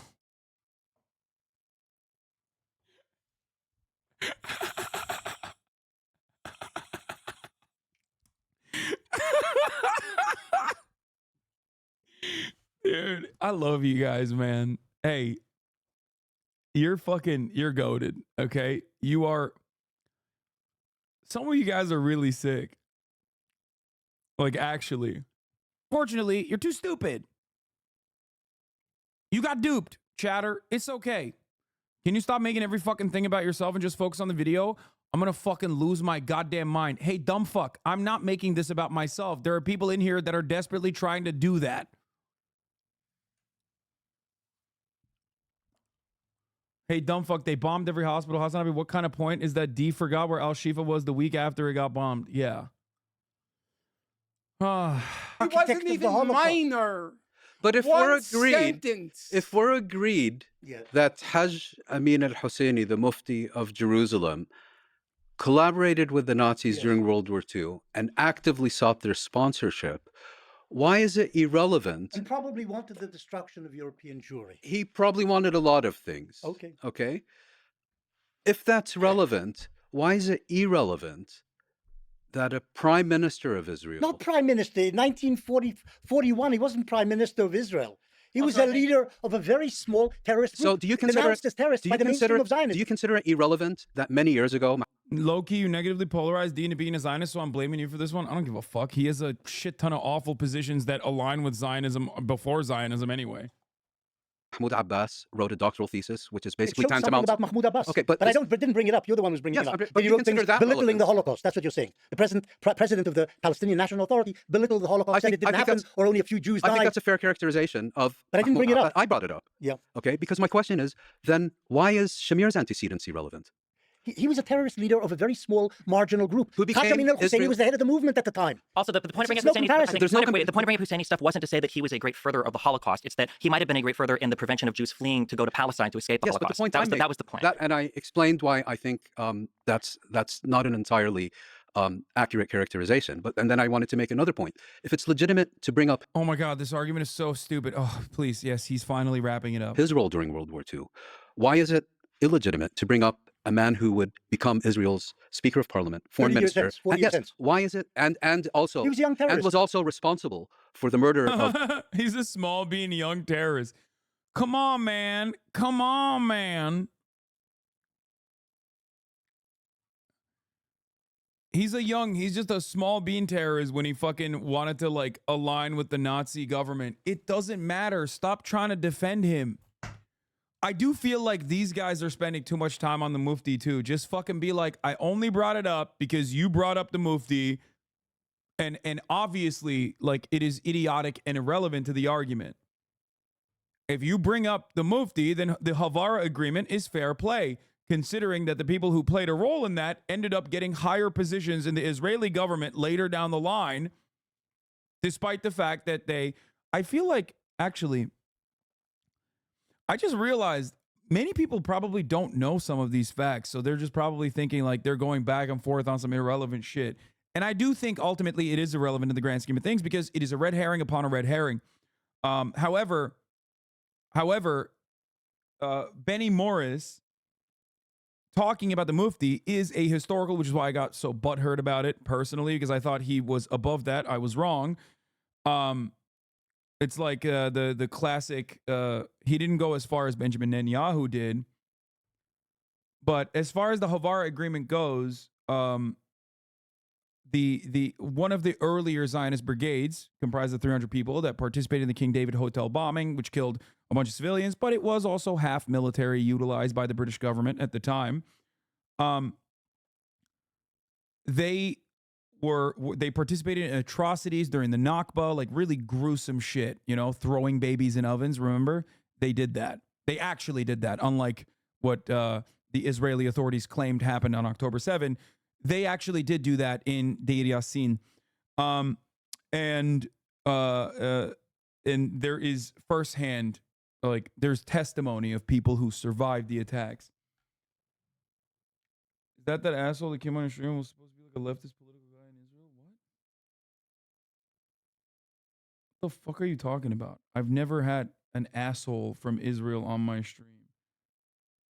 I've only had phenomenal people from Israel on my stream. What? Guys, please remember what we learned from Starbilly Sneeches. Just because Finkelstein has diplomas does not mean he knows more. Wikipedia is the people's encyclopedia if you think about it. Don't fall for Finkel's elitism, which is classist because he only takes people with diplomas seriously, and some people don't grow up rich. Demonizing Wikipedia is classist, so please don't fall for Finkelstein's elitism. People with diplomas act like they are Sneeches with stars. Okay, Lake, you can't ban someone that just came up with an incredible fucking new copy pasta.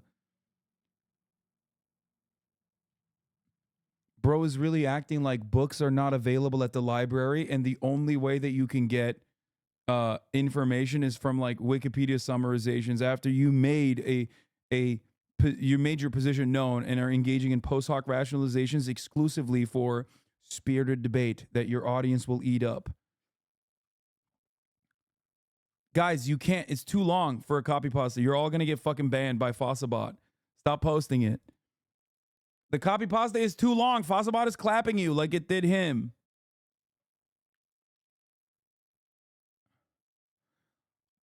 For the record, like, I don't think Wikipedia is bad either. Make no mistake. Okay? Wikipedia, however, can sometimes lead you astray.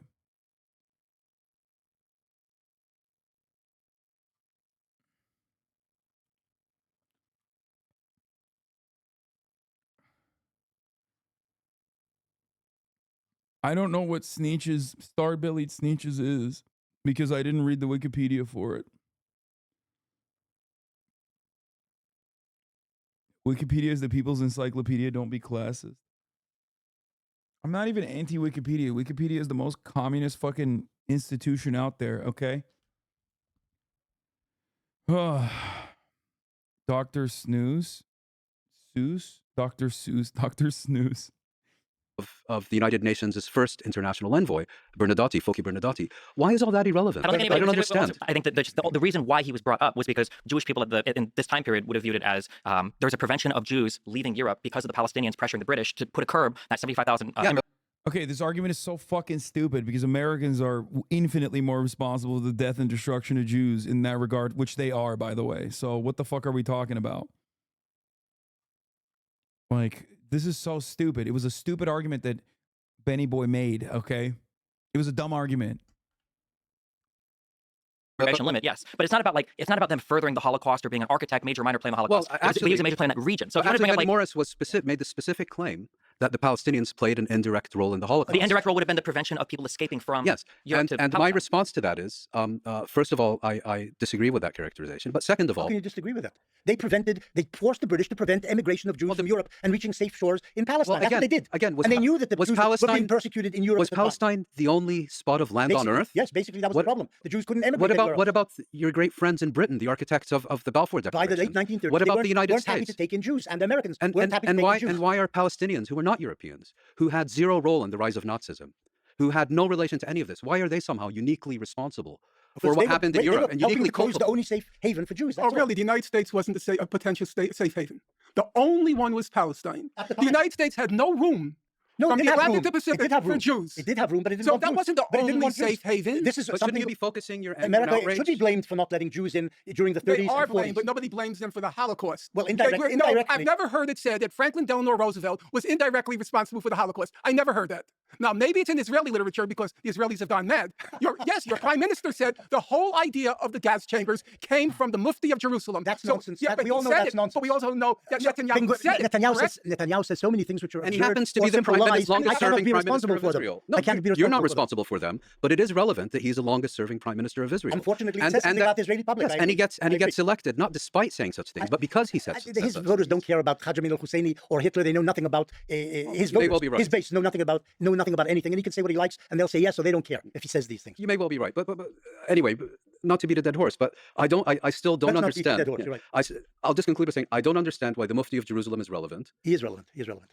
But the head of the national Shamir is not Palestinian. Shamir wasn't. He said he's relevant because I said so, but other people that you're bringing up are irrelevant because I also said so. the head of the national movement. He represented 100 or 200 or 300 gunmen who were considered terrorists by the Zionist movement at the time. The fact that 30 years later he becomes prime minister, that's the crux of history. But Khatami al-Husseini was the head of the Palestine Arab National Movement at the time. Anyway, what can you do? I think we're speaking past each other. We're not. So I'm talking facts. Let's move to the modern day, and we'll return to history, maybe 67 and other important moments. But let's look to today, in the recent months. October 7th.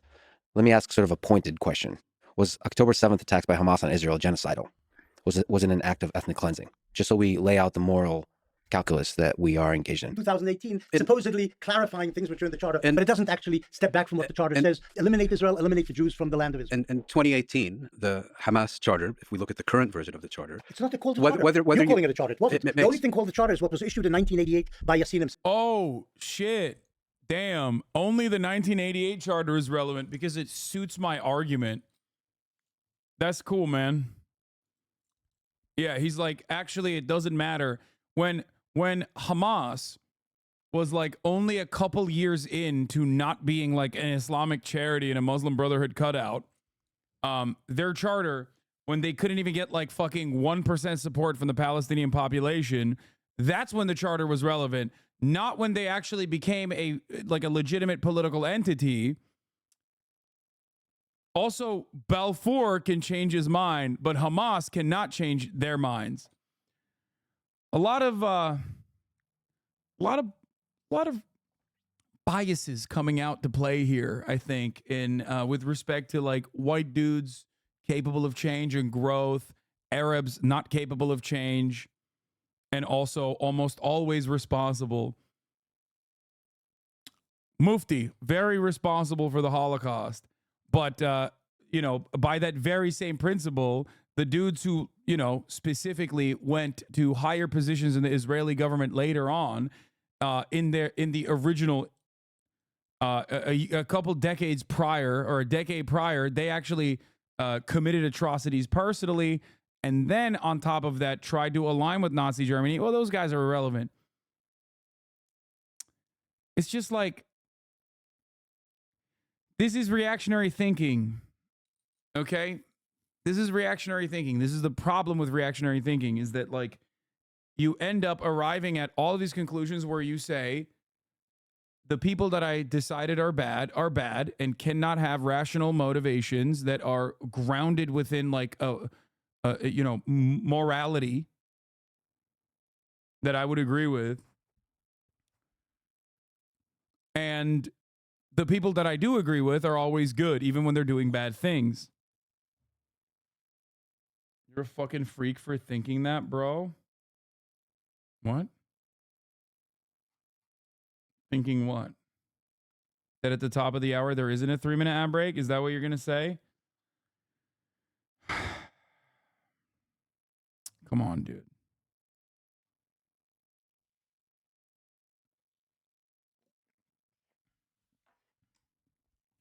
Even if you're a fucking scholar or a historian, you can still find yourself in the throes of reactionary thinking that actually betray any kind of principled argument that you could make.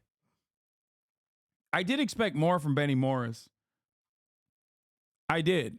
Like, obviously, I disagree with him, but I thought at least he would, like, try to frame the conversation in a way that, like, is a little bit more nuanced. Like, I thought he wouldn't be giving, like, he's not doing the Rabbi Shmuley argument, but he's coming close to it.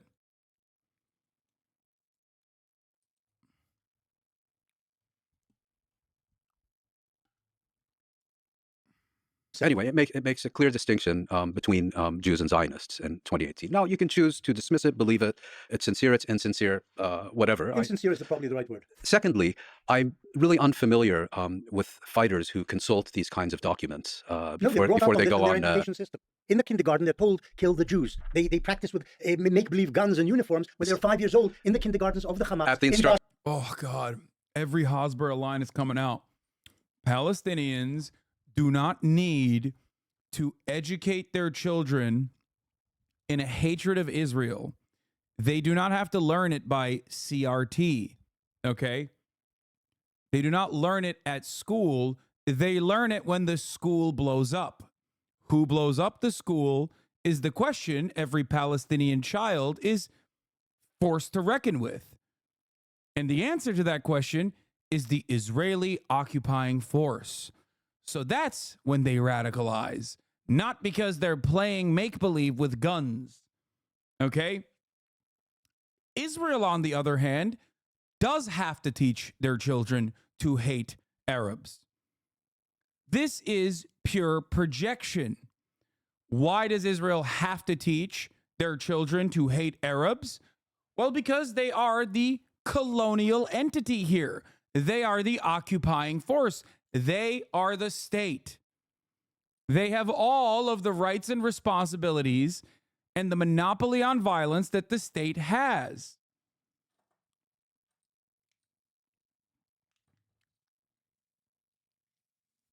A Palestinian child will ask, who killed my mom and who killed my dad? Exactly. This is how they radicalize against Israel. Okay? Israel doesn't teach much. Israel doesn't as much teach hate. They teach fear. Yes. That's how it works, though. That's how hatred festers. It's pure projection. It's pure projection when you hear someone, a defender of Israel, make this false claim that Palestinians are learning to hate Israel. Well, they won't even say hate Israel. They'll say hate Jews as a quick substitute for Israel. Okay? When they don't learn that hatred, they live it. They actually experience the results of the Israeli hatred, and then they radicalize. And of the Commissioner General of UNRWA, right? I didn't say that. I said the Hamas has kindergartens and summer camps in which they train to kill Jews, children aged 5 and 6. Secondly, you keep saying Jews, to which I would respond. They use the word Jews. To which I would respond that Hamas does not have a record of deliberately targeting Jews who are not Israelis. And in fact, it also doesn't have a record of deliberately targeting either Jews or Israelis outside Israel and Palestine. So, all this talk of... unlike the Hezbollah, which has targeted Jews outside Palestine. We're talking about October 7th and Hamas. Damn, bro. Oh, why are you moving away? Why are you talking about Hezbollah now? Hezbollah doesn't operate inside of Palestine. As a whole different can of worms. Hezbollah, also a creation in many ways of the Israeli state's violent actions in Lebanon. It's so strange that Israel keeps striking all over the place, and then the victims of said strikes and attacks turn around and fight back, and then they're called terrorists. If you'd also like to speak about Hezbollah, let's get to that separately, if you don't mind. So again, genocidal. Well, if that term is going to be discussed, my first response would be, let's talk about potentially genocidal actions against Israelis rather than against Jews, for the reasons that I just mentioned. And again, I find this constant conflation of Jews, Israel, Zionism to be a bit disturbing.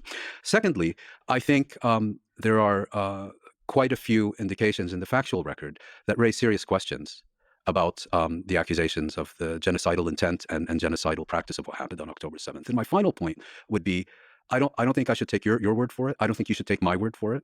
I think what we need here is a proper, independent, international investigation. And the reason we need that, of genocide during this conflict, whether by Palestinians on October 7th or Israel thereafter, the reason that we need such an investigation is because there won't be any hearings on what Hamas did on October 7th at the International Court of Justice, because the International Convention on the Prevention and Punishment of the Crime of Genocide deals only with states and not with movements. I think the International Criminal Court, and specifically its current prosecutor, Karim Khan, lacks any and all credibility. He's been an absolute failure at his job. He's just been sitting on his backside for years on this file. And I think I would point out that Hamas has called for independent investigations of all these allegations. Israel has categorically rejected any international investigation, of course, fully supported by the United States. And I think what is required is to have credible investigations of these things, because I don't think you're going to convince me. I don't think I'm going to convince you. And This is two people sitting across the table from each other. No, there's certain things you don't even have to investigate. You know how many citizens, civilians died in the October 7th assault. Yes, but that's not... You know that there are lots of allegations of rape. I don't know how persuaded you are of those. They did find bodies without heads, which is there were no Islamic. beheadings. There were some beheadings, apparently. The Israelis didn't even claim that in the document they submitted before the ICJ. Go read what your government submitted. It never mentioned beheadings. Well, as far as I know, some people were beheaded. But we could bring it up right now. You also deny that there were rapes there. I didn't deny. I said I've not seen convincing evidence that confirms it. I've said that from day one, and I'll say it today 4.5 months later. Do you know that they killed 800 or 900 civilians in their Absolutely. assault? That seems to me indisputable. Oh, okay. Well, I've said that from day one. That's so... Dear God, I love Norm so much. He's just like... He's just fucking bitch slapping him. Dude, I wish this was just like... I would love to see a Norm versus Benny uninterrupted, you know? One. Well, to be clear, you haven't. You did a debate. I don't remember the talk show, but you seem to imply that there was a lot of crossfire and that it might have been the IDF that killed a lot of... I said that there is no question... Wait, why did Destiny bring that point up? Because that literally does actually correspond to the reality. What? You're just saying that he was prescient and correct because that is what happened. The fuck? Like, according to the survivors of October 7, there certainly was a shit ton of crossfire. And also on top of that, what the Israeli newspapers investigated October 7 and found credibility in the claims that like the Israeli government actually may have even implemented the Hannibal doctrine. The fuck? In the kibbutzim. He's just, what is he doing? This, of course, does not mean that like the overwhelming amount of civilian casualties came at the hands of Israel. I've never said that, for the record. I still very much maintain the position that, yes, Hamas militants and other Palestinian resistance forces that entered through the Gaza envelope absolutely targeted civilians and killed them, both in the Nova Festival. It wasn't just crossfire. It was a deliberate attempt to kill civilians. Okay? It was definitionally an act of terror. This is true. It is definitionally an act of terror in a similar in a similar vein to the Haitian Revolution or even the Warsaw Ghetto Uprising, which is a, comparison that Norm uses quite frequently and did use on October 8th, I think, when he wrote, or October 7th, when he wrote his article that is like very controversial now.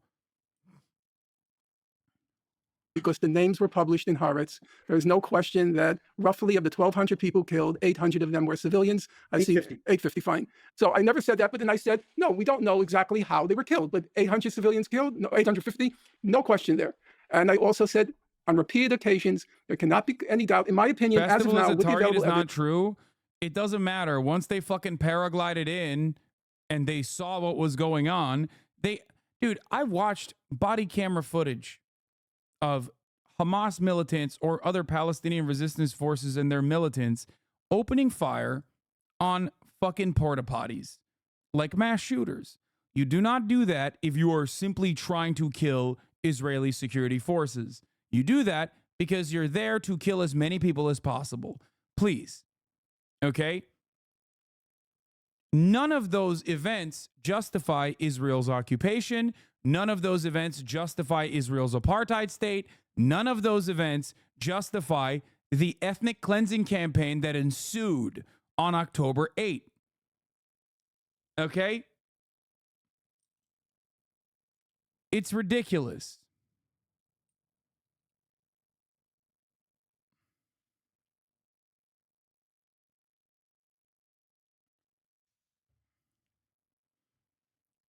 The actual targets that they were trying to hit and successfully did hit were military bases. Having said that, however, they did definitely They did definitely seek out outposts like the kibbutzim that they consider a military target that I do not. And I've seen it. Like, I watched it. I watched Palestinian resistance forces kill civilians. I saw it. I saw it with my own two eyes. I watched the footage. They filmed the footage. There is no reason to try to portray the broader Palestinian population or even the Palestinian resistance as perfect victims.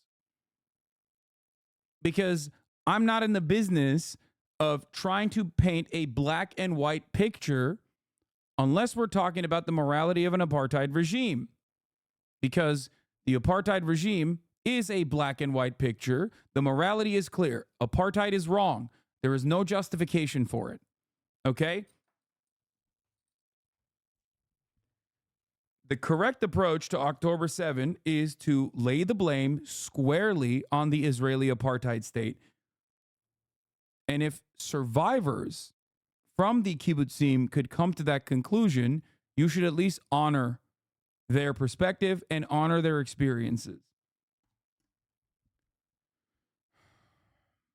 I think a lot of people get lost in their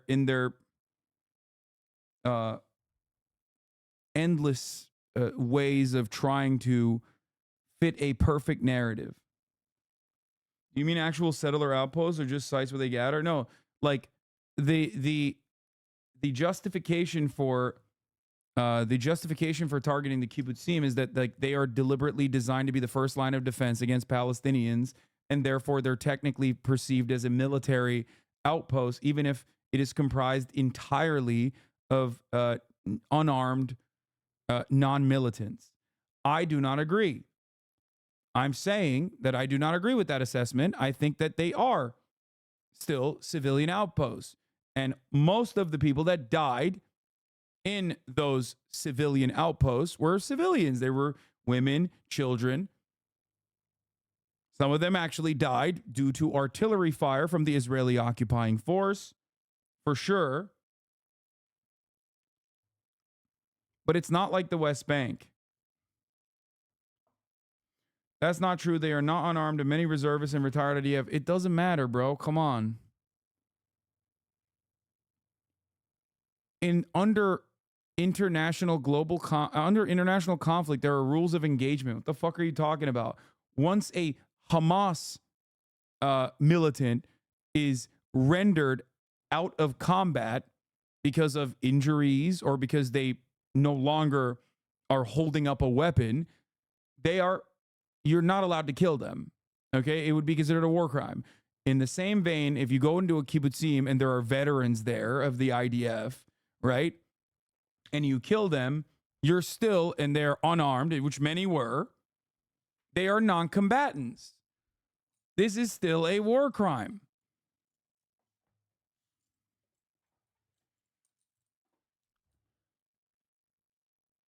Hamas militants are not occupying. It's not fair to conflate the two at all. What the fuck? It doesn't matter. What?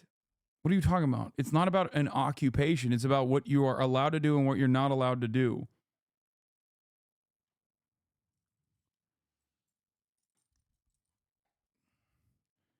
I hope that people don't think that I am like ever engaging in like apologia for the state of Israel. I'm just simply stating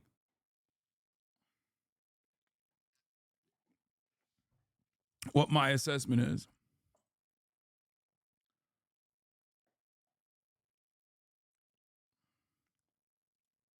That Hamas was responsible for significant atrocities, and they made sure to include the plural. There's a lot of tricky language being employed here. Do you think the There's nothing 850? tricky. It's called attaching value to words and not talking like a motor mouth. Okay. I am very careful about qualifying because that's what language is about. That's great. Then let me just ask a clarifying question. Do you firmly believe that the majority of the 850 civilians were killed by Hamas? My view is even if it were half, 400 is a huge number by any reckoning. It's okay, wait, you didn't. I said wait, even if because Benny, because Professor Morris, I don't know. I agree with Mouin Rabbani. I'm not sure if he concedes the 400. I'll say why 400? Because I have thought up the because, 400. right as I said, 850 well, slaughtered because, by Hamas. If I don't maybe know, a couple of individuals were killed in this very action. I don't know.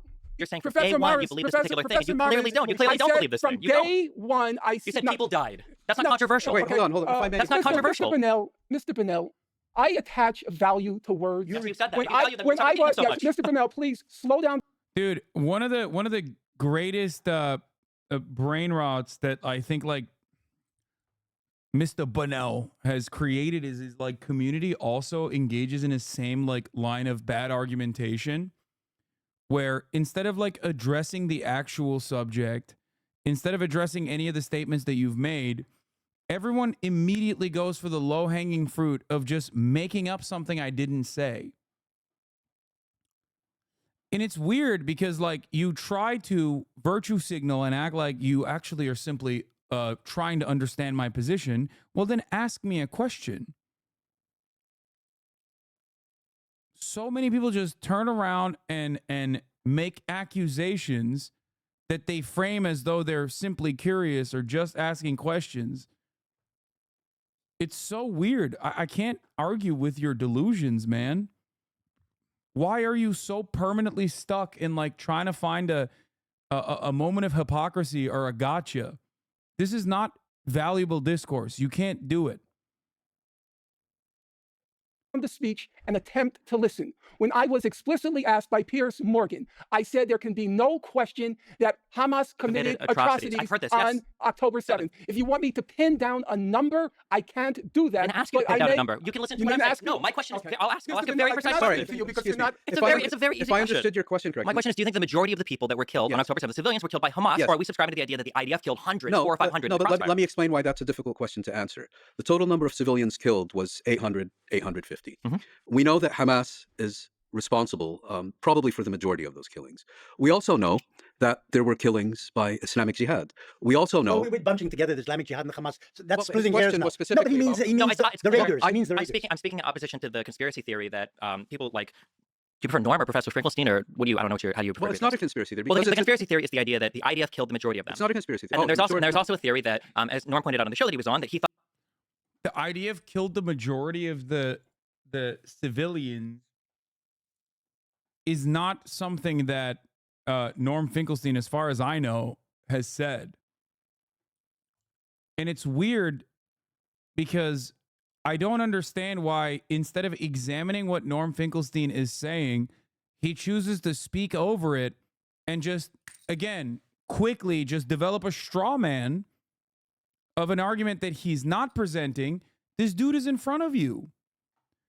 I think like people get so caught up in internet debates and then they just get lazy, like intellectually lazy and argumentatively they get lazy in the way that they craft an argument.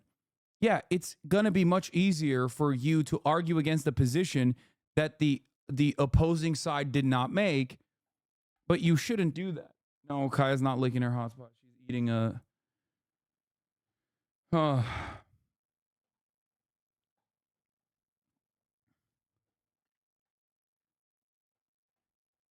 It doesn't make any sense to continue with this line of questioning because it's built on top of a faulty premise that could very easily be, if one was genuinely interested in finding the truth, it could be very easily disposed of. Just ask the question to him.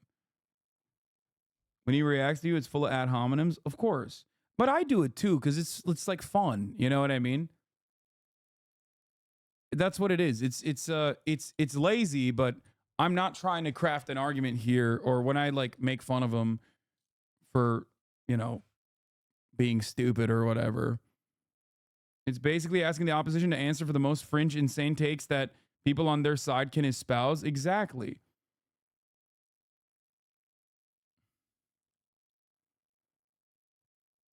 thought that it was very strange that, given how reputable Israeli services are when it comes to sending ambulances, retrieving bodies. Like, how can you say so much and still say so little at the same time? Again, not addressing anything that I did, just hyper focusing on like what you perceive as the optics are here. It's just, you're not doing anything. You didn't do anything. You're just trying to derail the stream. You know what I mean? It's very strange that given how reputable Israeli services are when it comes to sending ambulances, retrieving bodies, he thought it was very strange that that number was continually being adjusted. And do you know so why? when you say that in combination with, well, I'm not sure how many were killed. Well, do you know why the number? Do you know why the number went down? The number went down because the Israeli authorities were in possession of 200 corpses that were burned to a crisp that they assumed were Israelis who had been killed on October 7th. They later determined that these were in fact Palestinian fighters. Now, how does a Palestinian fighter get burned to a crisp? No, you're mixing two things. Some of the bodies they weren't able to identify. No, what he's saying is not mixing two things. He's right about that. That is the reason why. That is the reason why, according to Haaretz, that they lowered the number. Actually, they ruled that some of them were actually Arab marauders rather than Israeli victims. A few of them also, of the Jews, were burnt to a crisp. And it took them time to work this out. And they came out initially with a slightly higher figure, 1,400 dead, and eventually reduced it to 1,200 dead Israelis. And the reason is that a proportion of Israeli civilians killed on October 7th, I don't believe it was a majority. We don't know how many. Some were killed in crossfire. Some were killed by Israeli shell fire, helicopter fire, and so on. And the majority were killed by Palestinians. And of that majority, we don't know. I mean, again, I understood your question is referring specifically to Hamas, which is why I tried to answer it that way. But if you meant generically Palestinians, yes. If you mean specifically Hamas, we don't have a clear breakdown of how No, I don't mean were specifically killed. Hamas, but I just think when you use the word some, that's doing a lot of heavy lifting. We'll use some. That's fine, but some can mean anywhere from 1% to 49%. But we don't know. So the numbers here and the details are interesting and important almost from a legal perspective. But if we zoom out, the moral perspective, are Palestinians from Gaza justified in violent resistance? Well, Palestinians have the right to resistance. That right includes the right to armed resistance. At the same time, armed resistance is subject to the laws of war. And there are very clear regulations that separate legitimate acts of armed resistance. Yes, he's right. And the moment that you are expressly targeting civilian occupied areas with the express purpose of killing civilians, which the kibbutzim targeting would, in my opinion, fit that bill, you are now violating international rules of law. I mean, international rules of war. Now, it's laughable to have this conversation now, as I have said time and time again, that Hamas is the lesser evil. When we're talking about Israel and Hamas, Hamas objectively is the lesser evil. The argument. If I brought a random Jewish person from Israel on this broadcast and then immediately we're like, well, you're secretly a hater of Palestinians. Okay, you must be because you're a Jew in Israel, right? You're so fucking stupid. If I brought a random Israeli Jewish teenager on this broadcast and then started fucking making these assertions about them, it would be the same as what you're trying to do to the Yemeni teen, okay? Except I have had Israeli Jewish teenagers on this broadcast. I don't know if you recall, you probably weren't here for that. They were conscientious objectors, as a matter of fact, because I'm not some fucking freak lord who automatically assumes that if someone is Israeli or Jewish, that they fucking want to do genocide to the entire Palestinian population. That's the difference.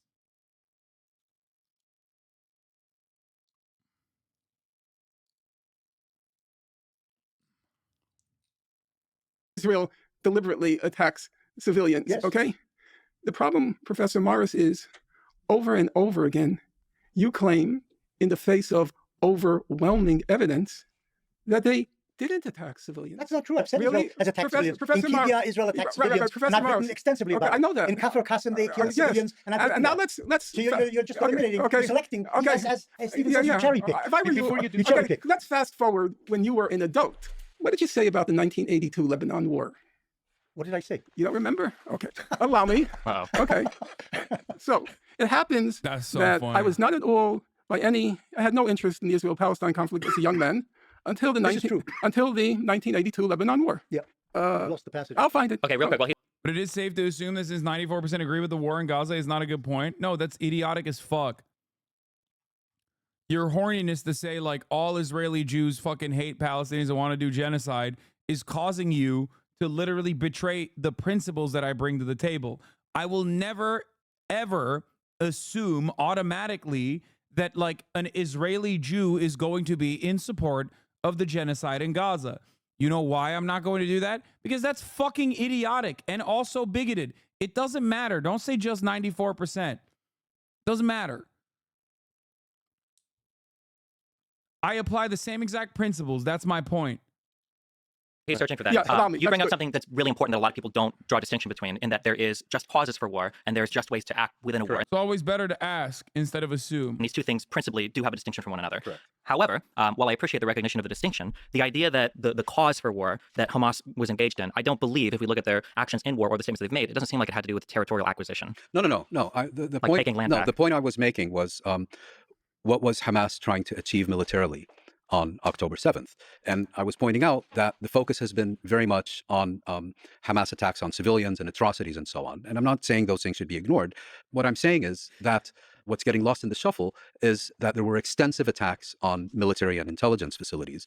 And as far as let's say, the other aspects are concerned, because I think either you or Lex asked me about the legitimacy of these attacks, I said, I'm unclear whether efforts by Hamas to seize Israeli population centers in and of themselves are illegitimate, as opposed to actions that either deliberately targeted. Do you think these guys actually care and are maybe confused, or are they just simply saying that it wasn't a random Yemeni guy though? Oh, never mind. Tour on Titan. No, dude, I'm moving the face cam because like I'm trying to do my very reasonable best to not fucking violate TOS for ban evasion. Okay? That's it. I will repeat it over and over again, regardless.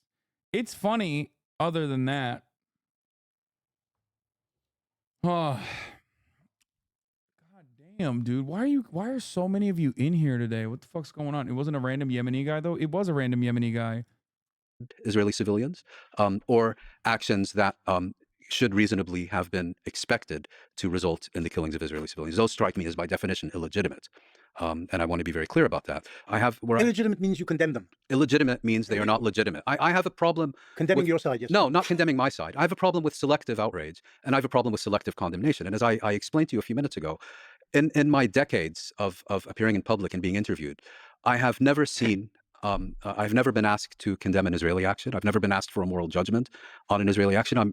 Exclusive request for condemnation has to do with what Palestinians do. And just as importantly, I'm sure if you watch BBC or CNN, when is the last time an Israeli spokesperson has been asked to condemn an Israeli act? I've never seen it. I don't think we condemn the Arab side either, though, right? I don't think there's any condemnation. No, but now that we're talking about Israeli victims, all of a sudden morality is well, I think the reason why it comes up is because there's no shortage of international condemnation for Israel. As Norm will point out 1 million times, that there are 50 billion UN resolutions. Yeah, dude, I'm condemning. I like I said, I'm going to condemn the Palestinians by giving them $3 billion worth of weapons, an Iron Dome, and also total legal permission by vetoing any Security Council provision. Like that's my goal. You know, man, what broad condemnation falls upon Israel? Oh, what a terrible fate. Oh. You've got Amnesty International, you've got multiple bodies of the UN, you've got now this case for the ICJ, so there's no question of if there's condemnation. But sorry, if I can interrupt you. In 1948, the entire world stood behind the establishment of a Jewish state in the entire world. No, except the Arab states and the Muslim states. Well, not the entire world. Okay, but I think you know what I mean by that. The Western democracies, that's what you're saying. Well, then also, Western democracies supported the establishment of Israel. My quick question was, you said that you believe that, this is a very short one, you don't have to, it's just, you think that there's an argument to be made that the people in Gaza, that Hamas and Islamic Jihad, whoever participated, had a just cause for war. Maybe they didn't do it in the correct way, but they maybe had a just cause for war. I don't think there's a maybe there. The Palestinians. Okay, you think they absolutely had a just cause for war. Do you think that Israel has a just cause for Operation Swords of Iron? No, of course not. Okay, all right, you can say your quote. Okay, first of all, on this issue of double standards, which is the one that irks or irritates Muin, you said that you are not a person of double standards, unlike people like Muin. You hold high a single standard, and you condemn deliberate Israeli attacks on civilians when they occurred. Yeah, and I would say that's true for the period. They just sneakily ignore the actual question. Yes, of course, criticisms of Israel condemned, but the question was, why do we never hear questions from the media to Israel defenders about condemning Israel? Because there's a double standard. Because Israel is our ally. Period up till 1967. And I think it's accurate, your account of the First Intifada. There, it seems to me, you were in conformity with most mainstream accounts. And the case of the First Intifada, you also used, surprisingly, you used Arab human rights sources like Al-Haq, which I think Muin worked for during the First Intifada. That's true. But then something very strange happens. So let's illustrate it. Wait, there's something strange which happened. Is the Arabs rejecting Okay, wait. peace offers? That's what happened. Well, By accepting the Oslo Agreement. yeah. Not the, By rejecting Islamic campaign. Okay. If we have time, I know the record very well. I'd be very happy to go through it with you. But let's get to those double standards. So this is what you have to say about Israel's invasion of Lebanon in 1982. You said Israel was reluctant to harm civilians, sought to avoid casualties on both sides, and took care not to harm Lebanese and Palestinian civilians. You then went on to acknowledge the massive use of IDF firepower against civilians during the siege of Beirut, which traumatized Israeli society. Mars quickly enters the caveat that Israel, quote, tried to pinpoint military targets, but inevitably many civilians were hit. That's your description of the Lebanon War. As I say, that's when I first got involved in the conflict. I am a voracious reader. I read everything on the Lebanon War. I would say there's not a single account of the Lebanon War in which the estimates are between 15 and 20,000 Palestinian and Lebanese were killed, overwhelmingly civilians, the biggest bloodletting until the current Gaza genocide. And by the way, Israel did not have a right to invade Lebanon. Important. Palestinians do have a right to resist the apartheid. They do. Their methods of resistance went above and beyond and are understandably considered acts of terror on October 7. Everything past that is so far defensive against Israel's, once again, illegal offensive war against the civilian population. Israel does not have a right to defend itself as the belligerent occupier on top of Gaza by pummeling Gaza. They do not. They do not have a legal right to do this. It is an illegal occupation. It is an apartheid state. And Israel's actions post-October 7 in Gaza are illegal. As the belligerent occupier, Israel does not have a right to blow up Gaza. Okay?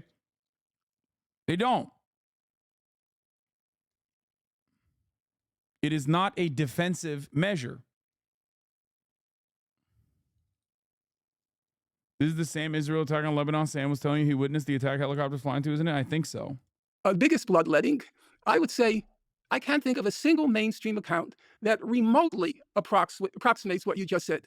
So, leaving aside, I can name the books, voluminous, huge volumes. I'll just take one example. Now, you will remember, because I think you served in Lebanon in 82, am I correct on that? Yeah. So you will remember that Dov Yarmia kept a war diary. So, with your permission, allow me to describe what he wrote during his diary. So, he writes, the war machine of the IDF is galloping and trampling over the conquered territory, demonstrating a total insensitivity to the fate of the Arabs who are found in its path. A PLO-run hospital suffered a direct hit. Thousands of refugees are returning to the city. When they arrive at their homes, many of which have been destroyed or damaged, you hear their cries of pain and their howls over the deaths of their loved ones. The air is permeated with the smell of corpses. Destruction and death are continuing. Does that sound like your description of the Lebanon War? Forget my description. Forget it? The point you're making... Words are in print. We can't just forget them. Let me just finish my sentence. The point you're making, which you somehow forget, is that there are Israelis who strongly... Dude, it's so funny that he keeps cooking him with his own words. That's awesome. God damn, dude. Oh, bro. He's reading him to fucking filth. He said, listen up. You're fraudulent. He got him to say, forget my own words. That is so ridiculous, dude. Oh, my God. Criticize their own side and describe how Israelis are doing things which they regard as immoral. You don't find that on the Arab side. I'm talking about you, Mr. Morris. I'm not talking about Dev Yarmia. I'm talking about you, the historian. How did you depict the Lebanon War? Because I believe that the Israeli military tried to avoid committing a civilian casualty. Yeah, Israel's always trying to fucking avoid civilian casualties is just failing, you know? Just failing to do so, man. Biggest failure, biggest fraudulent military of all time, you know? It's crazy. How do I add like just a fucking black box or something? A chatter actually brought up a good idea. Do I need like an image or something? Let's see if I can find like a funny image real quick that I'm going to use here.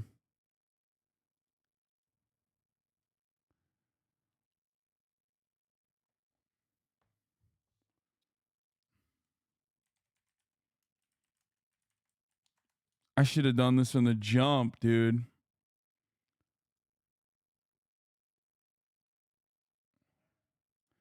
If this is a WebP, I'm going to lose it. Nope, it's not. Okay, good.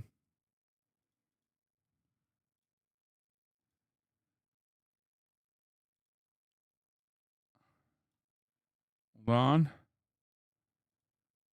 Robert Fisk and Pity the Robert Nation. Fisk is Yeah, I know. All that. I know. Journalist. I know. Has always been. Right. So that's why you can say with such confidence that you don't condemn deliberate Israeli attacks on civilians. Because there weren't any. No, I didn't say there weren't any. Yeah, you And didn't? You agreed that I have condemned Israeli attacks Yes, there are on civilians. I never quarrel with facts. Your description of the 1982 war is so shocking, it makes my innards writhe. And then your description of the Second Intifada, your description of defensive shield, When they are bombing, worse. when They Arab were suicide worse than bombers, apologetics. when Arab suicide That's like bombers the were Stalinist destroying school of falsification. Jews in masses in buses and in restaurants. That's the Second Intifada. Do you remember that? You can try suicide everything. bombers in Jerusalem's buses and I restaurants. am completely and in Tel aware Aviv. of that. But if you forgot the numbers, I don't forget it was 3-1.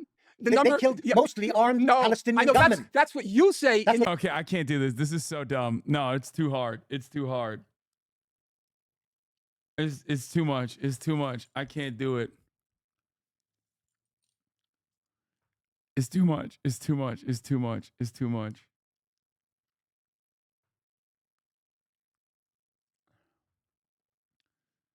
The problem is like having to constantly switch screens.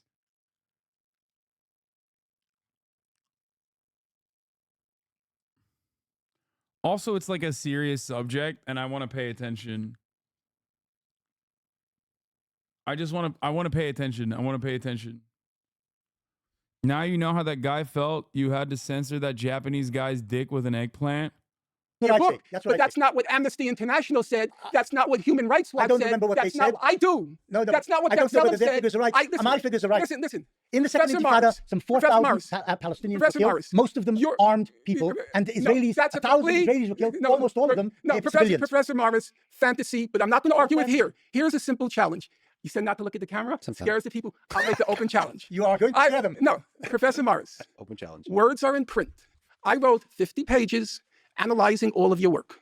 I quote, some will say cherry pick, but I think accurately quote you. Here's a simple challenge. Answer me in print. Answer what I wrote and show where I'm making things up. Answer me in print. I'm sorry. Okay, I'm not familiar with that's no problem. You're a busy man. You're an important historian. You don't have to know everything that's in print, especially by modest publishers. But now you know. And so here's the public challenge.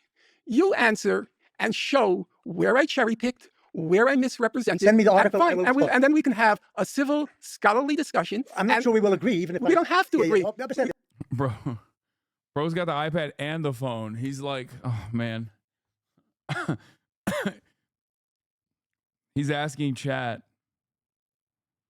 It's for the reader to decide, looking at both sides, where does truth stand. No, and if I may ask, it's good to discuss ideas that are in the air now as opposed to citing literature that was written in the past as much as possible, because listeners were not familiar with the literature.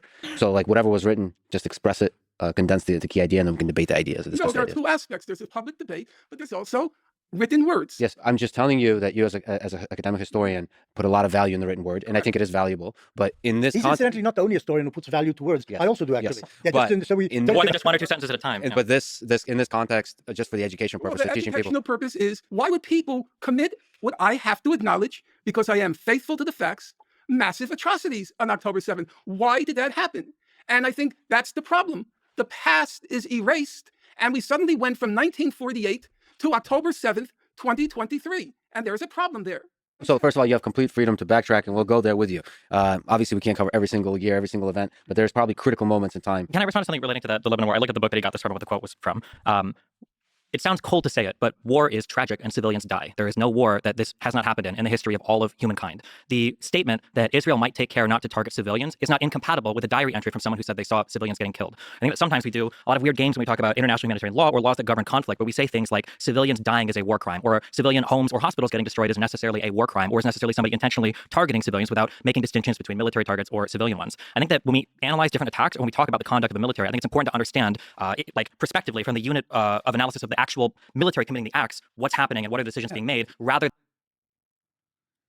Bro, you cannot say that in defense of Israel, dude. That's crazy. Like, the wildest part about this claim, and I know where he's going with this because I remember him saying some dumb shit like this on fucking Twitter, is literally that, like, yes, Hamas literally did do war crimes and Israel is not doing war crimes. Like, if you put Israel and Hamas, which is a fucking militant resistance group against the Israeli apartheid state, if you were to put them and their fucking bathtub rockets and their bathtub fucking sniper rifles and all this other shit and some arms that they get from Iran, right? If you put them on the same playing field as a nuclear state with one of the strongest military forces in the fucking in the region at the same moral playing field, okay, Hamas still wins the morality front. It's crazy. It's crazy to be like, yeah, well, when Israel does it, it's actually not war crimes, but when Hamas does it, it actually is. It's crazy. Than just saying retrospectively, oh, well, a lot of civilians died, not very many, military people died, comparatively speaking, so it must have been war crimes, especially when you've got another side, I'll fast forward to Hamas, that intentionally attempts to induce those same civilian numbers, because Hamas is guilty. Dude, come on.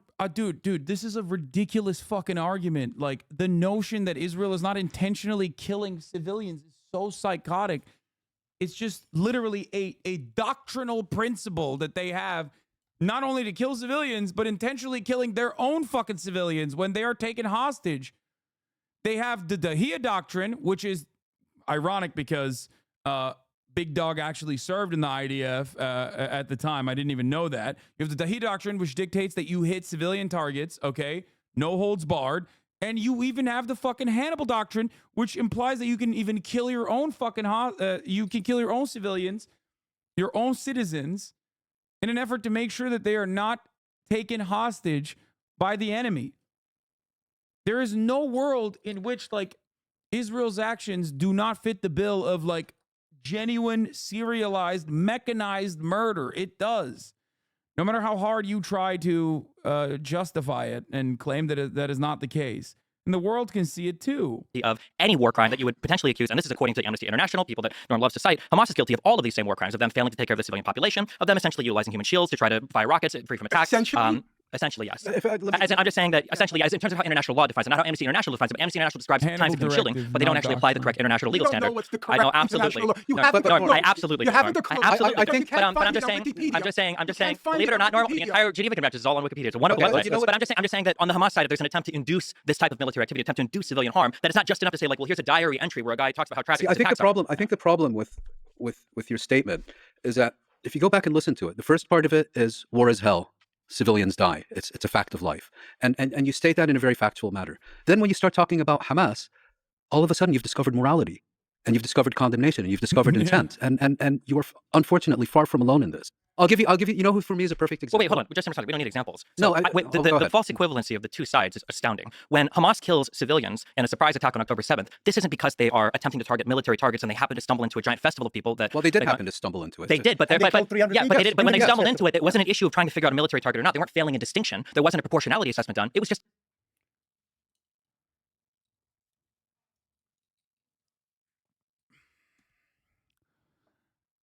Anyone that fucking claims that Israel is not deliberately targeting civilian infrastructure and civilians is either the dumbest person I've ever seen in my entire life, like straight up schizophrenic, delusional, okay? Or they are a bloodless propagandist. In the case of Destiny, it's a little bit of both. Okay? Oh my God. Fucking, I love the optics lovers, dude. Schizophrenic in the sense that they are fucking hallucinating. Not schizophrenia equals stupid. God, I hate being a fucking leftist. You know what? I'm going to fucking permaban you. That's it. I hate it. This is why I hate it. I hate it so much. I hate it so fucking much. It is just like the worst group of individuals that you can ever fucking put together in so many circumstances where people just selfishly go, what about me? My own personal grievances.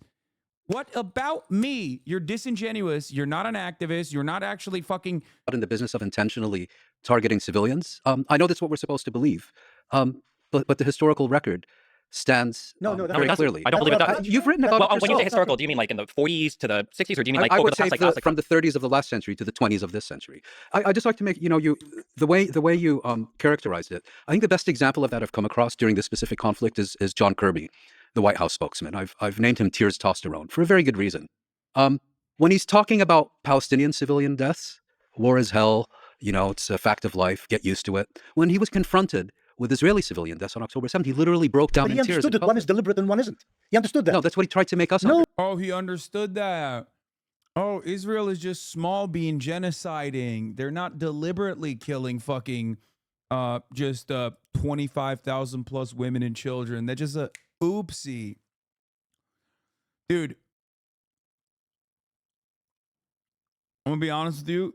What? You try to defend Palestinians, yet you do nothing for them? You're so disingenuous to your values? Come on, bro. I know it's the top of the hour and you're trying to fucking do a ad break, but come on. Come on. Come on. I just clapped someone for way less than that. Don't do that.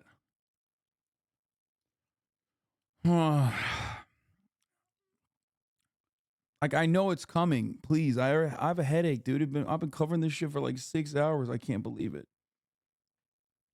You've never had a whoops moment where you bombed the hospital? No. And I've certainly not had a whoops moment where I bombed every hospital, like engaged in a siege in every hospital. I've never really had a whoops moment where I just had UAV drone sniper rifles that shoot at fucking old ladies leaving a church. I haven't done that either. I've never had a whoopsie moment where I have artificial intelligence setting targets according to Israeli investigators. I've never done those oopsies and the daisies. It's just so, it's like, oops, tripped and fell, 30,000 dead. How did that happen? Yeah, I've never oopsie daisy disguised myself as a fucking doctor to enter a hospital in the West Bank and occupied Palestinian territory to go and execute a dude that is literally in the hospital bed. Never had that one either. Yeah. Yeah, there's no, God, I liked it so much more when they were discussing like history. But the moment that they moved over to like post-October 7 and he's engaging in like clear-cut genocide denial is just so gross, so disgusting, so monstrous. So fucking awful. You have no leg to stand on, man. It's just sick. It's sickening. Oh. No, he was speaking facts. The Hamas guys who attacked the kibbutzim, apart from the attacks on the military sites, when they attacked the kibbutzim, were out. This is like this is also a genuinely insane argument to present at face value. That like October 7 is bad, okay, for the amount of civilians that were deliberately targeted and killed, but also everything past that for the past 5 months is like every living person in Gaza's life is fucking hell. And that's actually just a oopsie daisy. It's psychotic, dude. It's fucking psychotic. It is akin to Nazi Germany justifying the Holocaust because of the fucking Warsaw Ghetto Uprising, the final solution specifically. And being like, oopsie, it just fucking happened like that. I don't know. They just kind of did that on their own. It blows my goddamn mind. Like, it is pure fascism.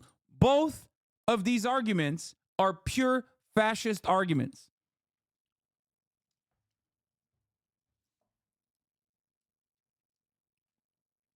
Out to kill civilians, and they killed family after family, house after house. The Israeli attacks on Hamas installations and fire. You don't know better. No, you don't know Israeli pilots. I did it already. I ran the fucking ad break. I ran it. Stop trying to fucking bait me already. I already ran the 3-minute ad break.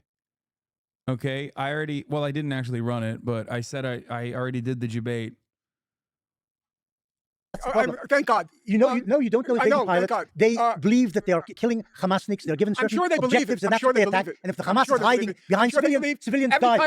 Every time they target a kid, I'm sure they believe it's Hamas. When they killed the 4 kids in the they believe. Yeah, I know they believe it. Even though they were diminutive size. Even though they were diminutive. You don't see the size. No, they saw the size. Let's leave it aside. Oh, I know what he's quoting from, but you've lied about this particular instance in the past. Those kids weren't just on the beach as is opposite in articles. Those kids were literally coming out of a previously identified Hamas compound that they have operated from. They literally you can Google it.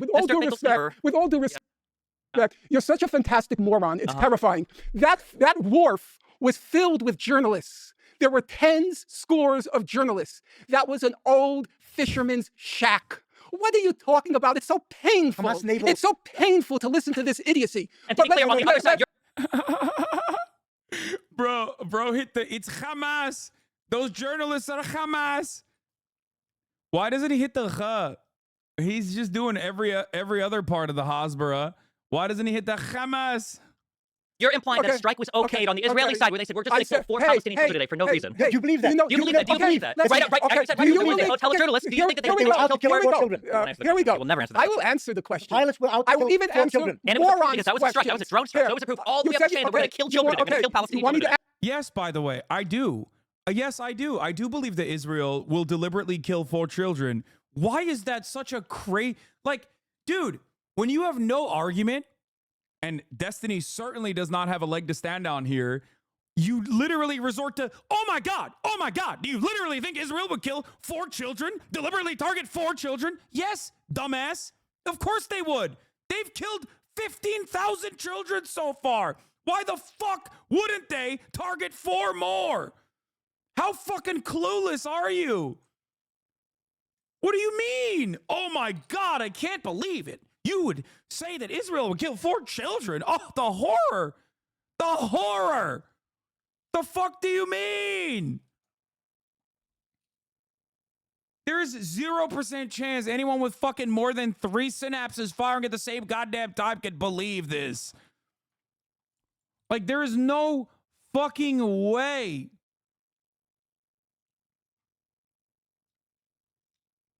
It just blows my mind. Oh, I have a headache. Oh, Digha, thank you for the 10 give the subs.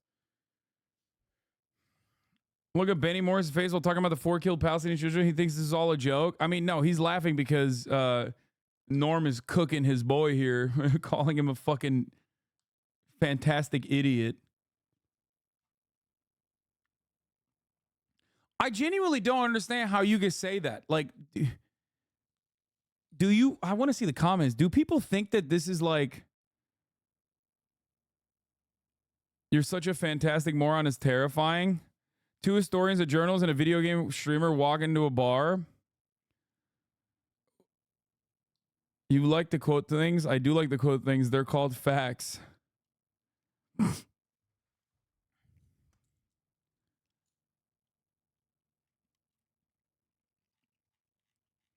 He's literally so unable to believe that liberal democracy would go against liberal civility, not realizing that Israel's full-on fascist. Yeah, there is no, I don't think he fucking genuinely believes that Israel is like even remotely liberal. I think he just doesn't give a shit. Oh, fuck, where was I? 246 or something? I'm like, I lost my spot here. That strike was okayed on the Israeli side. 246.13. Okay. I'm trying to see the...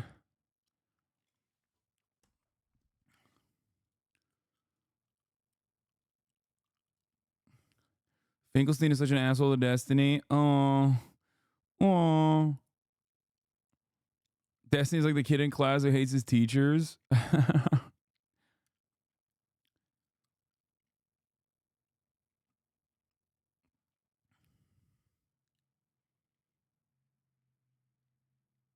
Never mentioned the Warsaw Uprising in relation to Palestine. You're a fucking idiot. Am I? It's really crazy because... You know who actually first mentioned the Warsaw Ghetto Uprising and made a comparison to October 7? It was actually Norm Finkelstein who did that. He's on this He's in the conversation right now. I don't know if you know this, but his parents literally participated in the Warsaw Ghetto Uprising. I don't care that you don't care. Okay? I think it's a very valid comparison to make because Gaza is a ghetto. It makes you feel bad because you don't want to feel like Palestinians are humans, but they are. And you can't keep pushing. Yeah, see, mods are fucking you guys up for adding the one guy that I pulled up. He is a R word that can only quote other people and has no opinions.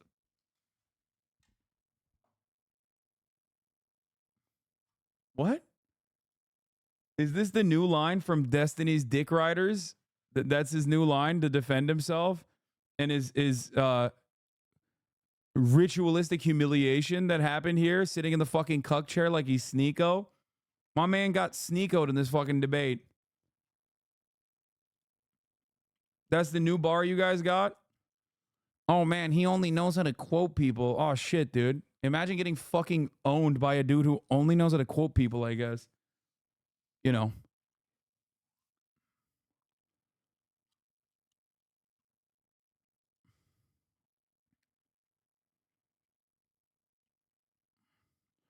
The Warsaw Uprising was made by Zionist movement Hasanabi-Empire.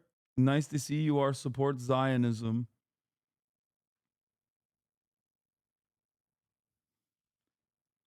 I don't know if you know this, okay? But there were plenty of people who became like Zionists after World War II. Plenty of Jews that were Zionists after World War II. That doesn't mean that like their actions during World War II were wrong. You know? This is the fuck? What a take.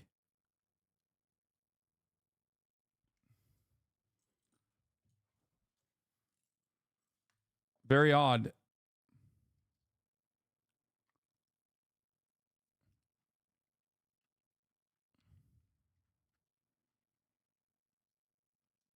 This is also Bund erasure. Yeah, it was Jewish socialist too. But like, but listen.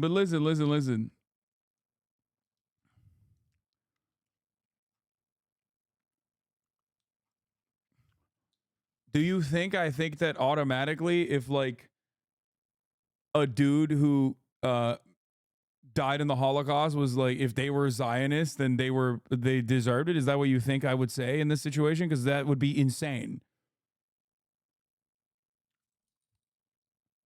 Like, you ascribed a value that that is so far beyond the point of comprehension that I don't even know how to address it.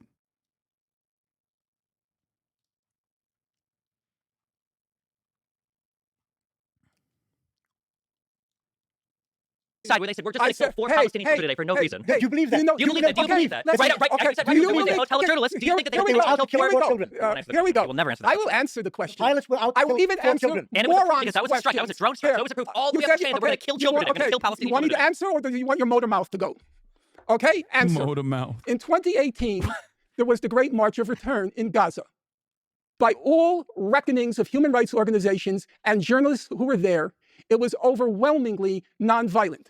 It was organized by the Hamas. Whoever organized it. Organized by Satan. Let's start. By Hamas. Okay, No, Satan. Satan. I agree. Oh no. You know it's bad when he couldn't react to you anymore because it's too irritating? Oh no, he closed the stream by saying he can't continue to watch because it's too irritating? Oh no. Oh no. Oh, that boy got so cooked. Oh, Jesus. Why did he think he could go up against fucking Norm Finkelstein? God damn, son. That's where all that confidence gets you at the end of the goddamn day. Oh. Oh.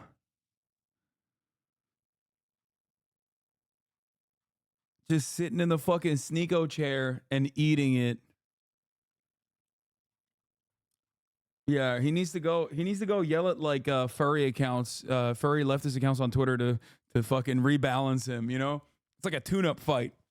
You know when a fighter loses, there's a tune-up fight? We've talked about this before with Sneeko. He's got to do a tune-up fight to get his.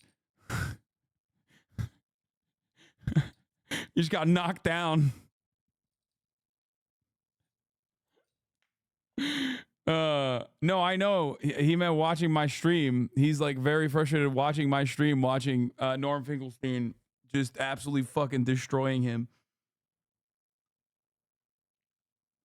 I think his Twitter on a second monitor and is crying at the thousands of likes every tweet laughing at him is getting. Yeah. Oof. Your last cuck chair comment got to him. I just want to know why D is in this conversation. He's in this conversation because he would bring eyeballs. He was supposed to do this debate with Norm originally, and he's friends with Lex. And also, I think he's the perfect person to have on to defend. Mr. Bennell, don't change the subject. If you don't know what you're talking about, at least have the humility. You talk about chapter 6. You don't know chapter 6. How close has 242 gotten to the Palestinians' peace? From tweet 5. You have no idea what you're talking about. It's just so embarrassing. At least have some humility.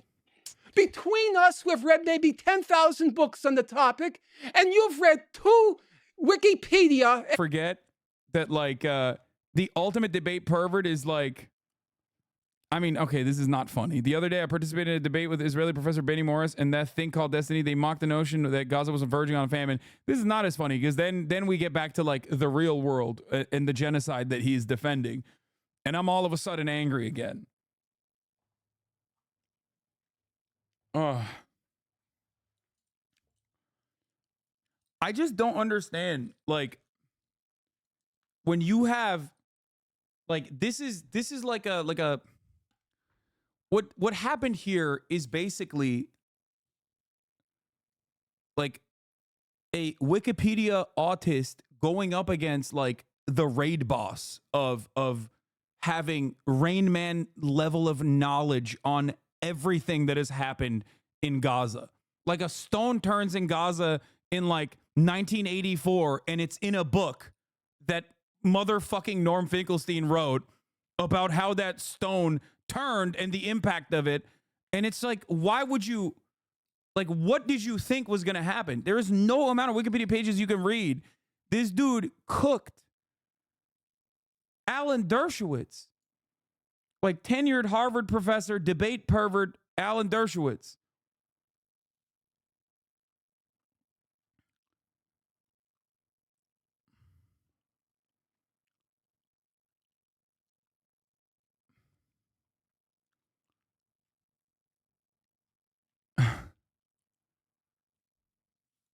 Mr. Botticelli.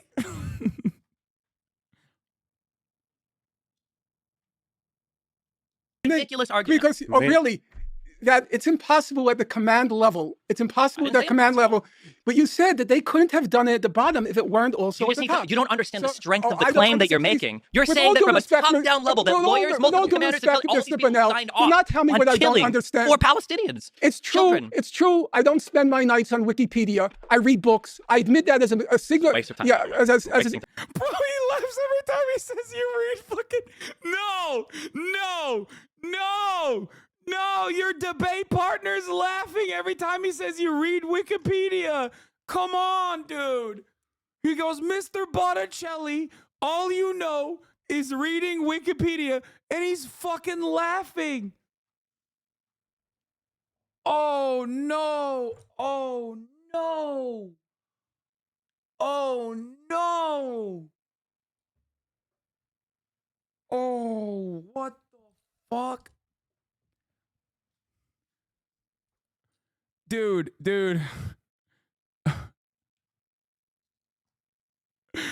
Look at his face, defeated. Oh, Benny Moore is cracking. Isn't he laughing at Norm? Don't they hate each other? Listen, in my headcanon, he's laughing with Norm, okay? Destiny said it was a waste of time reading books in that clip. Oh.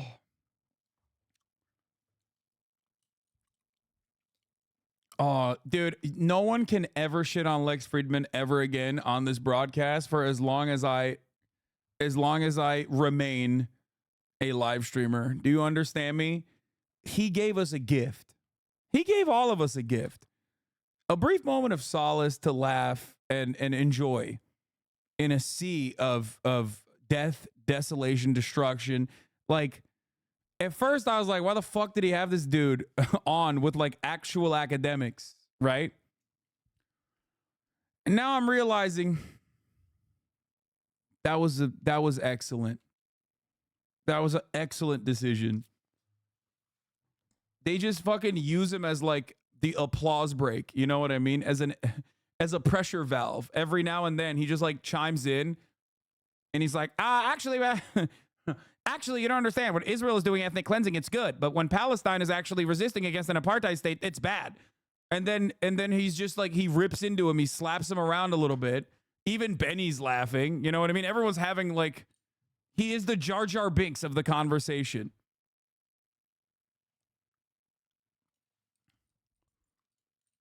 Oh, the Bonatello meme's going hard as fuck. Oh.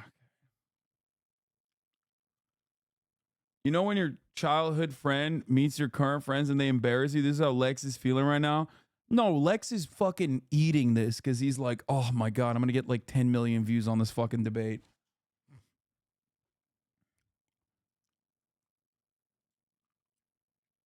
Yeah, absolute cinema, peak.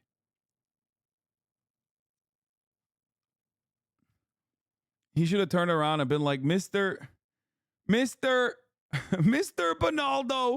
go back to your iPad to find a new Wikipedia page to read. Maybe, perhaps you will find a new talking point in there.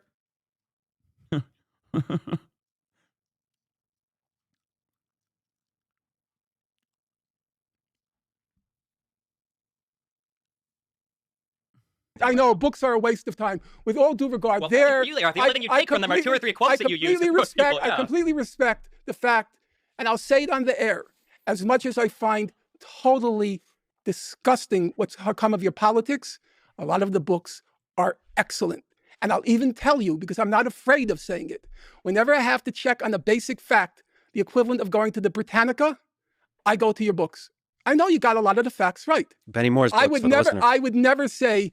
Yeah, he's repping fucking Benny Morris's like academic work. He doesn't agree with his. That's what I was trying to explain as well in the beginning of this conversation, which is why it's like so gross when you see a dude like that who has actually the academic bona fides fucking sitting there and being like, yeah, a genocide occurred on October 7th, and also everything post October 7th is like, you know, it's just crazy.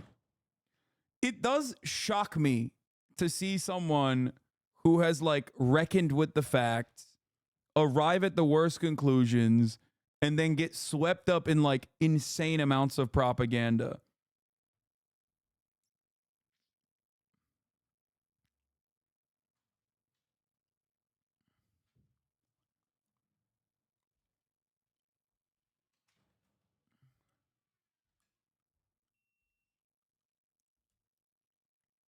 Whenever Face Finkel, aka Face Footnote, starts off with the all due respect, you know he's gonna invent a new Italian surname. Yeah, nationalism is one hell of a drug, dude. It's crazy. There are plenty of racist academics. Yeah, but like, you know what this would be like? It would be like if someone who has done like tremendous anthropological work on like African civilization turning around and then being like, and that's why skull science is real, and that's why Africans are made to be servile. You know what I mean? That's the problem. It's like there is a mismatch of like there's a mismatch of like genuine good work followed up by like really bad assessments.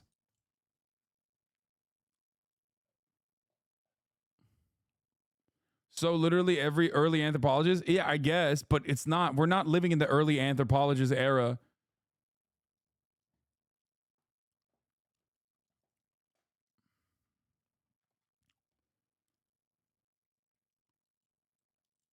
So it's weird. It's like Darwin arriving at creationism. Yeah.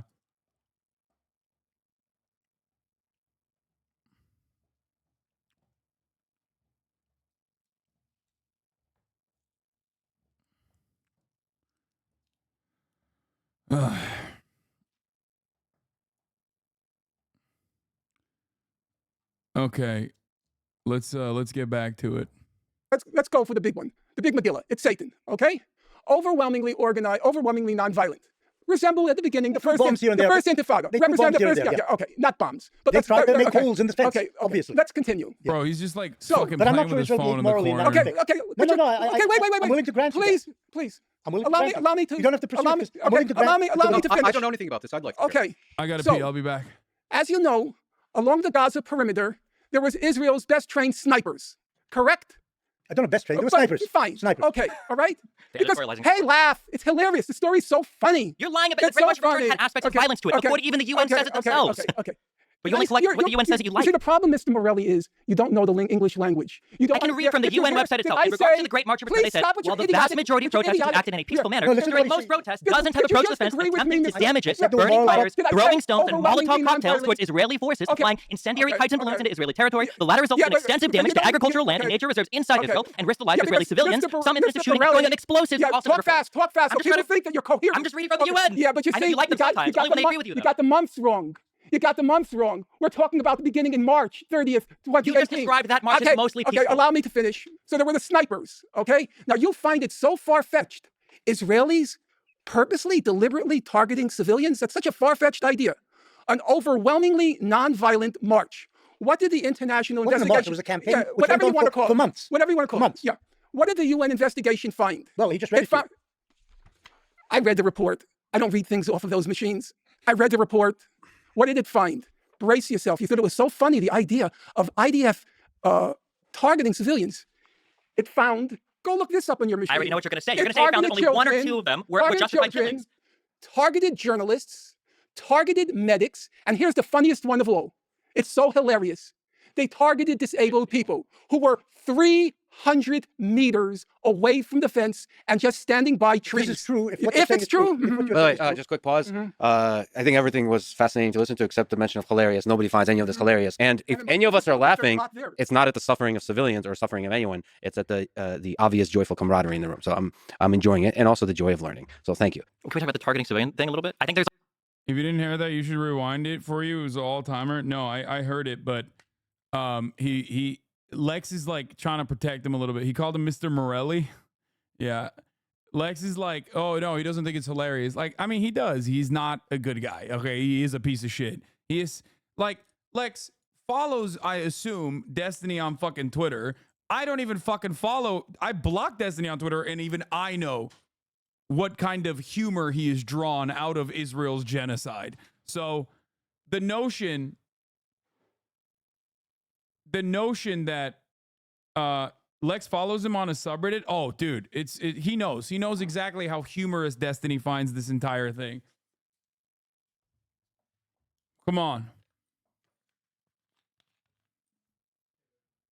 It's like an important underlying, not necessarily that. I think it's important to understand. Yeah, I think it's important to understand. There's like three different things here that we need to think about. So one is a policy of killing civilians. So I would ask the other side. I'm going to ask all three because I know there won't be a short answer. Do you think there's a policy top down from the IDF to target civilians? That's one thing. A second thing is he said yes. When yeah, sure, yeah, that's fine. Okay, but then the second thing is, or there's two distinctions I want to draw between. I think Benny would say this. I would say this. I'm sure undoubtedly there have been cases where IDF soldiers, for no good reason, have targeted and killed Palestinians that they should not have done. That would be prosecutable as war crimes, as defined by the Rome Statute. And some have been prosecuted. Yeah, and I'm absolutely sure.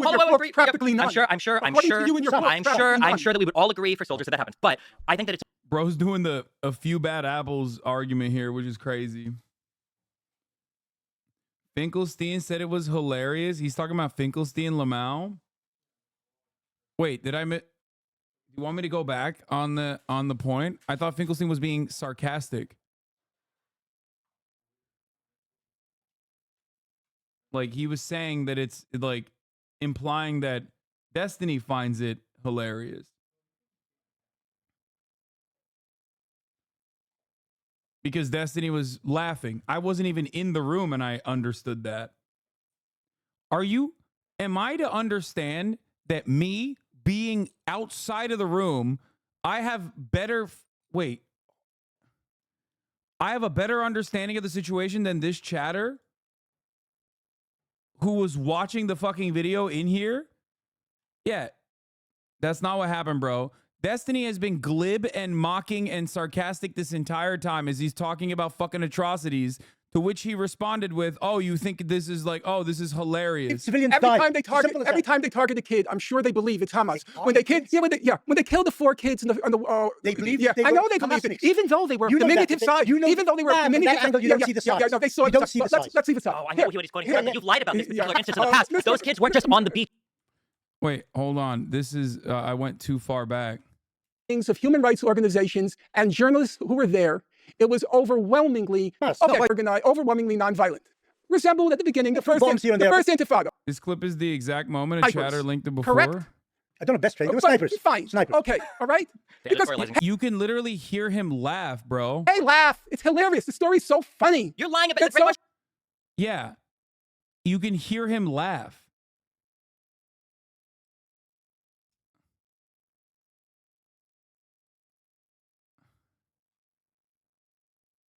He's being sarcastic and is addressing literally just rewind. That's not what happened, bro. Brother, okay, I'm going to be honest. We have tone indicators for chatters such as yourself. But as someone who wasn't even in the room who could pick up on the context, I suspect that maybe you should listen to someone who does have the physical capacity of understanding context if you just are that permanently unable to read it. Okay? You were in the room, you were watching, I was out of the room, and I was listening, and even I could tell what the actual context was. You, on the other hand, are physically unable to do so. So if that's the case, I'm giving you the tone indicator, okay? I'm giving you the tone indicator.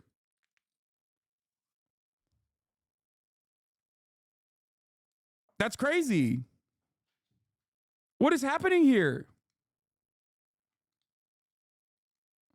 No disrespect, chatter. If you legitimately can't comprehend it, like if you have like a physical inability to understand sarcasm, satire, nuance in general, then like I'm trying to help you out here.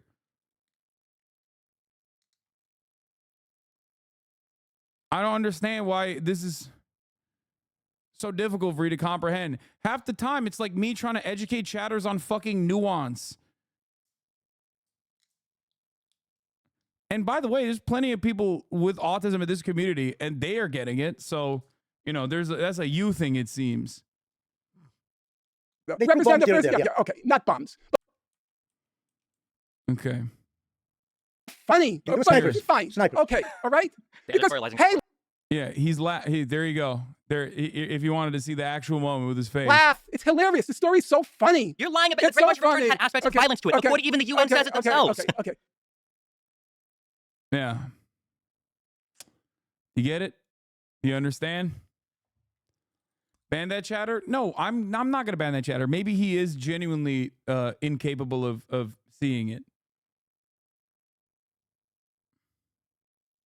He laughed after reading about a starving refugee being shot and run over. Recently divorced genocide apologist can barely contain his laughter at a starving refugee being shot then run over.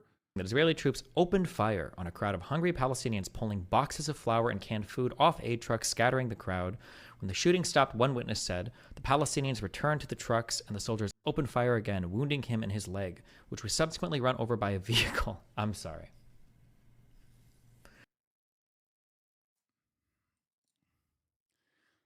Dude, this is literally just like for people who think being a sociopath is cool, like just cultivating an entire audience of just fucking Patrick Bateman lovers, I think.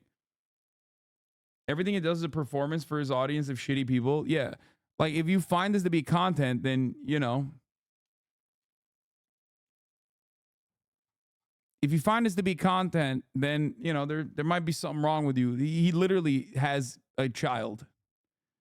You literally cannot mathematically calculate a worse person. Oh, yeah, 100%. According to the local...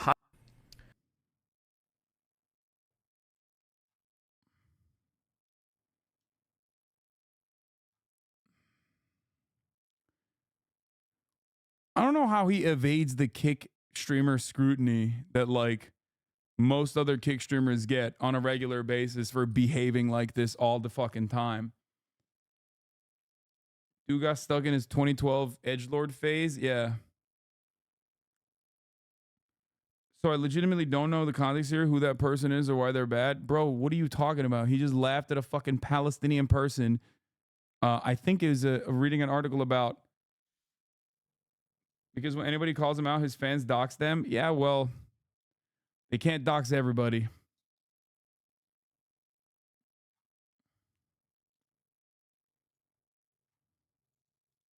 But you only select what the UN says that you like. See, the problem, Mr. Morelli, is you don't know the English language. You don't I can read from the UN website itself. In regards to the Great March of Citizens, the vast majority of protesters acted in a peaceful manner. During most protests, dozens have... Yeah, he was laughing at the flower massacre. Okay. I don't know. Quick pause. Let's start reading On policy from the is where there's two distinctions I want to draw between. I think Benny would say this. I would say this. I'm sure undoubtedly there have been cases where IDF soldiers, for no good reason, have targeted and killed Palestinians that they should not have done. That would be prosecutable as war crimes, as defined by Rome Statute and ICC. Some have been prosecuted. Yeah, and I'm absolutely sure. Practically none. I'm sure that we would all agree for soldiers that happens. But I think that it's important. I think that it's important that when we talk about military strikes, or we talk about things especially involving bombings or drone attacks, these are things that are signed off by multiple different layers of command, by multiple people involved in an operation, including intelligence gathering, including weaponeering, and there also have typically lawyers involved. When you make the claim that an IDF soldier shot a Palestinian, those three people, the three hostages that came up with white flags, and something horrible happened, I think that's a fair statement to make, and I think a lot of criticism is deserved. But when you make the statement that 4 children were killed by a strike...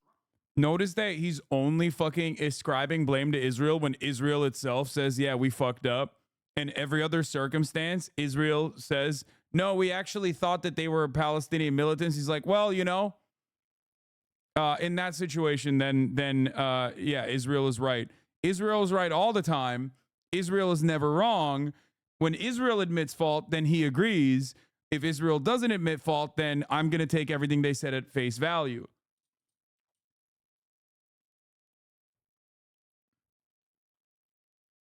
And I don't know if he's doing this genuinely because he, like, I don't know, radicalized himself or negatively polarized himself into, like, legitimately thinking that Israel is not a fascist apartheid ethno state and actually a liberal democracy, whatever the fuck that means. Or if he's just, like, pure contrarian. Right. The claim that you're making, yes. The claim that you're making is that multiple levels of the IDF... Yeah, his argument isn't even that it didn't happen. It's just that, no, I know them. They're a good guy. They wouldn't do... 1,000+ women and children. You are either the dumbest person on the planet or you are just straight up evil. They call those power targets, which means their targeting of civilian buildings is intentional collective punishment, which is a war crime. Yes, absolutely.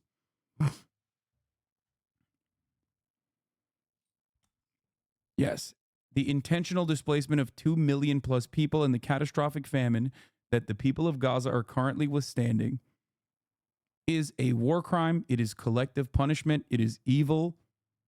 It is straight fascist. Okay?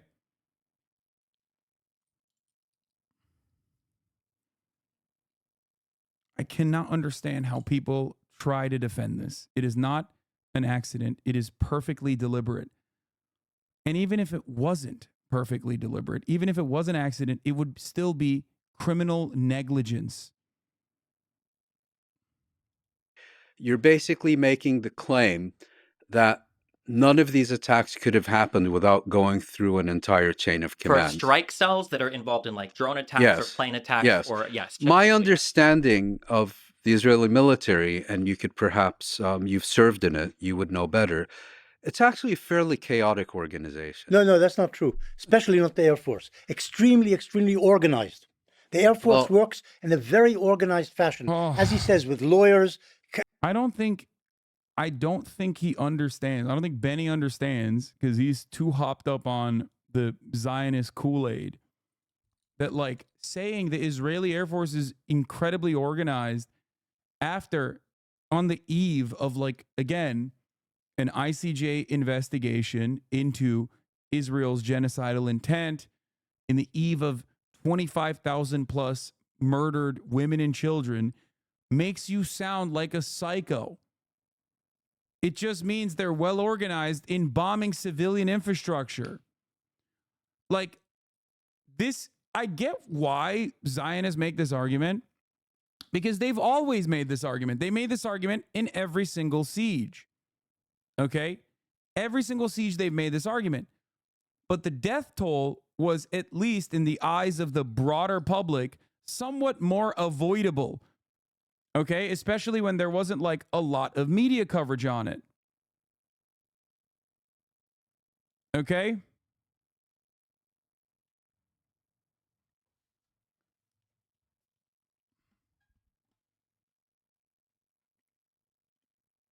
They literally just came up with a bullshit AI targeting program called The Gospel that Israeli journalists just exposed as blatantly indiscriminate.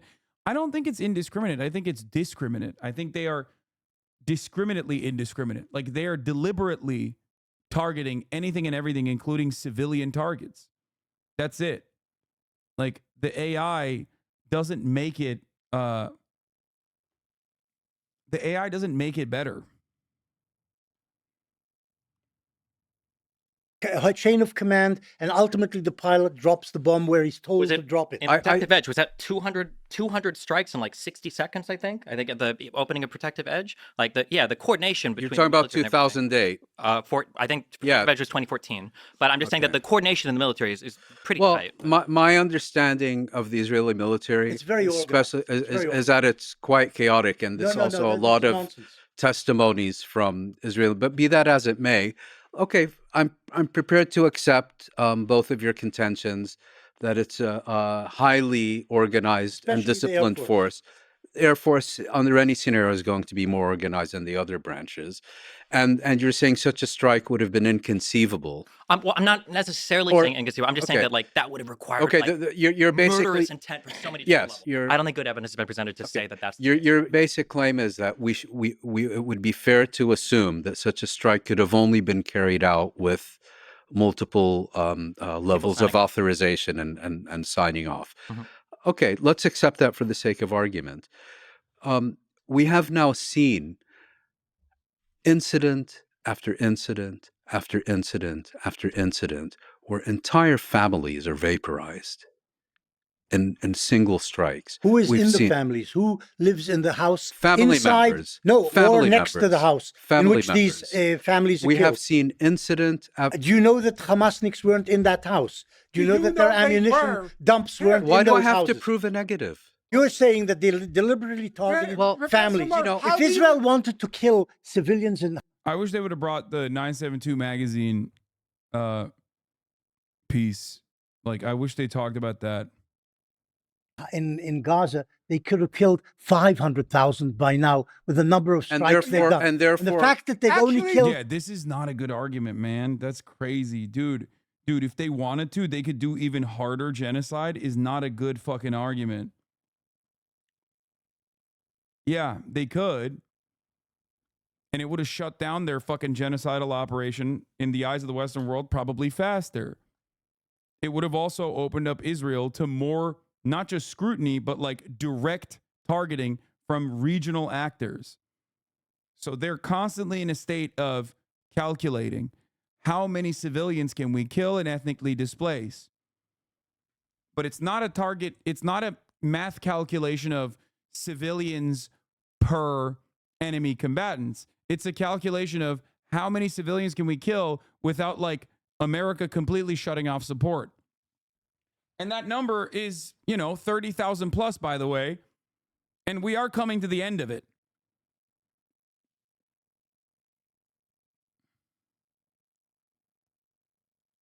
A certain small number. 30,000 is a small number. Small number in proportion. You consider 30,000 small a small number in proportion over 4 months. 12,000 probably is an indication that it's targeted and that there are Hamas targets in these places. So I've given 12,000 children is only, and if that's the case, why is it? You said only.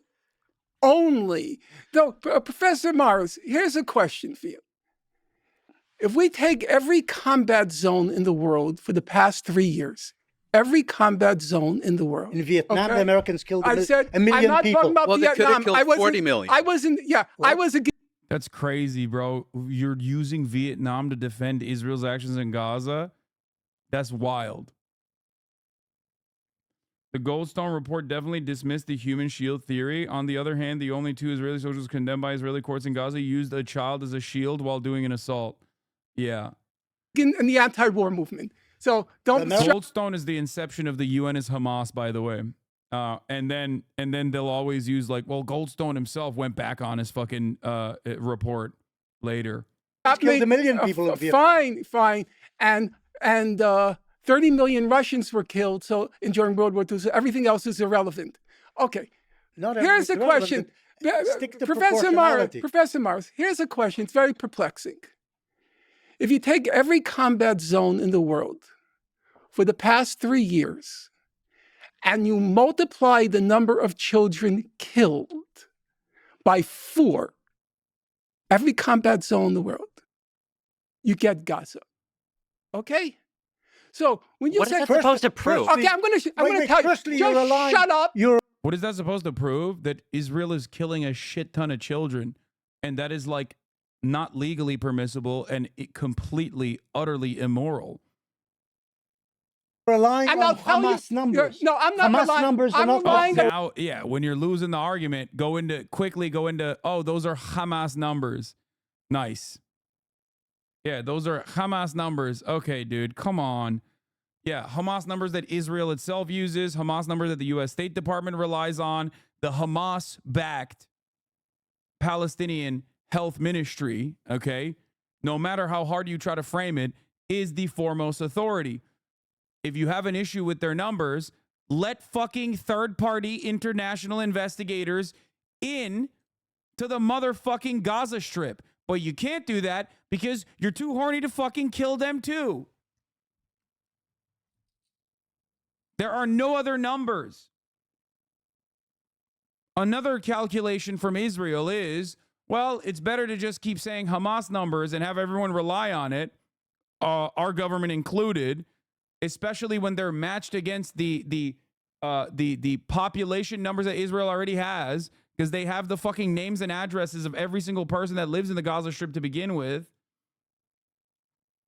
I've done the math on Hamas civilian to death ratio. IDF has killed about 1,000 times more civilians than were killed by the Allies bombing Dresden. Calling it a consequence of war is insane.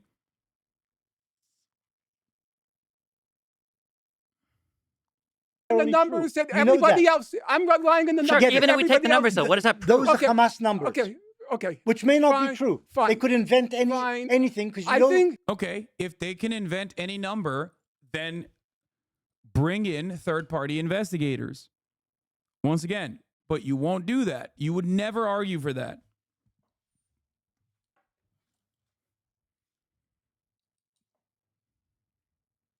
That they are a mendacious organization. I know mendacious. Also, if they're Hamas numbers, why did you earlier say that those numbers are actually low? Like, it's just, once again, cognitive biases in display. First, he said, well, those numbers are low. We could kill way more if we wanted to. And now he's turning around and be like, and those are Hamas numbers, actually, so you can't trust them. He's just hitting every fucking angle he can, because deep down inside, every single human being, and I genuinely believe this, every single human being, no matter how fucking aggressively fascist they are, still understand that murdering children is wrong. Okay? Murdering women and children is fucking wrong. And that's why he has to cope with it by moving the fucking goalposts. It's not just about like defending his position and doing a shitty job at it. Okay? I think deep down inside, he wants to believe it. And that's why he's like he's like falling off of a cliff and desperately trying to grab onto any kind of ledge he can in this argument. If they could make any number, why wouldn't it be higher? Why not make the alleged lie more tragic and painful? It's bullshit. Exactly. Believe me. You like words. Mendacious as in the Israeli Ministry of Foreign Affairs. Okay, so here's the thing. You say they could have killed 500,000, but they only killed that's your words. They only killed 30,000. You believe that they deliberately target civilians. They would have killed many more. See, the fact is that they don't deliberately target civilians. Professor Morris, and you don't understand for a historian, I don't want to understand Israeli society. If you want to know the truth, I don't want to. I don't know if like a lot of Israeli defenders that live in Israel understand the impact of this latest incursion. I think they think that they will go back to business as usual, and the regular order of the apartheid will set back in, and the routine violence, and everyone will just like go back to the drawing board. It'll be like October 6th all over again. And I personally don't think that that is going to happen. As someone who has been covering this for years and years and years, okay, I've never seen this level of support for the Palestinians in my entire life. I've never seen that. And I don't think people in Israel recognize it. I think there are some liberal Zionists who are like, you know, originally super gung-ho. Now they're starting to come back to reality. Okay? But this level of atrocity cannot go unanswered, cannot go unnoticed. There will be consequences for it. I don't want to get inside their heads. That's the problem. 90% of a good historian tries to get into the heads of there's a limit. the various protagonists. There's a limit. When 90% of Israelis think that Israel's using enough or too little force in Gaza, I don't want to get inside that head. 40% think that Israel's using insufficient force in Gaza. I don't want to get inside that head. I don't want to get inside the head of people who think they're using insufficient force. Is Zionism the same as nationalism? Yes. Against the population, half of which is children. I don't want to get inside that head. But here's the point, because your partner wants to know the point. You don't understand political constraints. One of your ministers said, let's drop an atomic bomb on Do you Gaza. think he really meant that? He said it three times. No. It was said in a sort of a Professor Morris. Oh my God. Yeah, he didn't mean it. Yeah. He was just joking, bro. Yeah, guess what, dude? That one fucking Hamas guy who said 1,000 October 7s are valid because of what Israel has done to us, also just joking. But except you use that as just cause to do genocide. That's just one guy that went against the narrative of almost every single other fucking Hamas commander in general. But you know, that gives us just cause to do genocide. Questionable way. He didn't say they should drop Professor Morris, the day. I'm not supporting him. He's an idiot. This minister is a messianic idiot. But he didn't say drop an atomic bomb. None other than Israel's chief historian, the justifiably famed Benny Morris, thinks we should be dropping nuclear weapons on Iran. Iran has for years, its leaders for years have said we should destroy Israel. Mm-hmm. You agree with that? They've said we should destroy Israel. Israel must be destroyed. Is that correct? This is what the Iranian leaders have been saying since Khomeini. I would say Iranian leaders have sent mixed messages. Okay, but some of them have said, including Khamenei if you don't and know Khomeini. the evidence, why are you laughing? It's very funny. It's funny Iran because that supports Hezbollah and the Houthis and Hamas. Maybe they want Israel destroyed. Brace yourself. Wait. To the extent that the Houthis are trying to stop the genocide in Gaza, there is no genocide. They don't have a right to attack civilian ships. I know you selectively support international law when it agrees with you, and then when it doesn't, you decide to throw international law to the wind. There's no genocide in Gaza. If you like, oh, dude, Destiny is such an unserious person. If America implemented a blockade on ships as it does all the fucking time, then it's just. I've never heard him ever in a million years talk about like intercepting Venezuelan oil tankers, and stealing the oil off of them. I've never heard any of these motherfuckers. Maybe they talk about it all the time, like taking money and freezing the assets, the South Korean assets, to the tune of $6 billion that is supposed to go to Iran for the oil that they fucking sold South Korea. I've only heard about people talking about it when they unfroze those assets. Okay? It's just ridiculous. When America and American allies are engaging in blockades, then it's morally permissible. Like, It's ridiculous. It's ridiculous to fucking act like. It's ridiculous to act like, you know, when America is trying to shut out Russia from global trade, which they failed to do regardless. But if they were successful completely, that's fine. That's good. If, God forbid, another country with very limited means tries to implement something similar, the fuck?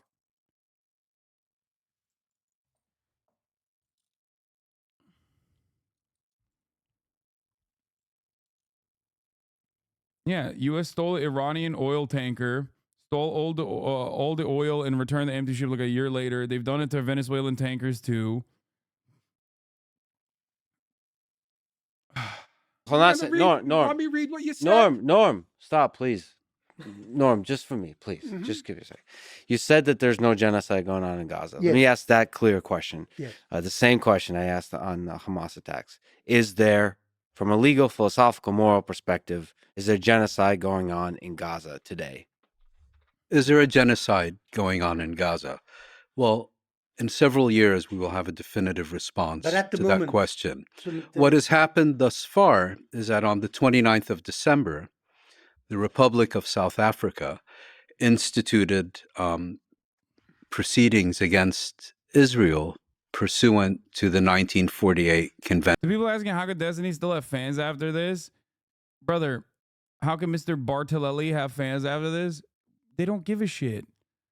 There are a lot of people who just simply don't give a shit and love the chaos and love and you know, enjoy the sport of the blood sport of debates, and also like being edgy and triggering people. These people used to be relegated to 4chan, they were on poll, and now they operate on Twitter, and now they operate freely within Destiny's community. But like, it's just about triggering people, making them mad. And it's all pure entertainment. It's very nihilistic. It's very destructive. It doesn't really matter because they're so far removed. They're so fucking far removed from the impact or even thinking about the humanity, even thinking about the death toll, the human casualties. It's just, it doesn't matter.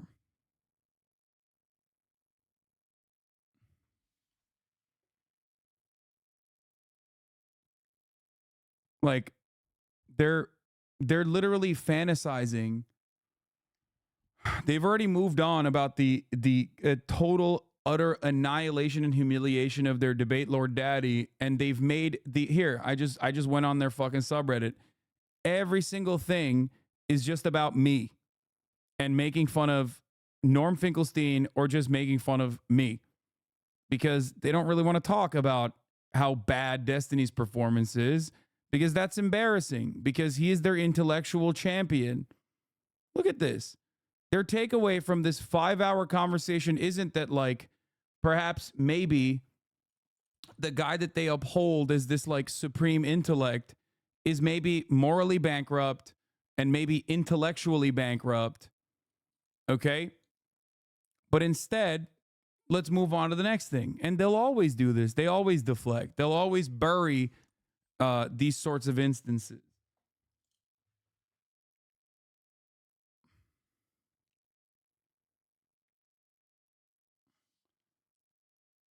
Yeah, it always goes back to, as you can see, I have portrayed you as the Sojak and myself as the Chad.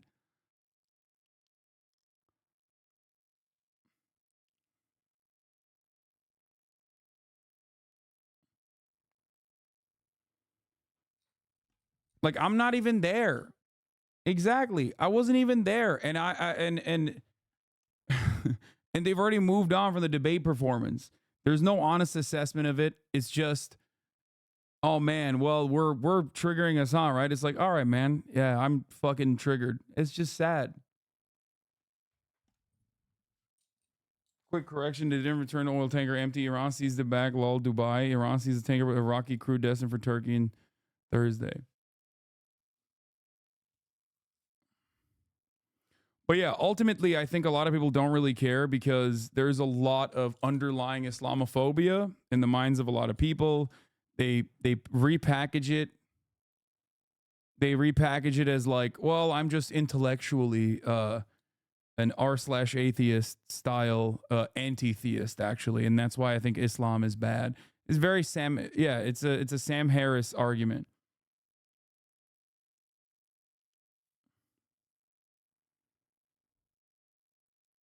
Convention on the Prevention and Punishment of the Crime of Genocide.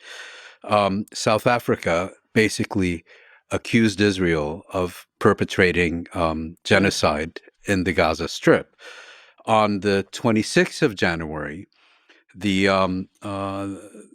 court issued its initial ruling. The court at this stage is not making a determination on whether Israel has or has not committed genocide. So just as it has not found Israel guilty, it certainly also hasn't found Israel innocent.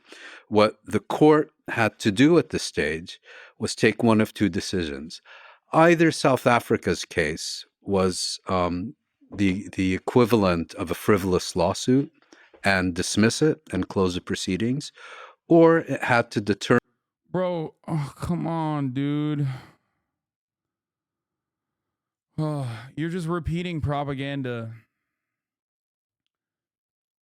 I have talked to academics, journalists, and literal fucking Israeli Knesset members since October 7.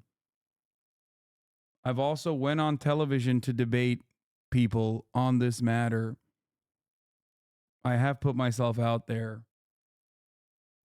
It makes me really sad when I see former fans just like get lost, get swept up in the bullshit.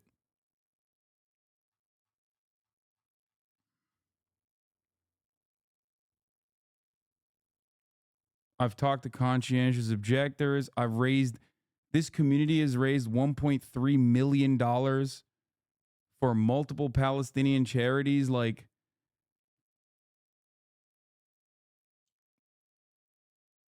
that's crazy that you're just reducing it to like, while he's talking to high profile figures publicly, you on the other hand talking to some random Houthi pirate / terrorist wannabes.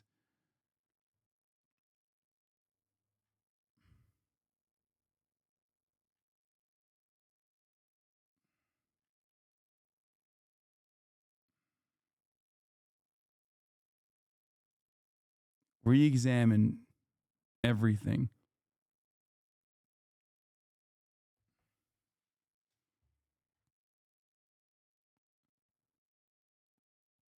I don't know how.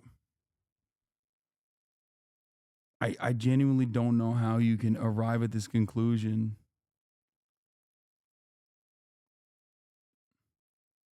Unless you're just simply watching clips. I don't know. I'm not even like, it's not even the like what makes me get sad about this is that like how can someone be so ill-informed?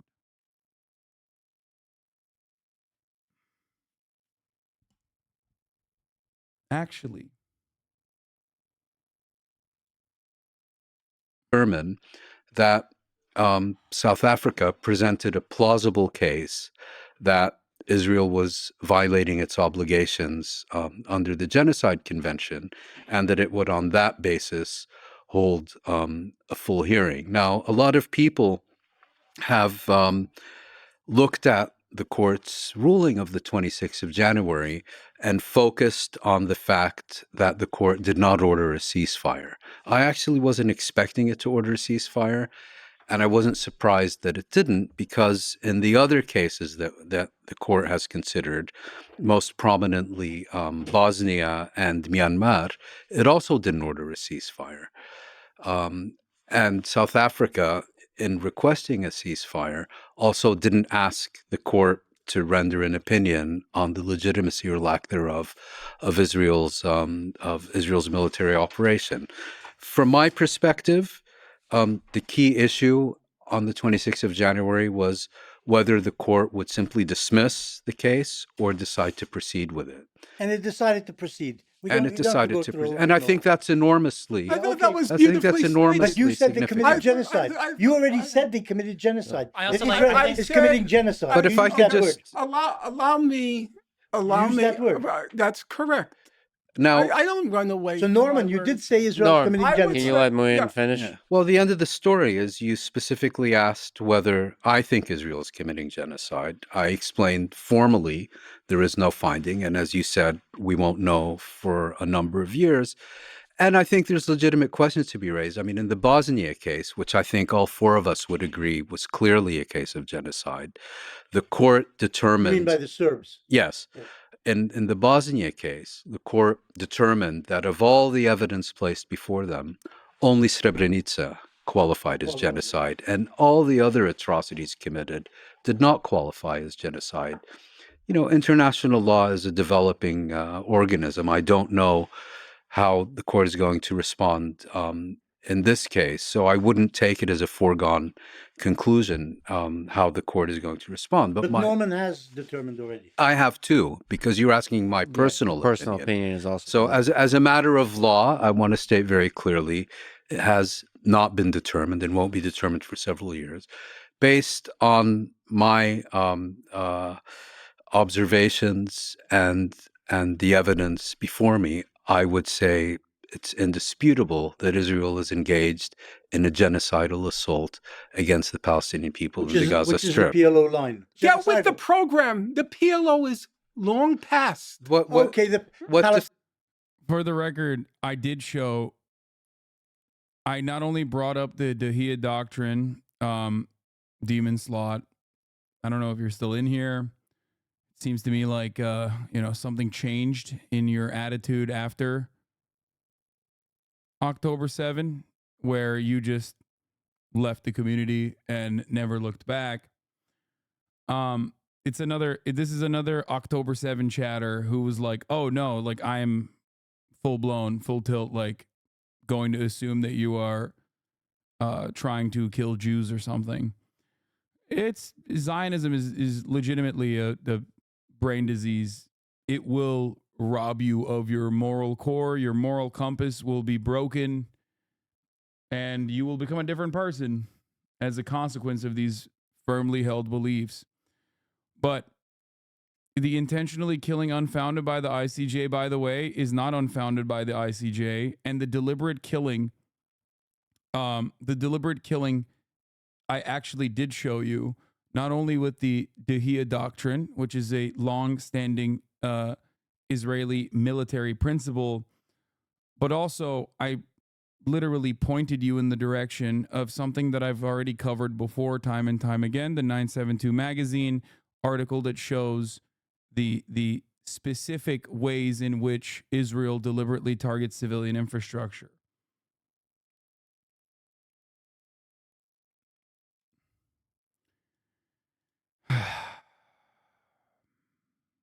There are a lot of people like him that left this community post October 7, by the way. They came in here, they watched what I had to say, and they were done.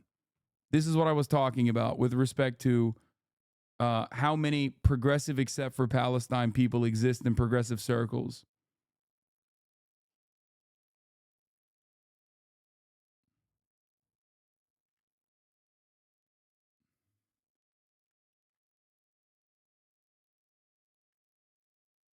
It sucks.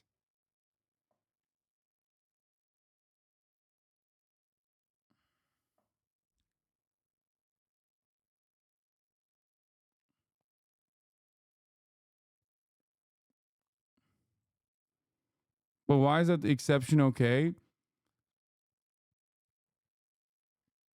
It's not.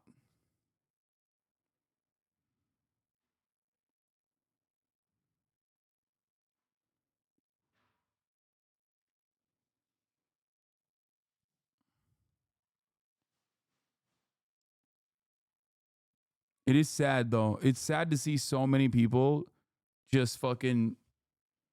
It's sad to see so many people just straight up go, you know what? I disagree with this guy on this issue. Doesn't matter how many years I've listened to him. 100%. I'm just now going to look for any kind of purpose to vilify him in my mind. All I can hope for is that one day they will arrive at the truth. You know?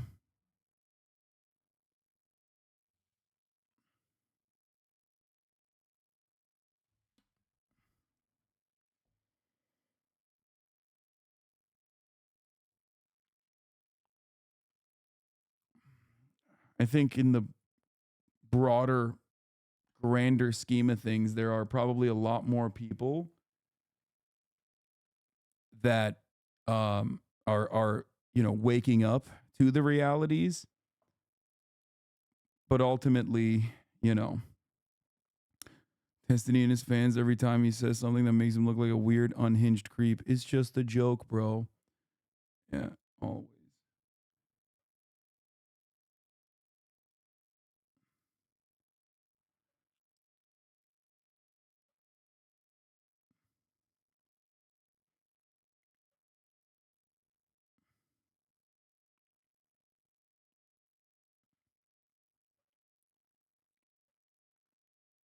It's just odd because I've had these positions for a very long time. Like I've advocated for the same things for a very long time, for 10 years. There have been any war crimes. Is Israel currently committing war crimes in Gaza? Not to my current knowledge, I don't think so, but I would have to see if anything like currently differently has changed. But right now, I don't believe anybody has levied the claim that there have been any war crimes committed since October 7th. I don't believe so. Do you think that is that in any way relevant to you when discussing the conflict? Let's say if Israel were to be committing internationally recognized war crimes in Gaza, and may I add, in the West Bank, and I could prove that to you, and you'll say, yes, I agree, would that change anything in your overall perception of the conflict? Right now, I don't necessarily think so, but I mean, I probably think that the underlying things themselves are probably bad without them being a war crime. I think it's defined as a war crime, or I think it's considered internationally illegal for Israel to be building settlements in the West Bank. I think that's a really bad thing for a variety of reasons. Simply from 48 onwards into the future, has there at any point been an ethnic cleansing of Palestinians? 47 and 48 was inarguably a mass expulsion of a certain ethnic group of people from territories. I mean, that would qualify as ethnic cleansing. Post that, if I would consider like settler expansionism to be a form of a type of ethnic cleansing, I mean, you could arguably probably say that. I think I would say it's probably roughly true. I don't really like the term ethnic cleansing because I think it's just a shitty term. It doesn't it brings with it like a whole bunch of like moral condemnation. But I don't think ethnic cleansing is necessarily always bad, and there are different ways to do it that might be good or bad. So yeah, I don't know. What? I don't think ethnic cleansing is always bad, and there are ways to do it that are not necessarily bad. The fuck?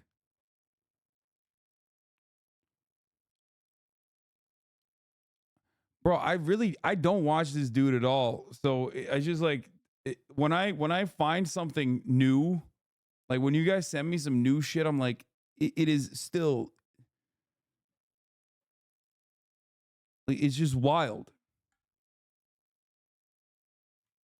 I think I broadly agree with the idea that, I think you agree with that too. We can have a discussion on that if you want. But I think I broadly agree with the idea that Arab Palestinians have been kind of moved around their land quite a bit. So you agree that in terms of the conditions in the West Bank and Gaza, Israel is running an apartheid state? I mean, like, kind of. It's a military occupation. So, I mean, like, necessarily, there are going to be a different set of standards for different people living there. I'm not as interested in the apartheid comment because, let's say we agree that it's apartheid, it's never going to be fixed as long. I mean, here, I'll translate it. I'm not necessarily interested in the things that you're saying because it makes me look bad.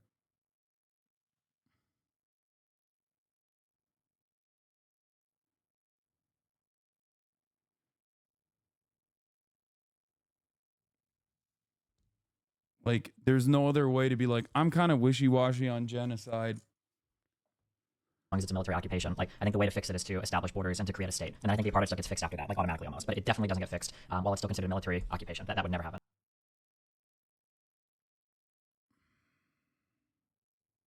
That's crazy.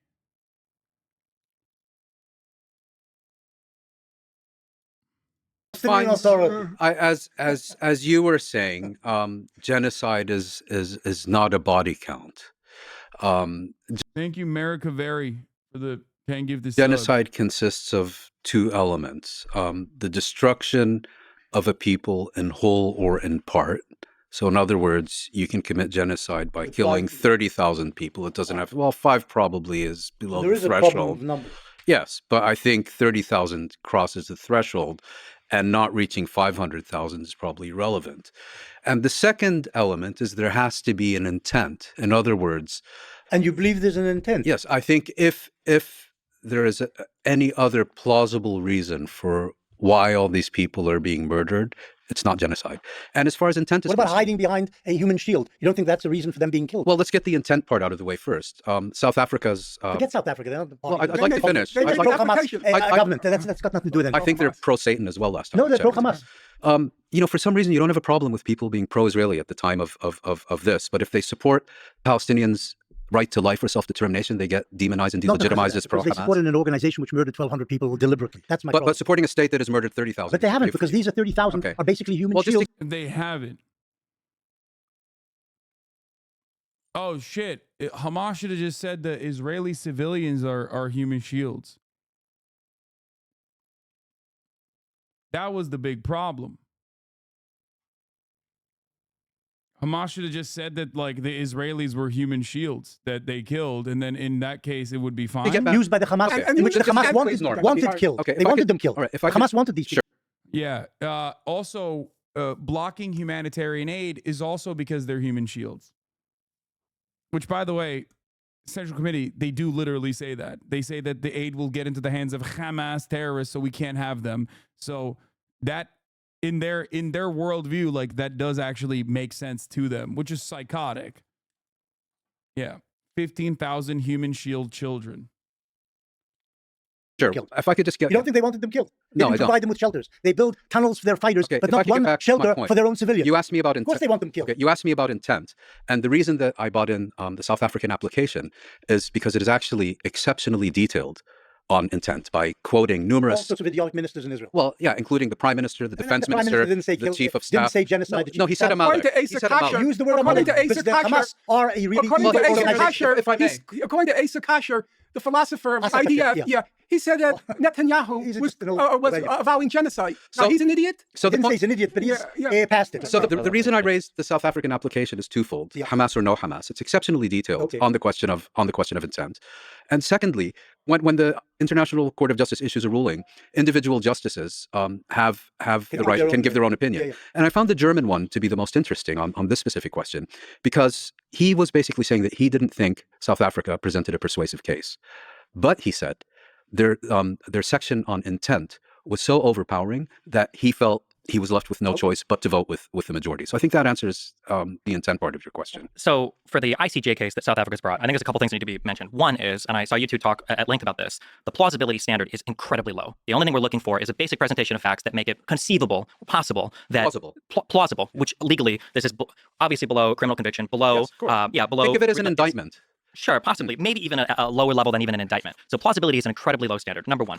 Number two, if you actually go through and you read the complaint that South Africa filed, I would say that if you go through the quotes and you even follow through to the source of the quotes, the misrepresentation that South Africa does in their case about all of these horrendous quotes, in my opinion, borders on criminal. Well, 16 ICJ judges disagree. That's fine if 16 ICJ judges disagree, They must but be I'm going to awful give... incompetent. You know, they could be, They but... must be even the American judge, she must have been awful incompetent if she was The misrepresentation of, like, Israeli officials saying that they have genocidal intent, really messed up. Really messed up to show that to the world, actually.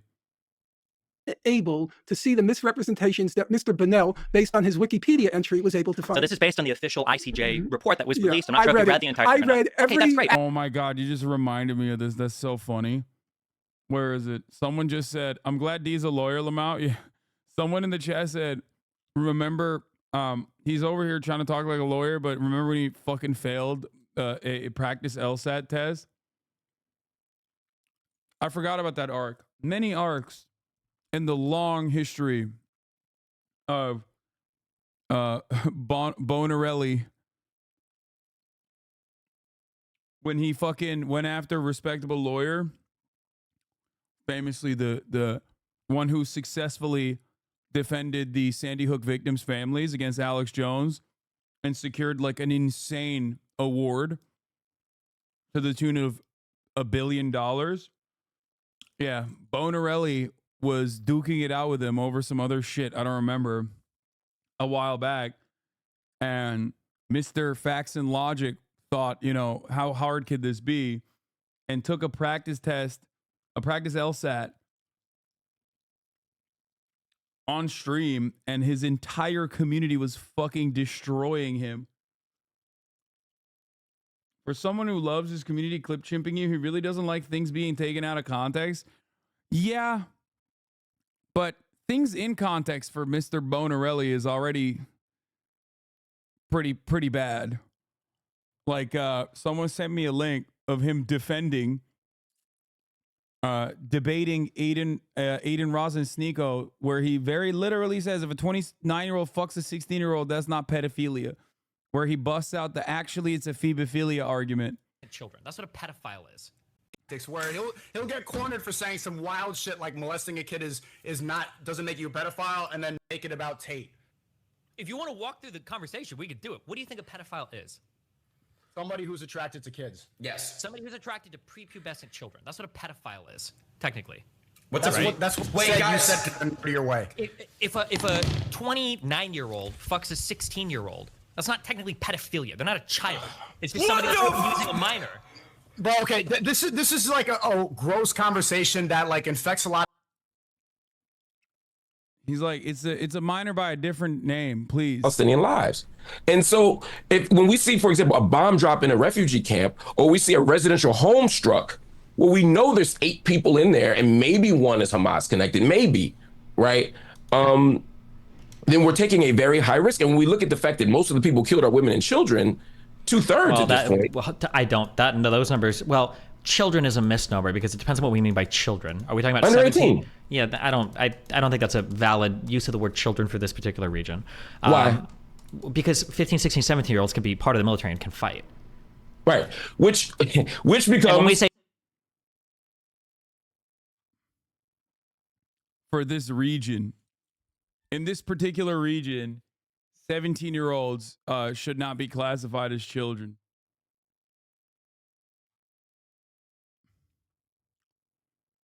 Hey, man, my man's consistent, you know? Consistently a fucking asshole, but... Did you go through and actually identify any of the sources? Actually, 15, 16, 17. Actually, brace yourself for this, and Louine could confirm it. Yaniv Kogan, an Israeli, and Jamie Stern Reiner, half Israeli, they checked every single quote in the Hebrew original, and Yaniv Kogan, love the guy, he has terrifying powers of concentration. He checked every single quote. Is that correct, Louine? And Jamie checked every single quote in the English, in the context. And where there were any contextual questions, they told us. I think they found one. Yeah, I think they found one. So I do not believe that those 15 judges, it was 15-2. 16-2, I think. There are 15 on the court plus 2, so it's 17, so it's 15-2. I don't think those 15 judges were incompetent, and I certainly don't believe the president of the court, an American, would allow herself to be duped. Okay, because you might be called Mr. Burrell. Mr. Burrell. Sure. So this was taken from the South African complaint. There's tons of these, but so here's one. In the complaint for the ICJ, they said that on the 12th of October, 2023, President Isaac Herzog made clear that Israel was not distinguishing between militants and civilians in Gaza, stating in a press conference to foreign media in relation to Palestinians in Gaza, over 1 million of whom are children, quote, "It's an entire nation out there that is responsible. Yeah. It is not true. This rhetoric about civilians not aware, not involved. I saw that. It's absolutely not true. And we will fight until we break their backbone." End quote.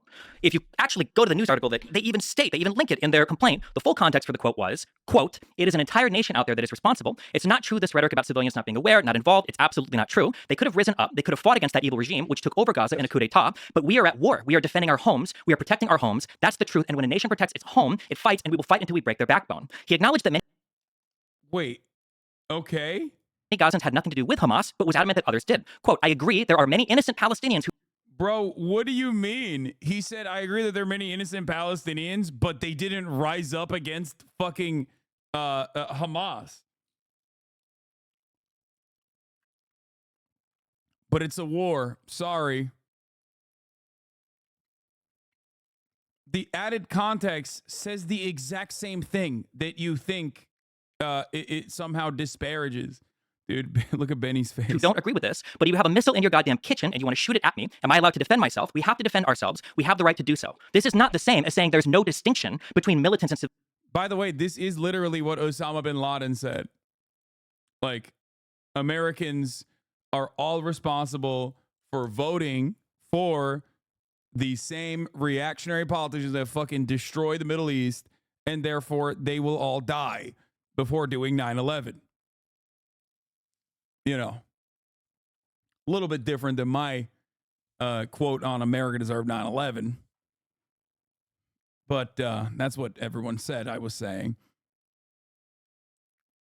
Civilians in Gaza. His statement here is actually fully compliant with international law to the letter, because if you are storing military supplies in civilian areas, these things become military targets, and you're allowed to do proportionality assessments afterwards. So if this is supposed to be one of many quotes that they've shown that is supposed to demonstrate genocidal intent, but it is very easily explained by military intent or by a conflict between two parties. I saw that press conference. Wait, let me just say something. All of this talk is a bit irrelevant because it may sound to the listeners that the court in The Hague has ruled that Israel is committing genocide. No, I think it hasn't. no. It's just is going in the next few years to look at the whole subject. Okay. There has been no determination at all. And as Stephen says, some of the quotes are not exactly accurate quotes or taken out of context. Yes.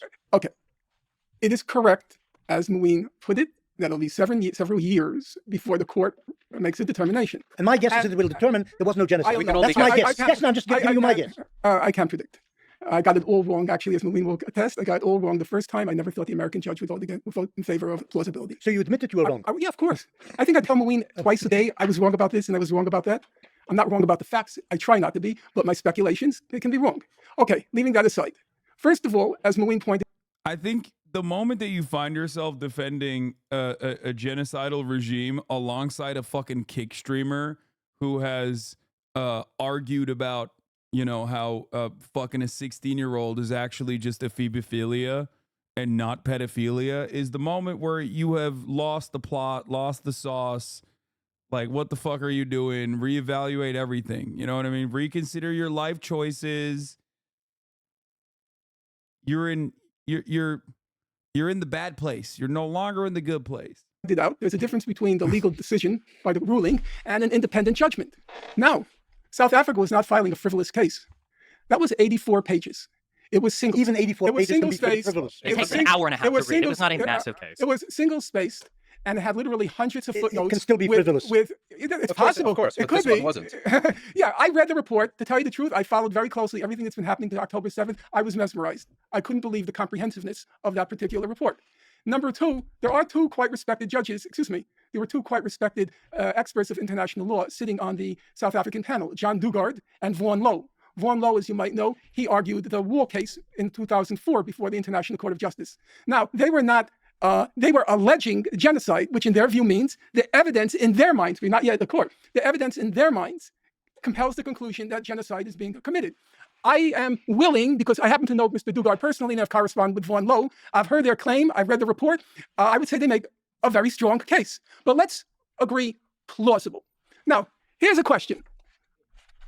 If somebody qualifies for an Olympic team, let's say a regional person qualifies for an Olympic team, it doesn't mean they're going to be on the Olympic team. It doesn't mean they're going to win a gold medal, a silver medal, or a bronze medal. They can swim, that's what you're saying. No, I would say that's a very high bar. You're saying they can swim. To even qualify. Swim well enough to have a realistic prospect of winning a medal. So, to even make it to plausible. That is not true. That is not what plausible means. It is absolutely not. You're dead wrong. Mr. Borelli, please don't teach me about the English language. So the declaration of Judge I said plausibility is the same concept. Borelli, Borello, Bonicello, Mr. Bonicello, Mr.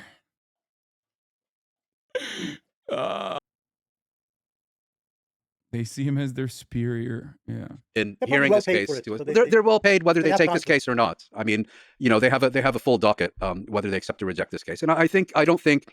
Well, if you think he's actually a fascist, you have completely nullified the word. He's currently deliberately and directly defending a fascist ethno-state's genocide. What the fuck are you saying? Do you think fascism just means you're a Nazi or an Italian fascist, like a Mussolini supporter? What? We just watched a clip of him defending ethnic displacement and saying, you know, not all ethnic displacement and ethnic cleansing is bad. It can be good.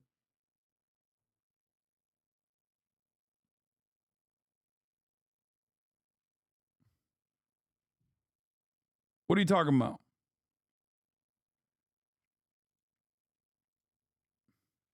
Yeah, he also is an admitted bigot as well. Here, I'll very clear here.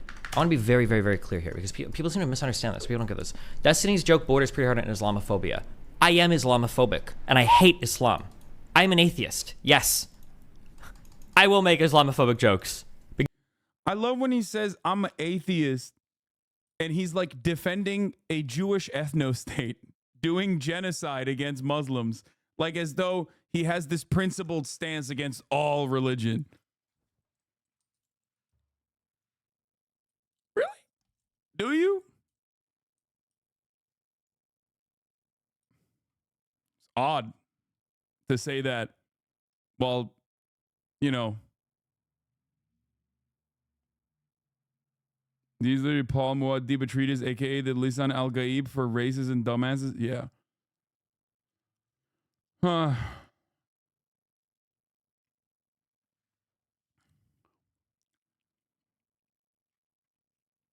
Because I do hate Islam, and I am Islamophobic. Very, very clear.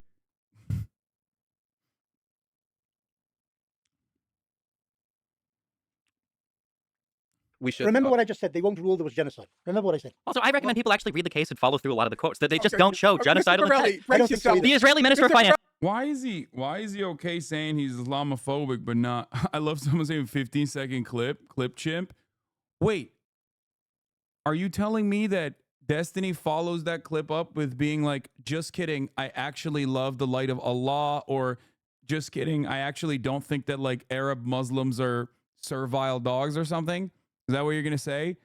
I mean, he's been Islamophobic to me, so I have personal, firsthand experience with his Islamophobia on top of everything he's ever said about Muslims in general. Yeah, he said the Shahada right after. Like, how could that be clipped out of context? I wonder. You must eat the whole shit before you tell me it smells bad. He literally has called me a Turkish terrorist multiple occasions. But of course, he was making a good, you know, coherent argument there when he said that.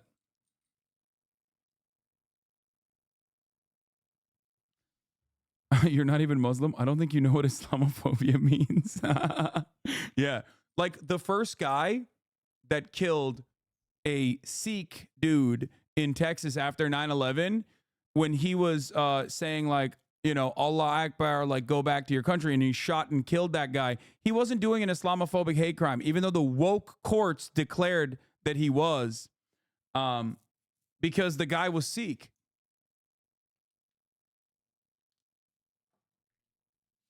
Oh, it was not in Texas. It was in it was in Arizona. Sorry. I'm very smart, by the way. Yeah, Islamophobia is simply a criticism of the religion, and it's certainly not racialized as a form of bigotry. He was just being an atheist, bro. What do you mean?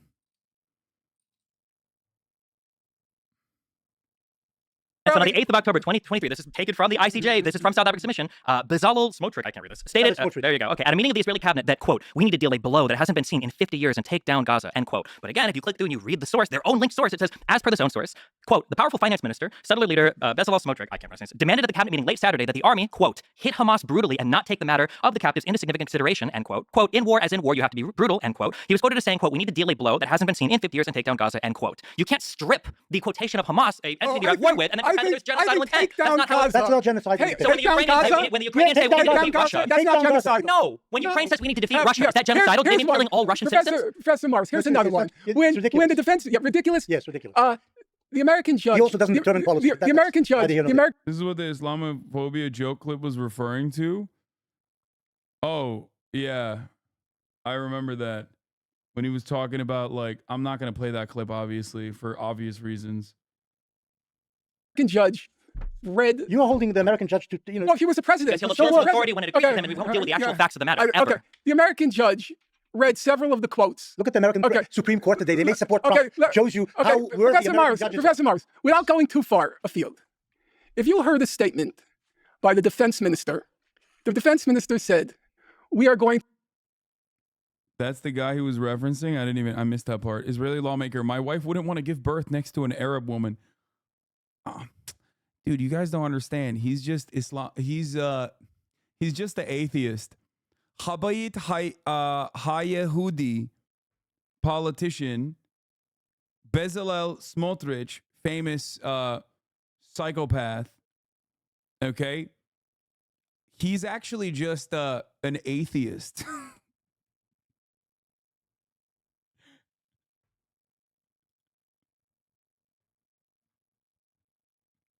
When he said he doesn't want his wife giving birth next to an Arab woman, he was just being an atheist.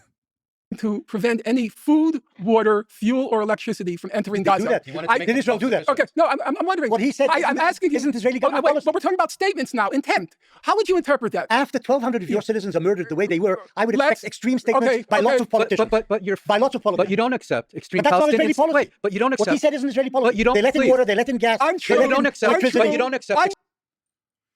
Oh, bro, extreme statements followed up by extreme actions. Okay, that's the whole point. Genocidal intent, and also how it translates to like genocidal actions on the ground. That's the whole point of the ICJ court case. And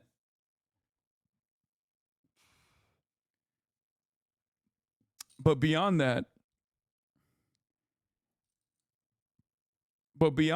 what he's going to say now, what Rabbani is going to say here is, but you don't have that same principle stance for Palestinians, which he doesn't. Extreme Palestinian statements after they lost their entire country, not just 1,200 people. That's a good point.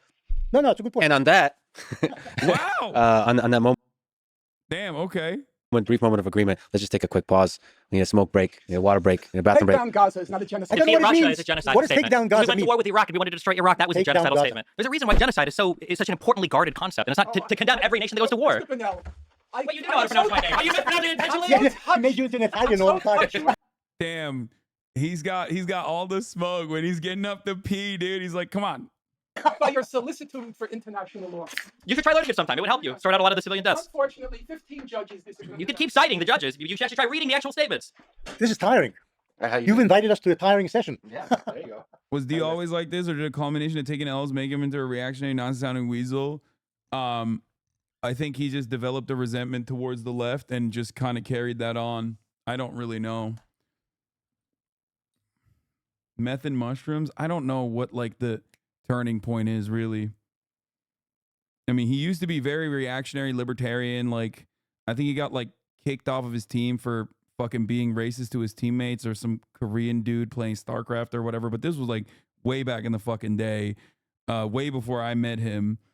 And then when I met him, he was like duking it out with like racists and all of the very same people that he basically aligns with, both in argumentation and also literally like opinion, like Sargon of Akkad and whatnot. Like, he was duking it out with them and owning them. So I thought like, oh, this is perfect. He's just like iDubbbz, you know what I mean? Like iDubbbz now, like a person who is reformed. And I love that. I thought, I love that. I will ride for you. I'll defend you. I did. My first ever Chapo appearance, I literally defended Destiny the entire time. He's just copying the old Alan Combs method of being the court cuck for conservatives. He gets attention going around being defeated by various big conservatives in debate. He gets invited to lose. Yeah, I don't think he like quote unquote loses. I think he loses now more. I think back in the day he didn't do that, is my point.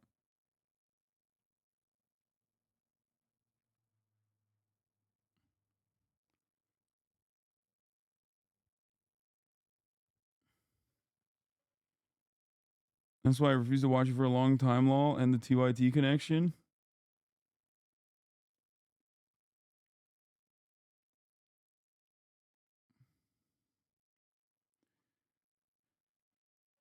But yeah, it's no, I think he's so incredibly highly of himself, like an actual intellectual juggernaut. I think he's probably hopped up on a lot of copium to genuinely feel that way. Like, he probably feels like he legitimately is like an intellectual giant.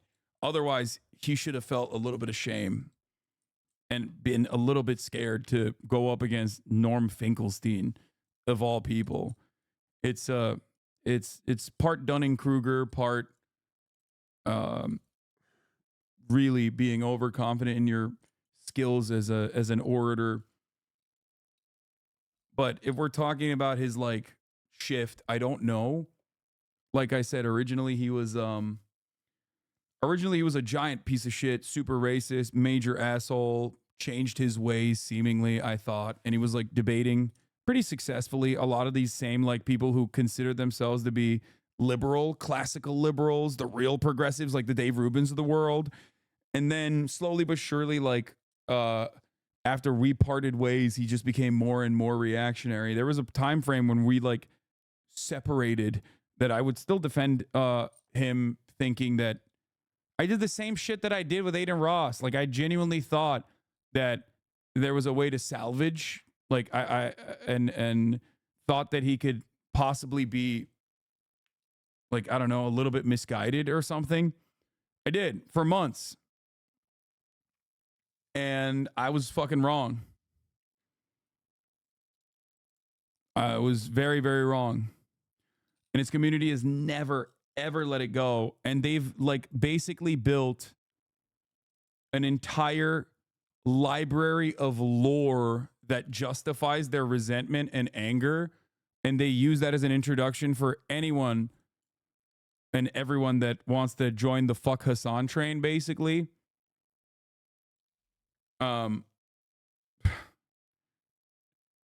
There are entire libraries of content dedicated to like documentaries that his fan base have made about our friendship and how one-sided and how awful I am to him. And it's a cult of personality surrounding just not just loving Destiny, but I think in parts also hating me, which is crazy.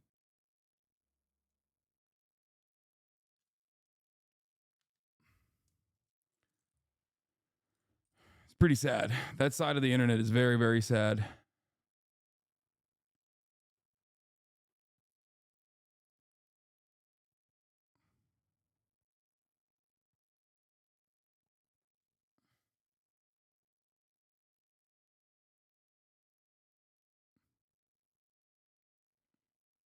You had to say the small orbiter who built resentment or admiration for him like all the others, but you went ahead and blew up and you did the most reprehensible thing exists outside him.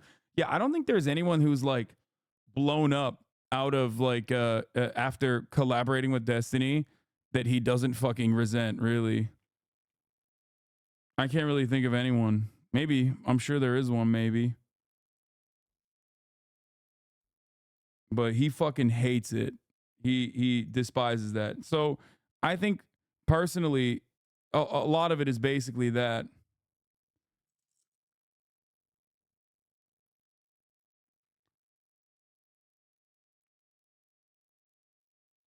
Hasan was never a deorbiter. That's revisionism. Yeah, I wasn't. I did collaborate with him a lot early on. And I do attribute some of my early success to him. And I said it for much longer than even after we had parted ways. I openly stated that. But having said that, it is pretty funny to think that like to all the people that are like, yo, he made you or whatever. His subreddit already is flooded with memes of your reaction before the stream ends. Lol, I watched some of his vids. Oh no, they're in here. They've been in here all day. But his subreddit seems beyond unhinged to like a worrying level of obsession with the left and figures from it. Yeah. No, his entire community is like very, very resentful of anything that is anyone that Destiny hates. They hate way harder than he does. And that's all they do for the most part. There's no like real clear-cut definitional ideology there beyond, you know, attacking whoever his enemies are.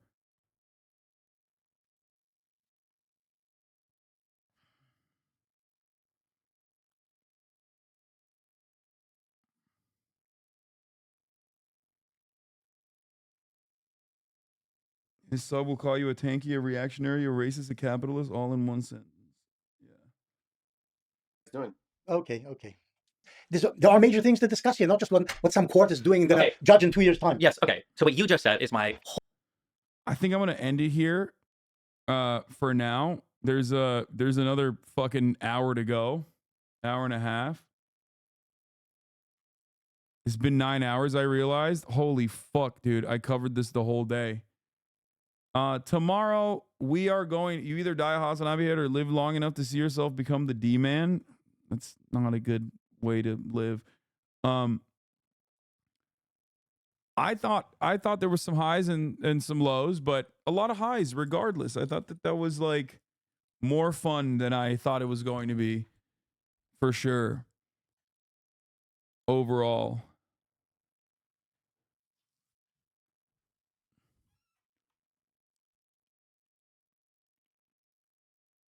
So thank you, Lex Fridman, for giving us this content, this bountiful content. Gotta get Norm on the stream sometime. Oh yeah, absolutely.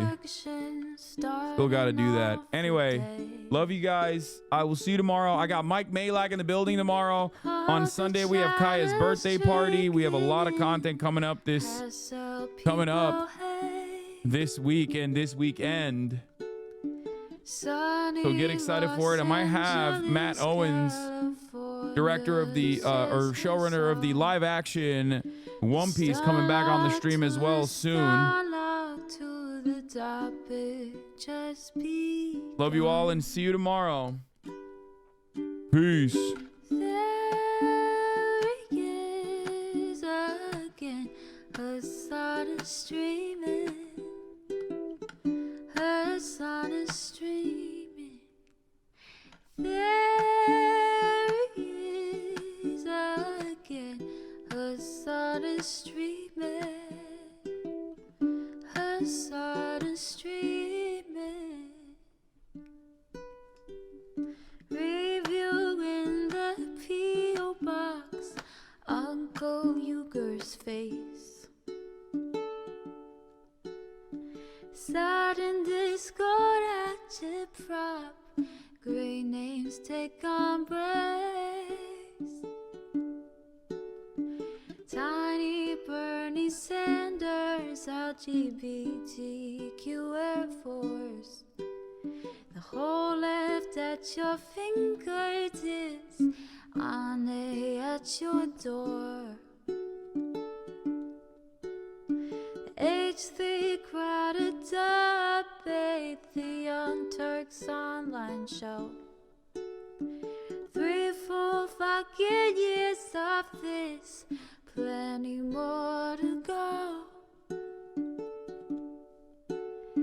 90-day fiance talks of champagne bourgeoisie.